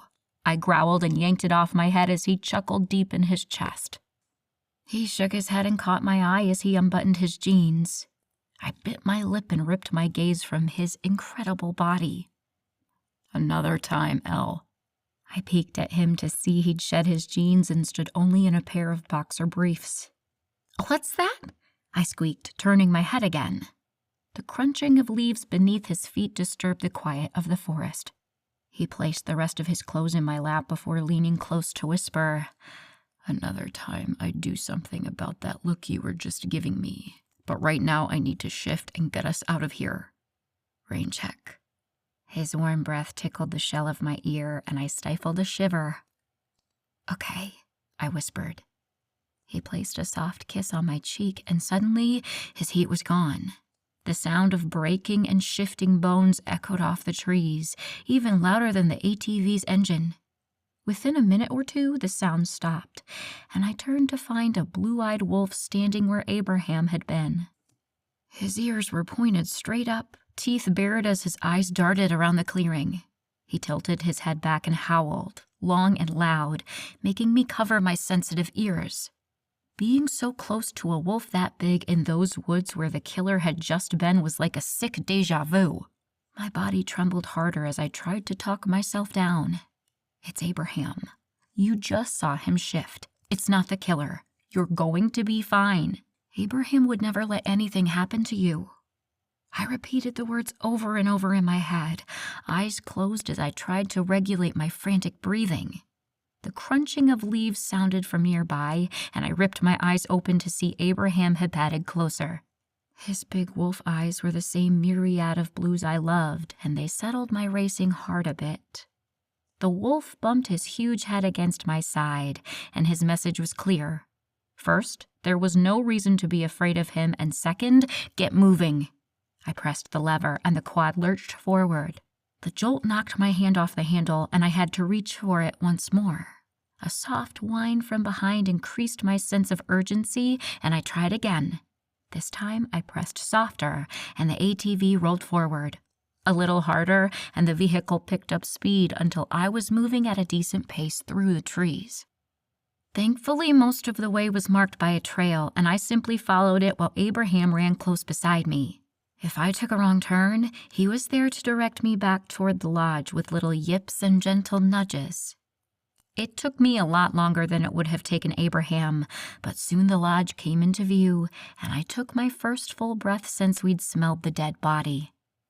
3 large wolves met us in the driveway. 2 had similar markings, mostly brown with some black mixed in, and light brown eyes. The third was bigger, with gray and black fur on his back and white underneath. His light brown eyes inspected us keenly. Abraham stepped forward, easily a head or more taller than even the biggest wolf. His eyes assessed them, and I felt a charge of electricity in the air, like being outside before a lightning storm.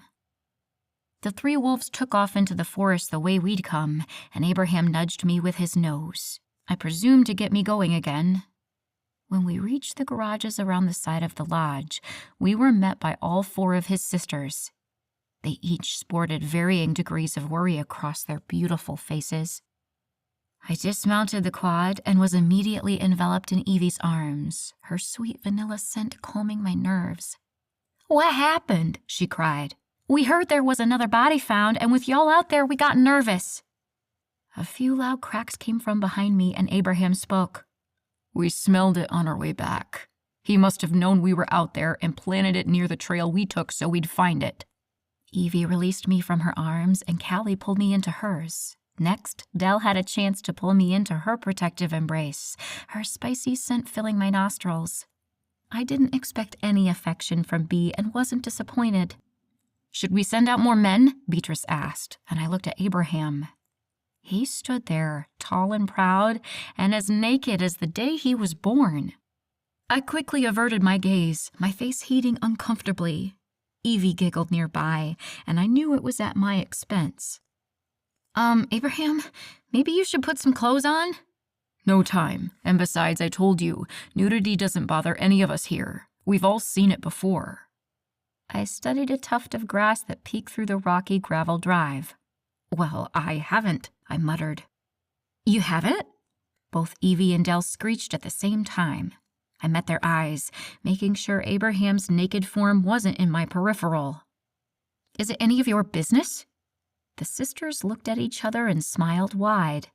"We just figured with the weekend y'all spent alone that you'd have gotten to know each other." "In the biblical sense, that is," Dell said with an over-dramatized wink.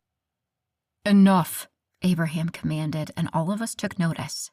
It felt like I didn't have a choice but to listen and obey him. "Evie, Callie, and Dell, I want you to take Elizabeth inside and not let her out of your sight. B, you shift and come with me to investigate before we call the authorities." The 4 women nodded and sprang into action. Inside, the whole house seemed to be on high alert. Men and wolves alike stalked the halls of the lodge, all looking grim but determined. "This could take a while," Dell spoke up. "Why don't we go to the game room and play some pool? You play, Ellie?" I shrugged. "I have once or twice, but I'm not very good at it." Dell nodded, her pink streaked hair bobbing around her face. "Perfect. We'll give you a few lessons then." They led me to the basement where there was a long room with a few pool tables, multiple dartboards, a foosball table, a ping-pong table, and even a shuffleboard. Dell went over the rules of the game while my mind wandered to Abraham and what he was doing. I could feel his worry and anger, so I knew he was all right, but wouldn't be at ease until he was back with me. A few hours passed as the girls tried to distract me with a couple of games of pool and then a subsequent darts lesson. When it was time for dinner, we made our way to the kitchen, running into a wet-haired and thankfully fully clothed Abraham. He rushed to my side, pulling me into his arms and nuzzling his nose into my neck. "Hi." He breathed against my skin. I smiled and wrapped my arms around his shoulders. "Hi. We'll meet you guys in the kitchen," Callie said as she ushered her nosy sisters along. "What happened?" Abraham sighed before pulling me into a room I'd never been in before. It had a long table that ran down the middle, with desk chairs strewn around its sides and a blank whiteboard covering one wall. He led me to the table and sat me on its edge, nudging my knees apart to fit his hips between them. "We found another victim." I swallowed harshly. I knew that. Why was it so hard to hear? "It looks like she'd been dead for a few hours and only planted near the trail recently," he continued. "Was it him?" I whispered, afraid to hear the answer. Abraham nodded. "It's got his M.O. written all over it." I gulped again, my hands shaking where I fisted them on my thighs. "Hey, hey, hey," he crooned, pulling me against his broad chest, the smell of his soap filling my senses and calming my nerves. "You're safe. I've got you." He planted her there on purpose, didn't he? That was a message from me, wasn't it? The thought had swirled around and around in my head since the moment Abraham had confirmed it was a dead body out there. Why else would the killer put her there? Near our path where we'd be sure to find her. Was he following us? Did you find any more clues about who he is? Abraham sighed. "I think there's no more denying the killer is a member of this pack. It all adds up to an inside job." His jaw was so tense it was ticking, and his eyes solidified into an icy blue. "And yes, we think there was a reason behind this strategic placement. He usually leaves them where he kills them, but he moved this one where he knew we'd notice it. It was for me. He's coming for me." His eyes darkened. "We don't know that, Elle. You can't make yourself crazy over this. I'm not going to let him anywhere near you. I've bulked up security, and you'll always have one of us with you. As long as you're here with me, nothing is going to happen to you." I jerked back in surprise. "Stay here?" "Of course. Now let's go get something to eat. I'm starving." I placed a hand on his chest before he could walk away. "I'm not staying here, Abraham. We've talked about this before." His wide eyes met mine. "But things are different now. The killer has changed his style and seems to be looking for your attention at the very least, and worst case, could be after you. There's no way I'm letting you out of my sight until we get him. I shook my head. I have a career back in Raleigh. You know this. And what would I do with Charlie? I can't just drop everything and move out here. We'll bring him here. I'll do whatever it takes to keep you safe. If that means living with a cat, then so be it. I shook my head again. You're not listening to me. No, you're not listening to me. I will not allow you out of my sight. You will stay here until we catch this guy, and that's final. I pushed him back and slid off the table. The hell it is! You don't get to tell me what I will or won't do. His smile was grim. Actually, as your alpha, I do. I swear I saw red. If you think for 1 second I'm gonna let you push me around with your wolfy hierarchy bullshit, you've got another thing coming. I don't answer to anyone, least of all, you. I brushed past him and headed toward the kitchen. Elizabeth, be reasonable, he called as he jogged to keep up with me. I can't protect you out there. A small shiver ran down my spine, but I ignored it. I was pissed and I was on a roll. A little apprehension wasn't going to stop me now. How would the killer know where my apartment is in Raleigh? How would he find me there? If he's a member of this pack, shouldn't I be far away? If you ask me, it might just be safer out there than back here. Take that. My logic stopped him dead in his tracks as I continued to stomp toward the kitchen. When I got there, I found 3 pairs of wide blue eyes staring at me. I ignored them, yanked a plate out of the stack, and heaped food onto it. I was hungry, damn it, and I wasn't going to let a bossy alpha ruin my appetite. She's got a point, A.B., Del called to her brother, who'd finally entered the kitchen. Mind your damn business, Del, he growled, storming over and grasping my arm. Even though I could physically feel his fear and fury, he handled me with the same gentleness he always had. Elizabeth, I refuse to allow you out of my sight. I will not compromise on that. I continued filling my plate. Well, then, I guess you're spending the week in Raleigh. The full moon is Thursday. My stomach plummeted to the ground as that revelation brought me up short. So soon. I cleared my throat. Well, then, I guess you'll be in Raleigh with me until Thursday. He growled deep in his chest, but I ignored him. I knew he wouldn't do anything to me. I shook my arm free and walked around to join the girls at the table. Callie's eyes were still wide and disbelieving, but Evie and Del sported tiny smirks as they looked between me and Abraham. I believe you've met your match, Abby, Del said, the smile never leaving her bright red lips. Abraham growled once more and stormed out of the room. I pretended not to notice and instead dug into my dinner of steak and garlic mashed potatoes. When Abraham's angry footsteps faded, Evie laughed hard, head tipped back and one hand on her belly while the other slapped me on the back. Girl, I knew I loved you. I turned to her. What? Callie spoke up. We're not used to seeing anyone outright defy Abby like that. I frowned. No?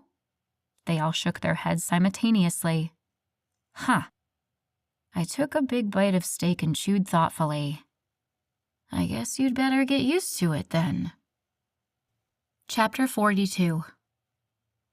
An hour later, the girls and I were on the rooftop garden, flipping through their hoard of magazines and enjoying the beautiful spring evening. We heard Abraham's angry steps and harsh breathing before we saw him. What are you doing up here? He barked. Without looking up from her copy of Cosmo, Del replied, practicing for that double dutch tournament coming up. You want a turn?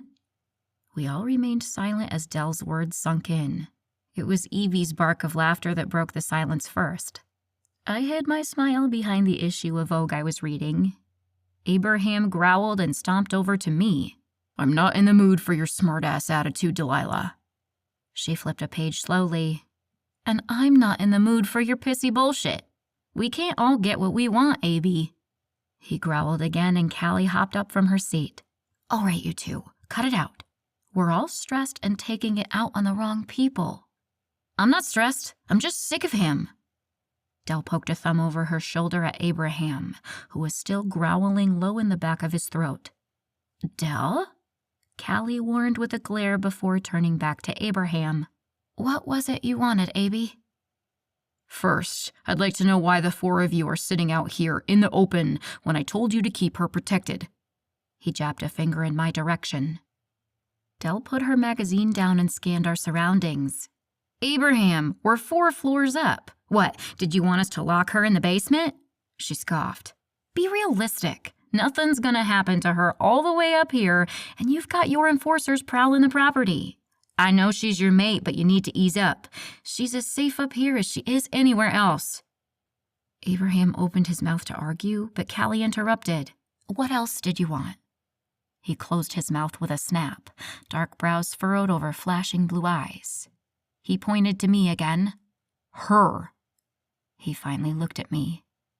"Let's go," he grumbled before stomping off. Did he expect me to just follow him? I don't take orders from anyone. My shoulders stiffened as my hackles rose, just begging for a fight. Evie placed a hand on my tensed back and spoke softly. "You better go. When he's in a state like this, it's better to just do as he says." Dell scoffed from her seat across from us. "Look like old Abby's back." "I was really starting to like the new one, too," she mused, voice cool, but blue eyes flashing in undisguised anger.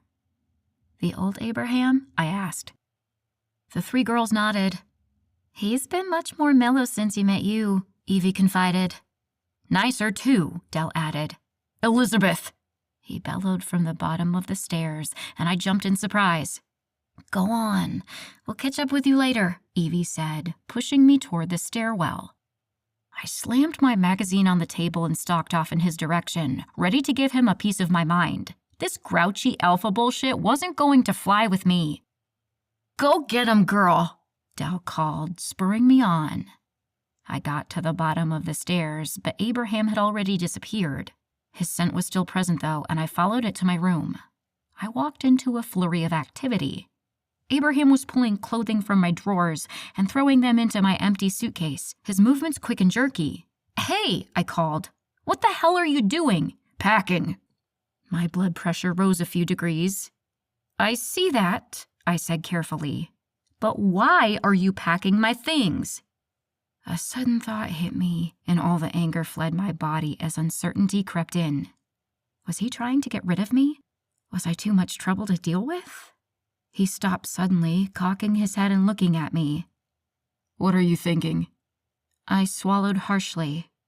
"Why are you packing my things?" He ran a hand through his disheveled hair. "We need to leave." My heart started beating again. "We're leaving?" He frowned. "Yes, of course." He stared at me harder.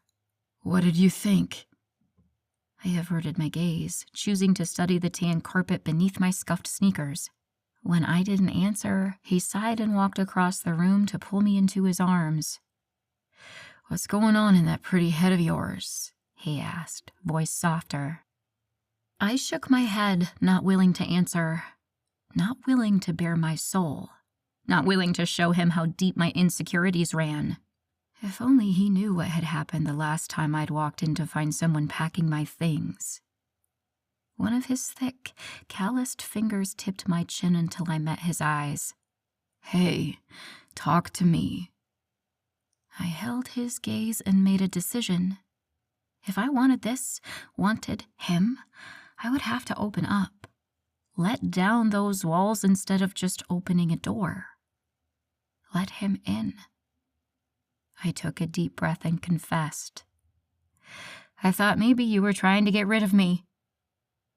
His eyes widened, mouth falling open. He closed it and opened it back up a few times, seemingly at a loss for words. Finally, he pulled me into his arms, crushing me against his hard chest until I could feel the beat of his heart thumping in time with mine. "Elizabeth," he started, then cleared his throat and tried again. "Baby, never." He pulled back until he could see my eyes, his swimming with guilt. "I'm sorry you thought that for even a second."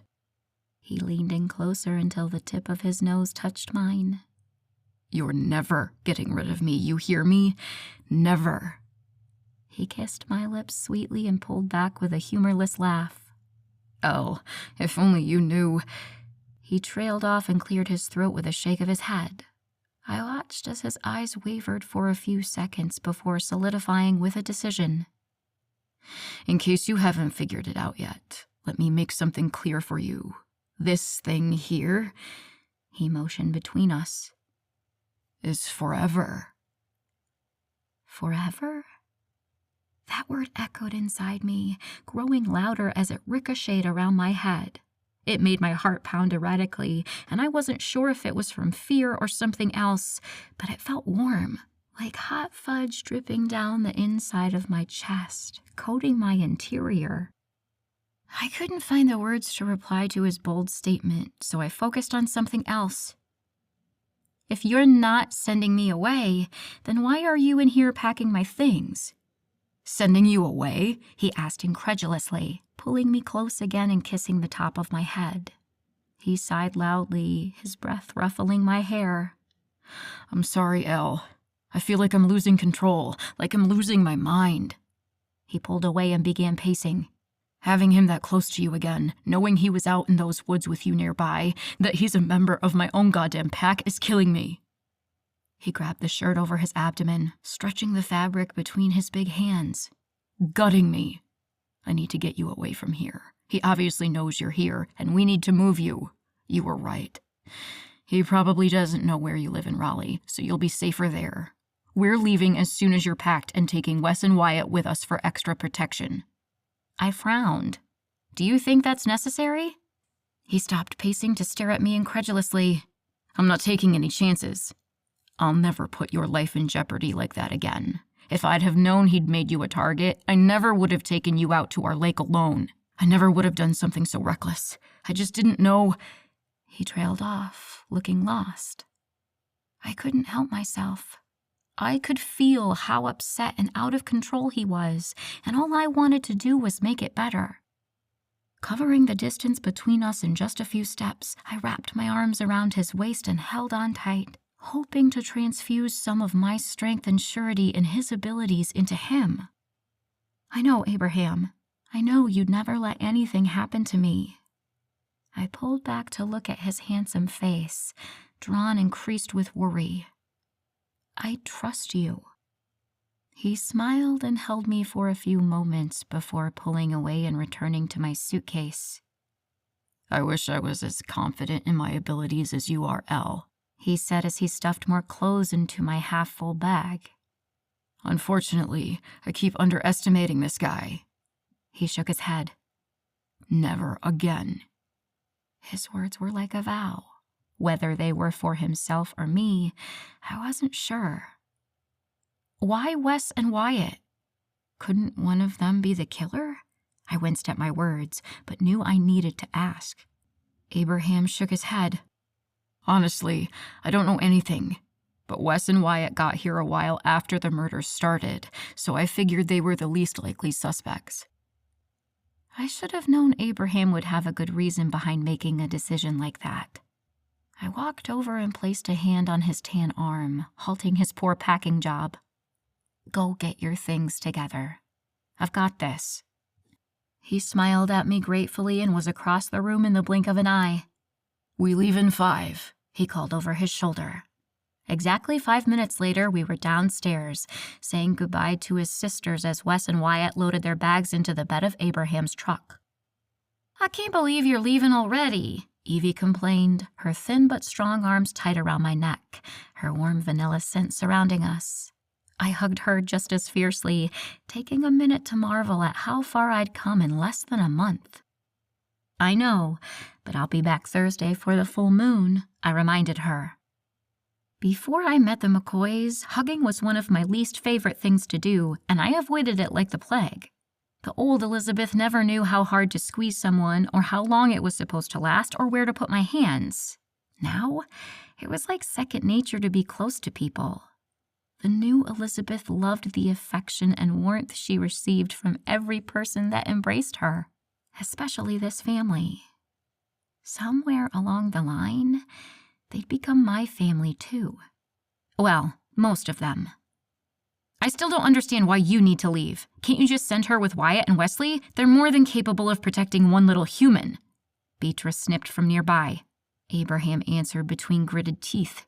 Because her safety is my responsibility. She won't be going anywhere without me.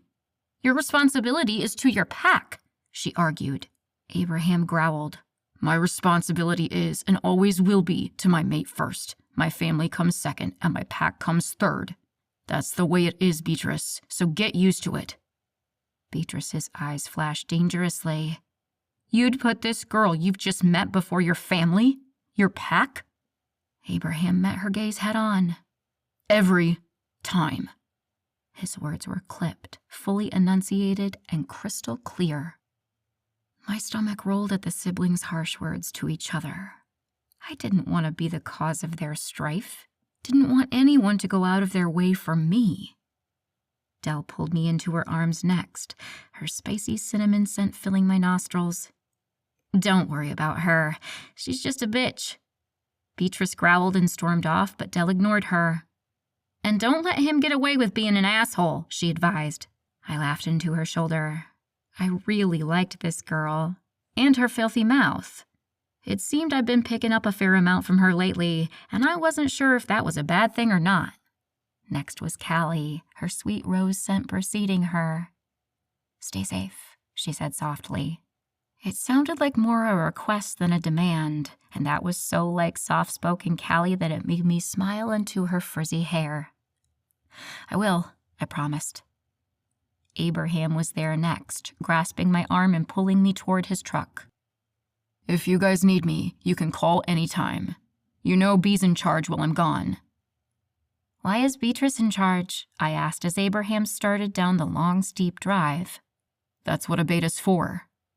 She's your beta? I asked. How had I never known this? He nodded as his eyes scanned the darkening scenery around us. Is nepotism common among werewolves? A burst of laughter came from one of the fair-headed brothers behind us, and I caught a small smile on Abraham's face. To be honest, yes it is. Family is important to werewolves, but with Bee that's not the case. She won that position fair and square. How do you win a beta position? You fight. My eyes widened. Everybody? He shook his head, smile growing. No, just the ones who want to be beta. I nodded as I let that information settle in. So it's kind of like letting job applicants arm wrestle for the position they're up for? Both brothers laughed loudly. Good analogy.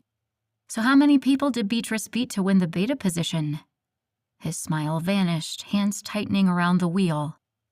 I believe there were 10. Wow. She must be really good. She's excellent. I couldn't have asked for a better beta. I digested that information as Abraham sped down the highway, leaving Asheville and hopefully the killer behind us.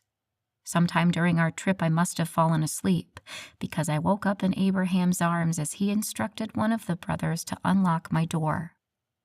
Once inside, he carried me to my room and placed me gently on my bed. When he tried to pull away, I wrapped my arms tight around his neck, hoping to keep him there with me. He kissed my forehead and whispered, I'm going to get the guys settled and set up a watch rotation. I'll be back in a few minutes. I nodded and drifted back to sleep. What felt like hours later, I woke up again, but this time to the feel of Abraham's warm body pressed against mine, his strong arms pulling me against him. I wiggled back until my bottom was snug against his hips, causing him to hiss softly in my ear. Keep it still, Elle. You're causing an uprising. I frowned and rolled over, one eye cracked open. Huh? He kissed the tip of my nose and shook his head. Never mind. Go back to sleep, baby. I did as he asked and drifted off, only to be awoken by a scream several hours later. Chapter 43.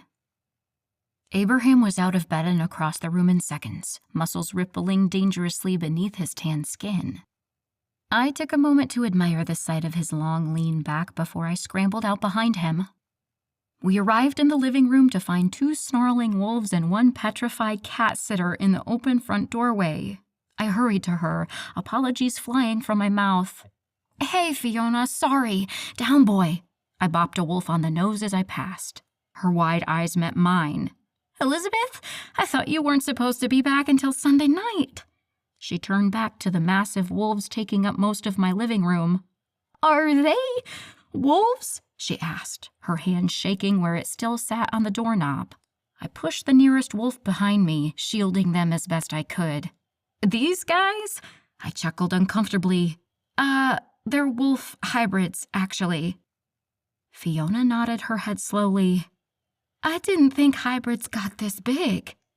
I shot a frantic look at Abraham, who called the wolves to him. "Oh, they're part mastiff, I think.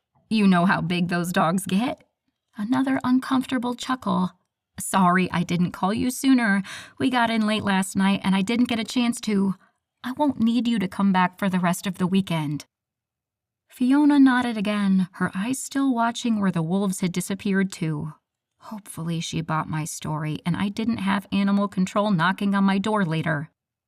I grasped the doorknob, the universal sign for "it's time to leave," and Fiona met my eyes. "Oh, sure, that's fine. Glad to see Charlie's got company this weekend. I think he's been pretty lonely lately." My heart clenched at her words, but I kept my fake smile in place. "Me too, Fiona, and thanks for taking care of him." She nodded and turned around, shaking her head as she descended the stairs, and I closed my door. I turned to find Wyatt and Wesley walking out of the spare bedroom, fully human, fully clothed, and with looks of contrition on their faces. "Sorry, Elizabeth," one of them said. I think it was Wyatt. "We didn't expect anyone to come through your front door." He rubbed the back of his neck, his face pink. "I can't believe we let a human see us as wolves." I shook my head. "No, you guys, this one's on me. I forgot I had her checking up on Charlie and should have called to cancel." Abraham stepped forward, still shirtless and distracting. "You did good explaining the situation, Elizabeth. I don't think she'll cause us any trouble." He turned to his men. "And you two were on top of the situation immediately. Good work." Wyatt and Wesley both perked up at the compliment. Abraham turned back to me. "Who else has a key to your apartment?" "Just Fiona." He nodded and grabbed his cell off the table. After a few taps on the screen, he held the phone to his ear. When he caught my quizzical look, he explained, "I'm getting your locks changed today." I frowned. "Why are you changing my locks?" "I don't want anyone to have a key to this place but you and me." I raised a brow. "Who said you're getting a key to my apartment? And don't you think you should have discussed calling a locksmith with me beforehand?" He looked confused as he wagged a finger between us. "Isn't that what we're doing right now?" The call stopped ringing on the other end, and someone answered with a polite greeting. "Yes, hello. I need a set of locks changed today." I threw my hands in the air and stormed back into my bedroom. "Pushy alpha pain in my ass," I grumbled under my breath. Apparently, I hadn't spoken soft enough because one of the brothers barked out a laugh before I heard a slapping sound and a loud oomph. I quickly got dressed and stomped into the kitchen to make me and my house guests some breakfast. But after a week with the culinary challenge Dell, there was not much besides takeout containers in my fridge. I rummaged around until I came up with a dozen eggs that must have been left over from when Callie was here keeping me fed. Next, I ransacked the freezer and found a bag of sausage patties. That would have to be enough. When the egg mixture was cooking on the stove and the sausages were sizzling beside it, Abraham walked into the kitchen and wrapped his arms around my waist. He leaned over and pressed his nose into the crook of my neck. "What you cooking, baby?" Who would have thought I'd be the kind of woman who enjoyed being called something as cliché as baby? I had to admit, though, every time he called me that in his deep, gritty voice, it made my heart skip a beat and my stomach clench deliciously. But I was still irritated at his high-handedness. "Breakfast." He slipped his hand beneath my loose t-shirt and skated his thick fingers across my stomach. "You look so sexy when you're cooking." I scoffed and felt his lips curl against my skin. "In fact, I bet you'd look sexy doing just about anything." He nipped at my earlobe and I gasped. "But I think I might be a little biased." I rolled my eyes and used a pair of tongs to flip the sausages. When I didn't answer, he sighed and turned to lean against the counter next to the stove. Are you really that mad that I called to have your locks changed? No, that wasn't a bad idea. Then why are you upset? I pushed the congealing eggs around the pan. Because you did so without consulting me first. This is my apartment, not your lodge or your packlands. You don't get to make all the decisions by yourself and just expect me to fall in line. It doesn't work that way. Not with me. He sat there studying me while I finished cooking the eggs and placed the sausages on a paper towel-covered plate. Finally, he took a deep breath and ran a hand down his tired face. Okay, I see your point. He let that big breath out and reached for my free hand. I just want to keep you safe. It's making me a little crazy because I feel like I'm not doing a good enough job. I turned all the burners off and faced him. You're doing a great job. You just have to get it through your head that I need to have some input on my life. I won't let you steamroll over me, even for my own safety. He smiled. Your independence was one of the first things I liked about you. I raised a brow. I would have thought it'd be the first thing that drove you crazy about me. He laughed and placed a kiss on my forehead. It's a love-hate relationship. Can't fault him for his honesty. Abraham helped me plate our breakfast, and all four of us devoured it within minutes. We needed more food in this house. Unfortunately, Abraham insisted I couldn't go alone, so all four of us crammed into my little compact car and went grocery shopping together. We walked down each aisle, filling my cart with mountains of food while 3 giant werewolves shadowed every step. I felt ridiculous and decided next time I'd rather send one of them out than feel like I was being protected by the supernatural Secret Service. Per Abraham's request, we spent the rest of the day indoors where he knew I'd be safe. We watched movies and played a few card games, but the peace didn't last. The next morning, when I was getting ready to leave for work, Abraham informed me I wouldn't be going alone. I am not taking a werewolf to work with me. It's not happening. Fortunately for Abraham, I was running late and didn't have time to argue with him. After a few minutes of going back and forth, I finally growled and stomped off into the bathroom. Fine, but whoever is coming better be ready to walk out that door in 3 minutes, I yelled. I heard Abraham's exhale of relief, and a pang of guilt shot through me. He wasn't trying to be difficult. He was just trying to keep me safe. I needed to keep that in mind every time he annoyed the crap out of me. A couple of minutes later, I stormed out of my room and toward the front door. One of the brothers was already waiting there for me. "Which one are you?" I barked. "Wyatt, ma'am." "Great. Let's go, Wyatt." Before I could get through the doorway, a hand on my wrist stopped me and spun me around. Abraham leaned down and planted his soft, warm lips on mine, kissing me until I'd completely forgotten why I was irritated to begin with. When he finally pulled away, we were both breathless. "Have a good day, baby." I smiled and nodded, not trusting myself to speak. Thankfully, only a few people asked about Wyatt's presence in my office that day. I explained that he was an intern, and that seemed to satisfy their curiosity. Having him there wasn't that bad. He pretty much sat quietly in the corner, either on his phone or occasionally taking a peek into the hall or out my window. What he thought he'd find 4 floors up, I wasn't sure, but I let him do his thing. A couple of days passed in this fashion, and before I knew it, it was Thursday evening, and I was frantically trying to finish up my work before the long weekend I was taking. We'd decided, instead of asking for time off, I'd fake sick and call out tomorrow. Abraham assured me the pack doc would write me a note to explain my absence. I stifled a yawn, one of many that day, as I drove me and the werewolf bodyguard du jour, Wes, back to my place. I'd had another wolf dream last night and hadn't gotten much sleep after it.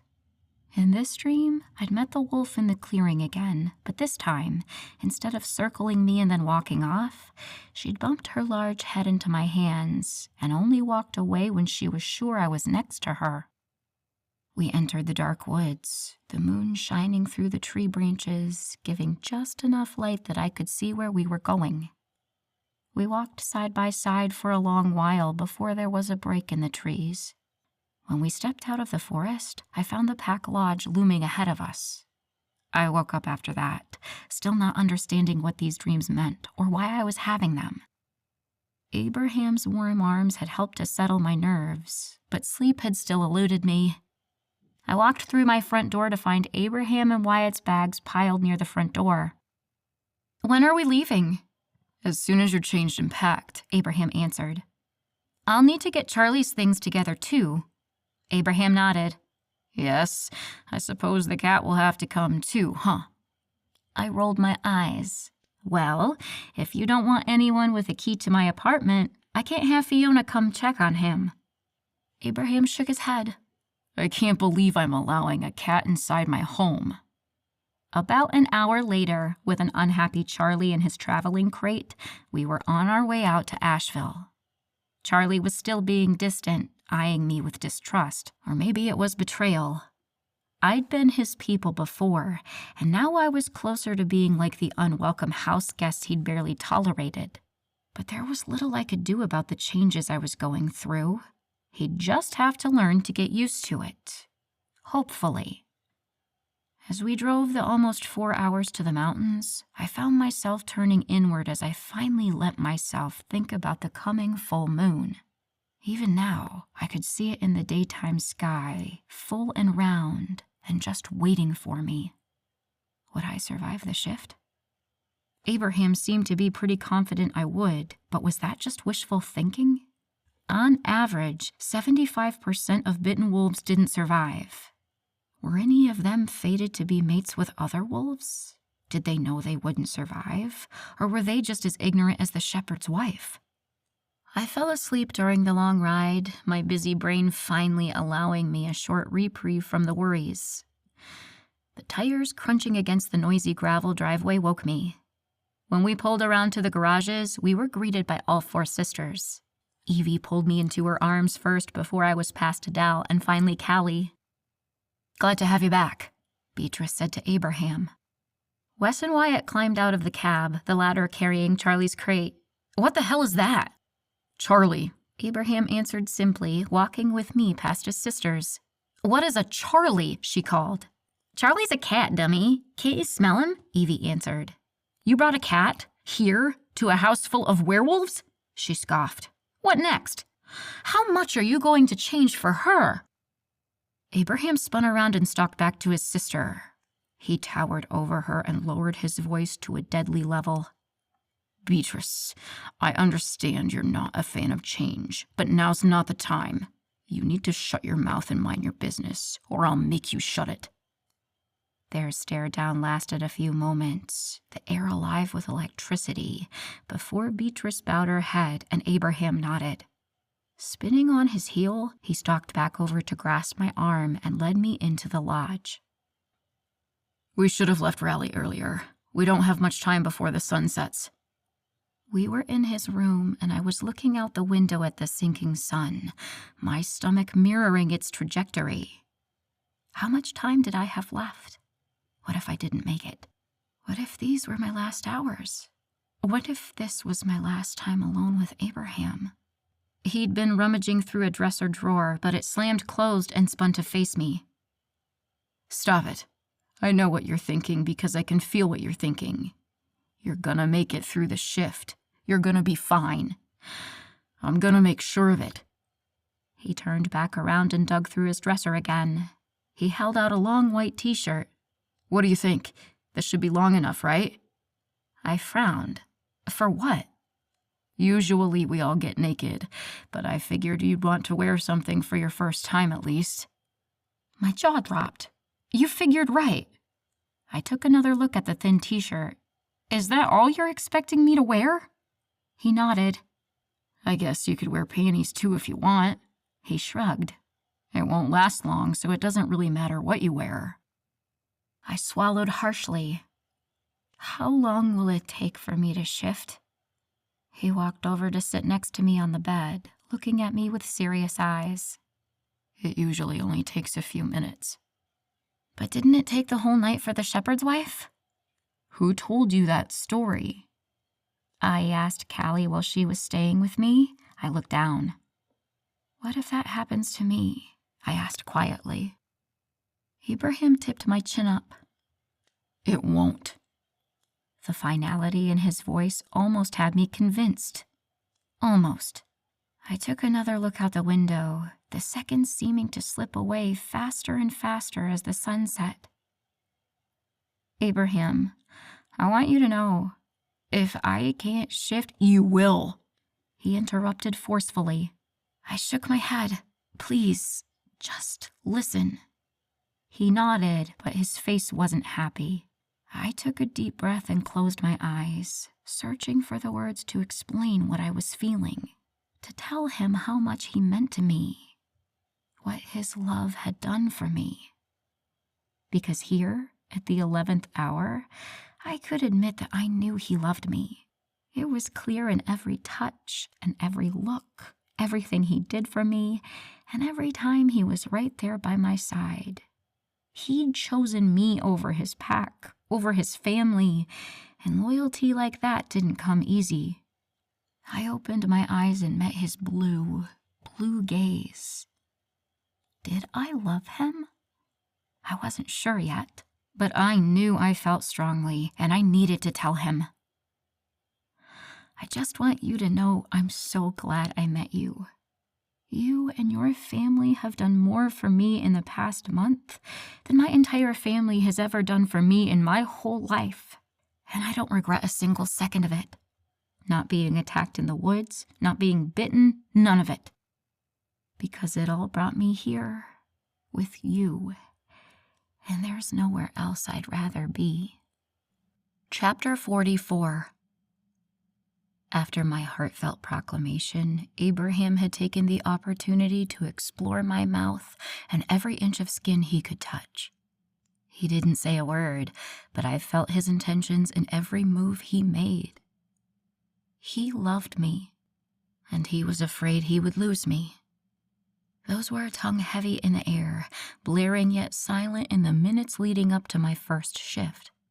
I would either join him and his pack, or he'd lose me forever. All of that was said and repeated over and over as he ravished my mouth, stealing my breath, and solidifying his place deep inside my heart. Did I love this man? I wasn't positive it was a yes, but I knew it wasn't a no. That was the best I could do at that time. He didn't seem to mind as he peppered kisses across my face, making sure not to miss a single inch. A thrill of adrenaline shot through my system, and we both froze in place. It's coming, Abraham panted. You need to get changed, and we need to get outside with the rest of the pack. I nodded breathlessly and retreated to his bathroom. When I returned, I found him wearing a low-riding pair of black basketball shorts, the waistband just barely hanging onto his trim hips. My mouth went dry as my eyes skated over all the skin he had on display. Damn, this man was perfect. Abraham growled low. Save that look for later, he rumbled. I shook my head. Now was not the time to be ogling. I needed to focus. I needed to survive. Is there anything I can do to make sure I shift completely? I asked, desperate to have some small slice of control. Abraham nodded as he grabbed my hand and pulled me from the room. You can focus on becoming a wolf. Don't fight the change. Encourage it. Welcome it. I nodded. I could do that easily, because I did welcome it. If it meant I got to stay with Abraham and his family, I'd do anything. Just a heads up, you're probably about to see a lot more of the pack than you ever thought you would. I frowned and he elaborated. We usually just leave our clothes inside. We'll ruin them otherwise, so there's no point. My face heated uncomfortably. I was beginning to look forward to this werewolf thing, but to be honest, I could have done without the nudity. I nodded and gripped his hand tighter as we descended the stairs. Abraham led me onto the back deck where I'd attended the pack barbecue a few weeks ago. The picnic benches were gone, and in their place stood dozens of people. All of them, to my relief, were at least partially clothed. Evie ran up to us wearing a loose t-shirt like mine. Hey, why is everyone dressed? I just got done telling Elle everyone would be naked. Evie laughed. We figured she might not want to spend her first full moon trying not to stare at all of us in our birthday suits. The pack decided to cover up for her. My nose burned as my eyes watered. Y'all wore clothes for me? I was truly touched that they cared enough about my comfort to ruin their clothing. Evie slung a thin arm around my waist. Girl, you're packed now. There's not much we wouldn't do for you. I sniffed back tears and wrapped my arm around Evie, pulling her close and tucking my face against hers. Thanks, girl. I really didn't want to have to stare at everybody's feet all night. Evie laughed loudly. Yeah, and if you caught sight of any loose salamis, Abraham might have thrown a fit.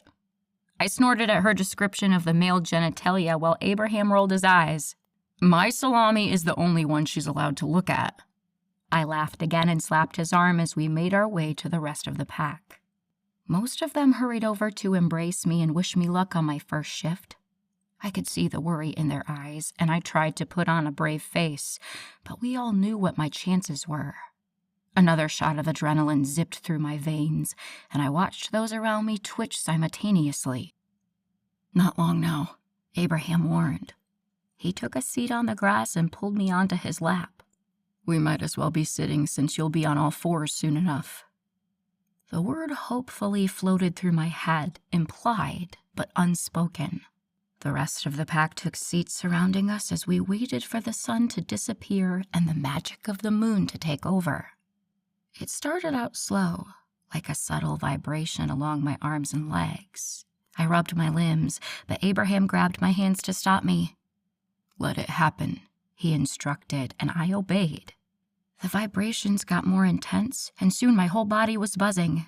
Around us, the sound of breaking and shifting bones filled the twilight night, but my body just continued to vibrate.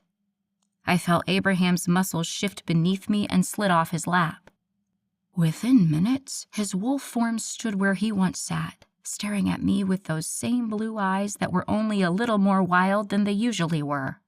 I looked around to see most of the clearing had already shifted, with only a few stragglers in the middle of the process.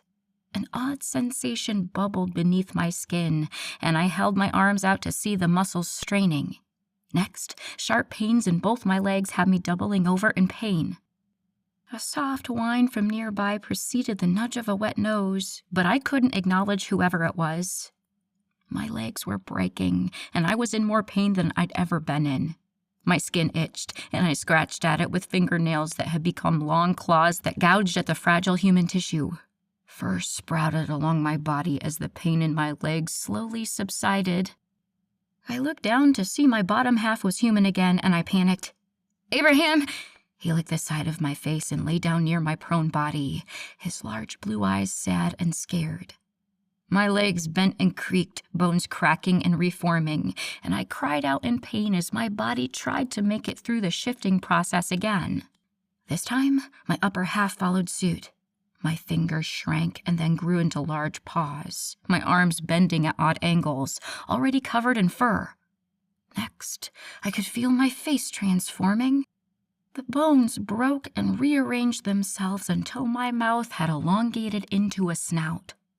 A howl of pain escaped me as my body wavered from human to animal, back and forth, as if it couldn't make up its mind. I lay panting on the ground as the wolves around me whined. Lifting my head, I could see most of them were lying down, surrounding me, trying to offer their support the only way they could. I caught Abraham's frightened eyes, and I steeled my resolve. I needed to make it through this. For them. For him. For me. Because I wasn't done living. In fact, it felt more like I'd just begun, and I would not give that up. Elle? Abraham's voice sounded inside my head. Can you hear me? He asked. I whined softly. You just need to focus. I need you to fight. You're so close, baby. Just concentrate, and soon you'll be with me. I focused my mind, letting the magic in instead of fighting it like Abraham had suggested. The full moon's power swirled through my body, changing it, shifting it. deep down inside, I recognized a presence, a force, some wild thing that I'd previously ignored, hungering for release. It clawed its way out of the depths of my body, growing and solidifying until it filled all the empty spaces inside me with its primitive desires. Slowly but surely, I felt my bones stop moving, my muscles settle into the positions they were supposed to take. When I lifted my tired head, I saw my body had finished shifting into a wolf. I was ecstatic, but so tired and sore, I didn't think I could move. So I lay there for a few more minutes as wolf after wolf walked over. Each one that passed would give my sorry body a little nudge with their wet nose or swipe their tongue across my face. I recognized their behavior as support, and I drew from their strength. There was one wolf who'd yet to move. Abraham's large body was still plastered against my side, his steady heartbeat a homing signal to mine. I followed the brightness of his heart like a lighthouse in the distance. Soon, I felt strong enough to roll onto my stomach. It was slow going, but a few minutes later, I was on all four legs, the pain subsiding rapidly. There was a cacophony of voices inside my head. Congratulations and well wishes from the other pack members, but they all swirled around unintelligibly until one stood out above the rest. "You did it," Abraham's voice whispered inside my head. I turned to find his bright blue eyes tracing my body. "And you're so beautiful." I perked up at his compliment and felt something moving behind me.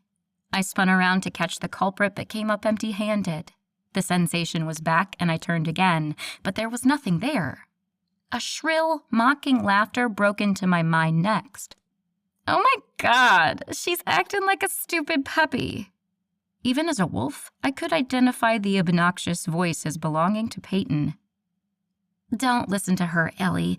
We've all chased our tails from time to time." I recognized Evie's voice in my head as she trotted over. I looked around at the crowd and realized I'd probably never be able to tell them apart. Abraham must have felt my confusion because he stepped closer to bump his shoulder against mine. "It gets easier to identify them after a while. Use your nose." I nodded my large, wolfy head and took in the backyard through my new eyes. My sight as a human had been almost this good, but my senses were undoubtedly enhanced in this form. A gray wolf that smelled like cinnamon and cloves ran over, and I immediately knew it was Dell. "Let's run!" That suggestion had my ears perking and my tail rising straight in the air.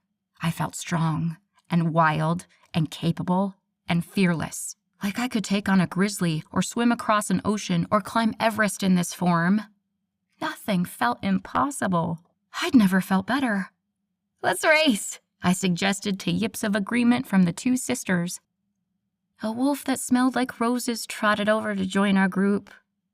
"I'm in," Callie said softly. "Not too far," Abraham warned. I heard him call for Wes and Wyatt, but ignored him. "Ready? Set?" I shot off into the woods. "Go!" I yelled after I was several feet ahead of them.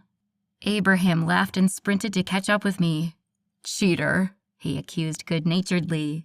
I ignored him and ran faster, pushing my new body to its limits as I raced in between the trees and over rocks, whipping through the forest at speeds I'd never dreamt of. The girls soon caught up, and I struggled to keep pace with them. It was like my body instinctively knew how to move in this new form, but my mind rebelled against using four legs. So, even though I was moving at a good pace, it still felt awkward and clumsy. A while later, we reached a small stream and stopped for a drink. None of us were out of breath, and the adrenaline high from running through the woods still pumped through my veins. I bent my head to take a drink and instead leapt backward with a frightened yip. "Elle?" The fur on Abraham's back stood straight up, and he let out a ferocious growl as the other three wolves circled me. Everyone's attention was on the woods surrounding us while mine was still on the water. "It's me," I whispered, my mind struggling to catch up, to understand. After Abraham had assessed the area around us and found no immediate threat, he nudged my shoulder with his wet nose. "What's the matter, Elle? What did you see?" "It's me," I repeated. I shook my head and took a tentative step back toward the stream. Steeling my resolve, I braved another look at the water's reflection and saw the creature of my nightmares staring back at me. It was me. It had always been me. "Elle, you're not making sense. I need you to focus and tell me what's going on," Abraham pleaded. I ripped my gaze away from the water and met his concerned blue eyes, so similar and so foreign at the same time. They pleaded with me for answers, and I did my best to choke them out. "The wolf. From my dreams. It's me." Abraham looked more lost than ever. I shook my head again. "The wolf I've been having nightmares and strange dreams about? It's me. It was me all along." "You were having nightmares about yourself?" Abraham sounded incredulous, and I couldn't blame him. I barely understood it myself, but I nodded anyway. It was my wolf. He stared at me for a few silent moments before his eyes found Callie. "Have you ever heard of this before?" Her soft voice answered in my head, "No, but I can do some digging tomorrow." Abraham nodded and turned weary eyes back to me. "Are you okay?" Thoughts were still racing around my head as I tried to make the connections and to think back on all the dreams I'd had in this new light. I realized she'd been testing me at first, or I guess I'd been testing myself. Either way, we'd gotten off to a bumpy start, but during the last couple of dreams, I'd stopped fearing the wolf and started trusting her. And it seemed she trusted me too. We'd come to some sort of understanding. I didn't fear her anymore. Or myself, I guess. This was confusing, but I knew one thing for sure. "Yeah, I'm okay," I promised Abraham. He smiled a wolfy grin at me and licked my face. Wolf affection would take some getting used to. We spent a little while near the stream, drinking and exploring, before Abraham insisted we get back to the other wolves. "I'll feel comfortable closer to the lodge," he'd explained. "Until the killer is caught. I don't want you out in the open unprotected." With that sobering thought, we all took off the way we'd come at a more reasonable pace. But where was the fun in that? "You're pretty fast," I told Abraham, circling around him as an idea formed in my head. He bared his mouth full of wolfy teeth for me. "The fastest." I nodded and pretended to think that over before leaping into a dead sprint. "Then I guess you don't need a head start," I called. I laughed as he cursed and set off after me, although in this form, laughing sounded more like barking. I heard his sisters egging me on, and I dug into the soft ground beneath my paws, pushing myself harder, faster, until it felt more like I was flying through the woods than running. And that was how I spent the rest of the nighttime hours, racing and wrestling and rolling around in the grass and learning how to be a wolf. It seemed like every pack member had a word of advice for me, and I listened, doing my best to remember it all. I realized, despite the threat of the killer in the woods and Abraham's overprotectiveness, I was happy. Really and truly, these were my people now. I was a part of this large, colorful family, this pack, and I'd never been happier. When the sun finally rose, my body seamlessly shifted back into a woman's, and I lay on the ground panting for a few minutes before Abraham found me. His large, naked body stood over mine, reminding me of my own nudity. I jumped off the ground, covering my most important bits and pieces while Abraham stood back, laughing at me. Looking around frantically, I found a large scrap of someone's shirt and used it to cover my front, one hand holding it in place while my other tried to shield my backside. Abraham laughed harder, but finally took pity on me. I kept my eyes safely above his waistline as he stalked over and scooped me into his strong arms. I curled into a ball and prayed no one was paying attention to my exposed behind. "No one's looking." Abraham answered my unspoken worries. I took a cautious look around to see the rest of the pack, naked and dirty, laughing and talking with one another as if they weren't all stark naked. I didn't think I'd ever be that comfortable with my own nudity, but it made me feel better that no one was staring at me. I relaxed in Abraham's arms as he carried me into the house and up to his room. "You want a shower now or when we wake up?" he asked at the bedroom door. A loud yawn escaped me, and I snuggled closer to him. "I just want you in a soft bed right now." He smiled widely. "That I can do." And, just like so many nights previous, and hopefully so many more to come, I crawled into bed with Abraham close behind. He pulled me against his hard chest, and I could feel the happiness and contentment deep inside him echoed in me. "Night, baby," he murmured before placing a kiss on my forehead. I drifted off to sleep in the early hours of the morning after my first shift, with a brighter future than I'd ever had. It had nothing to do with my work or my position in a company, and everything to do with the family and the love I'd found out here with a pack of werewolves in the North Carolina mountains. Read on for never-before-released bonus material from Shift. Before the shift. Abraham. "Hey, have you seen Calvin?" My pack enforcer, Matthias, jerked his head over his shoulder. "Took off that way a little while ago. Seemed upset." I sighed and ran a hand down my face. He and Clyde got into it again. Matthias rolled his eyes and crossed his arms over his chest. "Let me guess. Clyde is being an asshole because he can't find this killer." "Basically." "What did Calvin say to set him off this time?" "The same shit we've all been telling him. That he needs to slow down, that he needs to get more sleep, that he needs to ask for help every once in a while. Calvin offered to go through the victim list and evidence with him today, and Clyde lost his shit. It's like he doesn't trust anyone but himself to figure this out." Matthias shook his head slowly. "We've all tried to offer him help, but he won't budge." I sighed again and pulled my shirt over my head. I'd better go talk to Calvin. Their fights are getting worse and worse. I want to make sure he doesn't do anything stupid.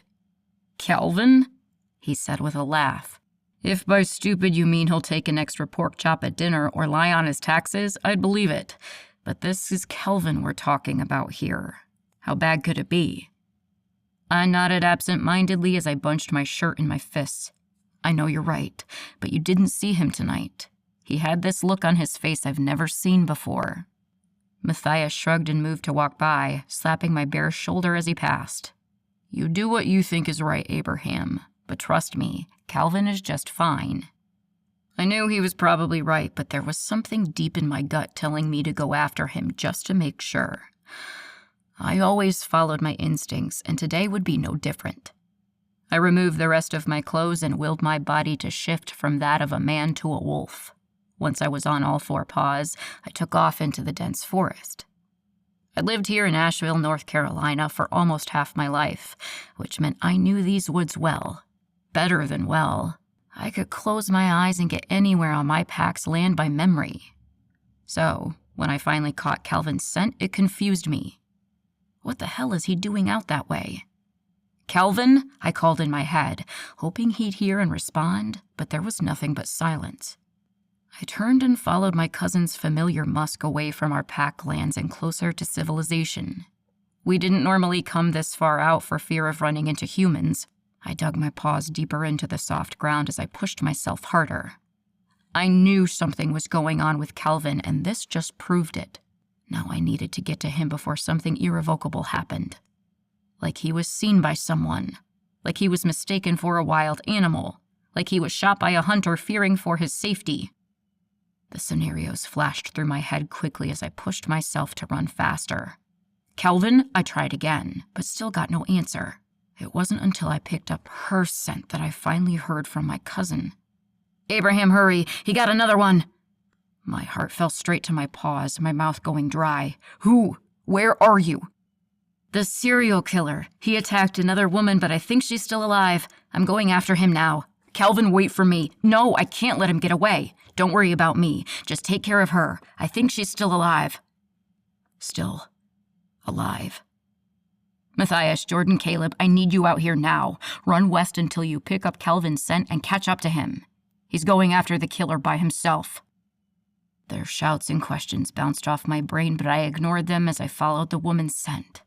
It was light, like sunshine, but also floral, like a bouquet of wildflowers on a sunny day. When the scent of her blood reached my nose, my stomach cramped painfully. I pushed myself even harder. I needed to get to her. I needed to help her. I needed to save her. I barreled through a cluster of thin pine trees before coming to a screeching stop. My lungs heaved as I struggled to catch my breath, my eyes riveted on the lump of clothes and bloody hair lying on the forest floor.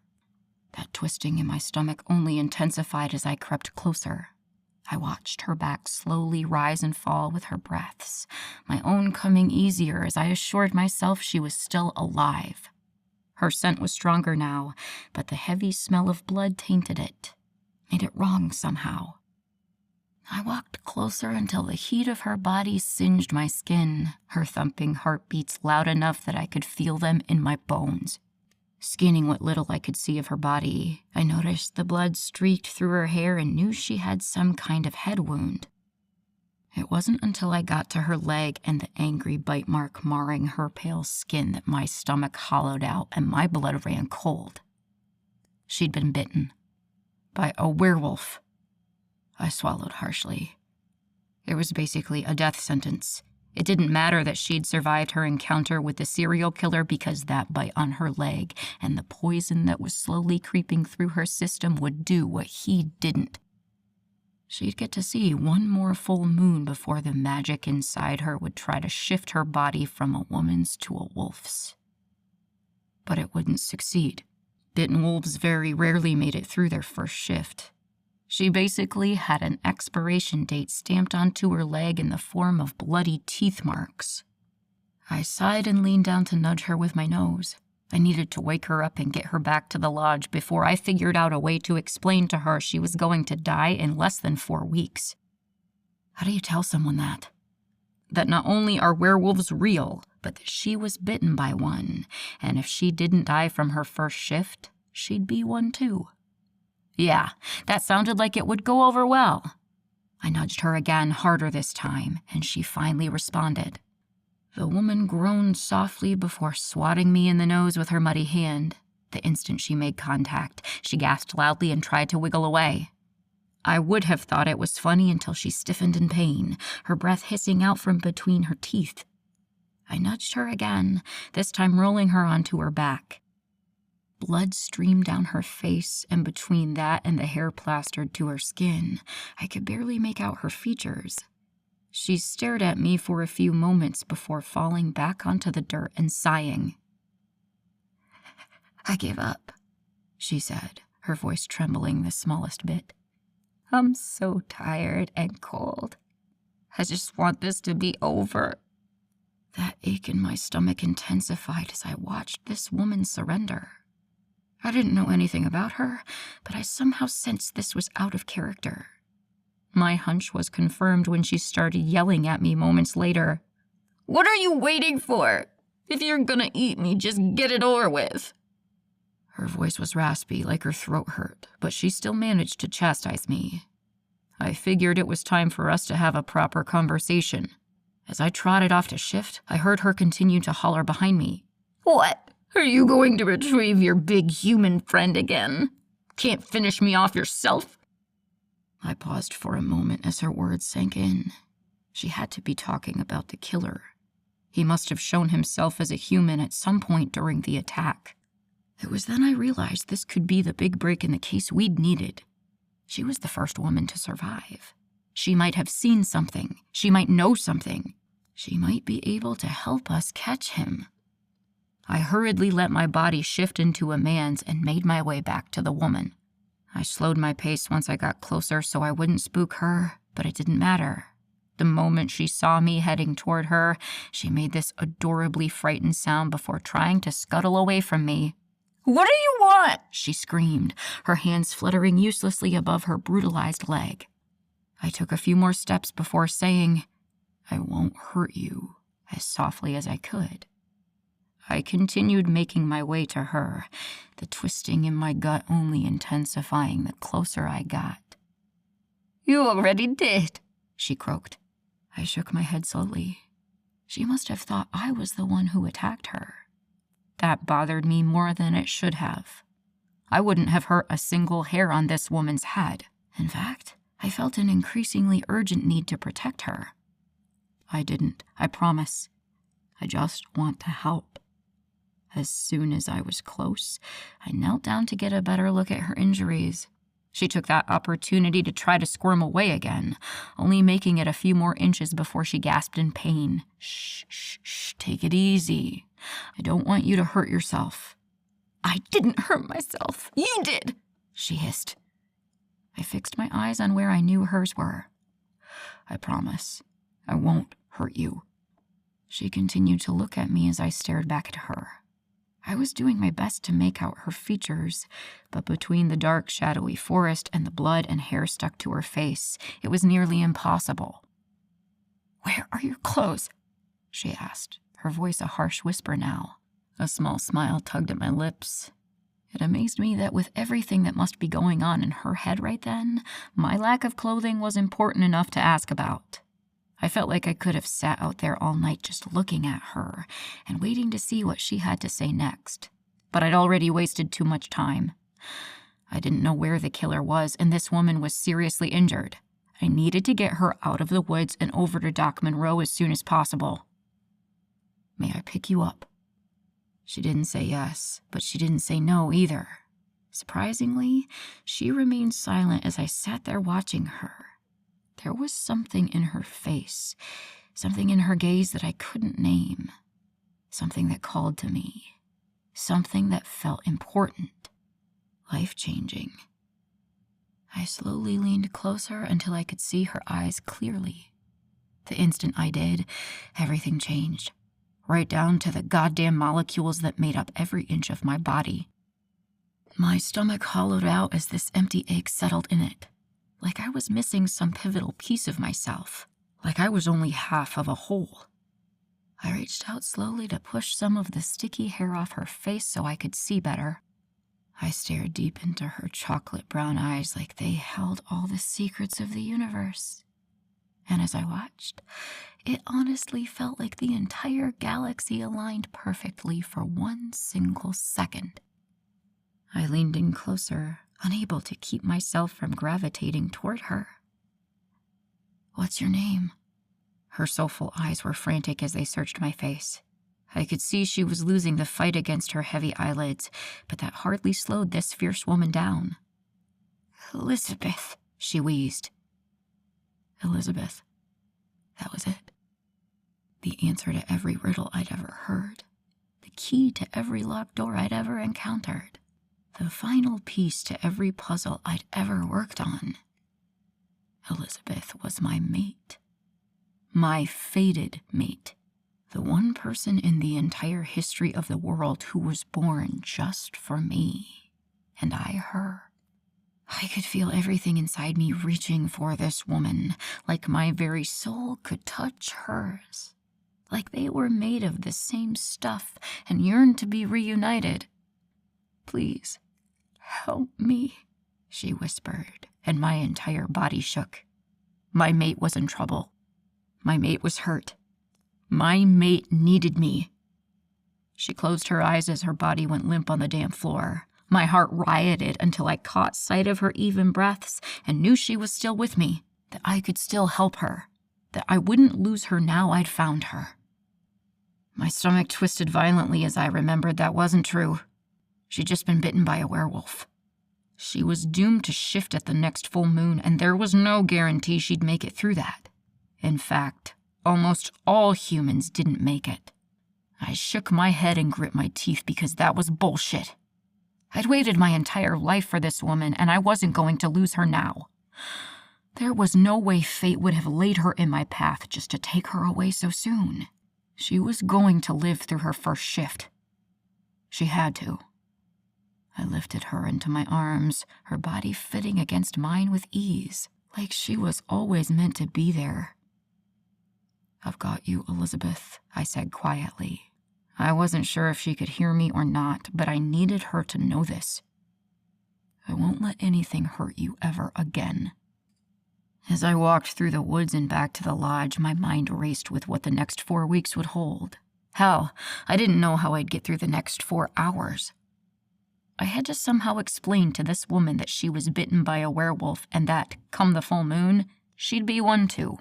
On top of that, there was a chance she wouldn't make it through that shift. That she'd be the 5th victim of the serial killer terrorizing my pack. That I'd lose the woman I was meant to love for a lifetime, not just a few weeks. Because I did. I'd never believed it when my parents had told stories of falling in love at first sight with each other, but fuck. I was already head over heels and falling further as the seconds ticked by. Even beneath the dirt and blood, Elizabeth was the most beautiful woman I'd ever seen. I'd only gotten to stare into her eyes for a few moments, but I knew there were a million stories in them, and I wanted to know every single one. My eyes were drawn over and over to the wound on her head, and even though it had stopped bleeding, the sight made my stomach lurch every time. I swore in that moment that I'd never let anything like this happen again. I'd protect her with my last breath. I'd sacrifice anything necessary to make sure she never experienced another ounce of pain. Elizabeth was my forever, and I was going to make sure we got to see it together.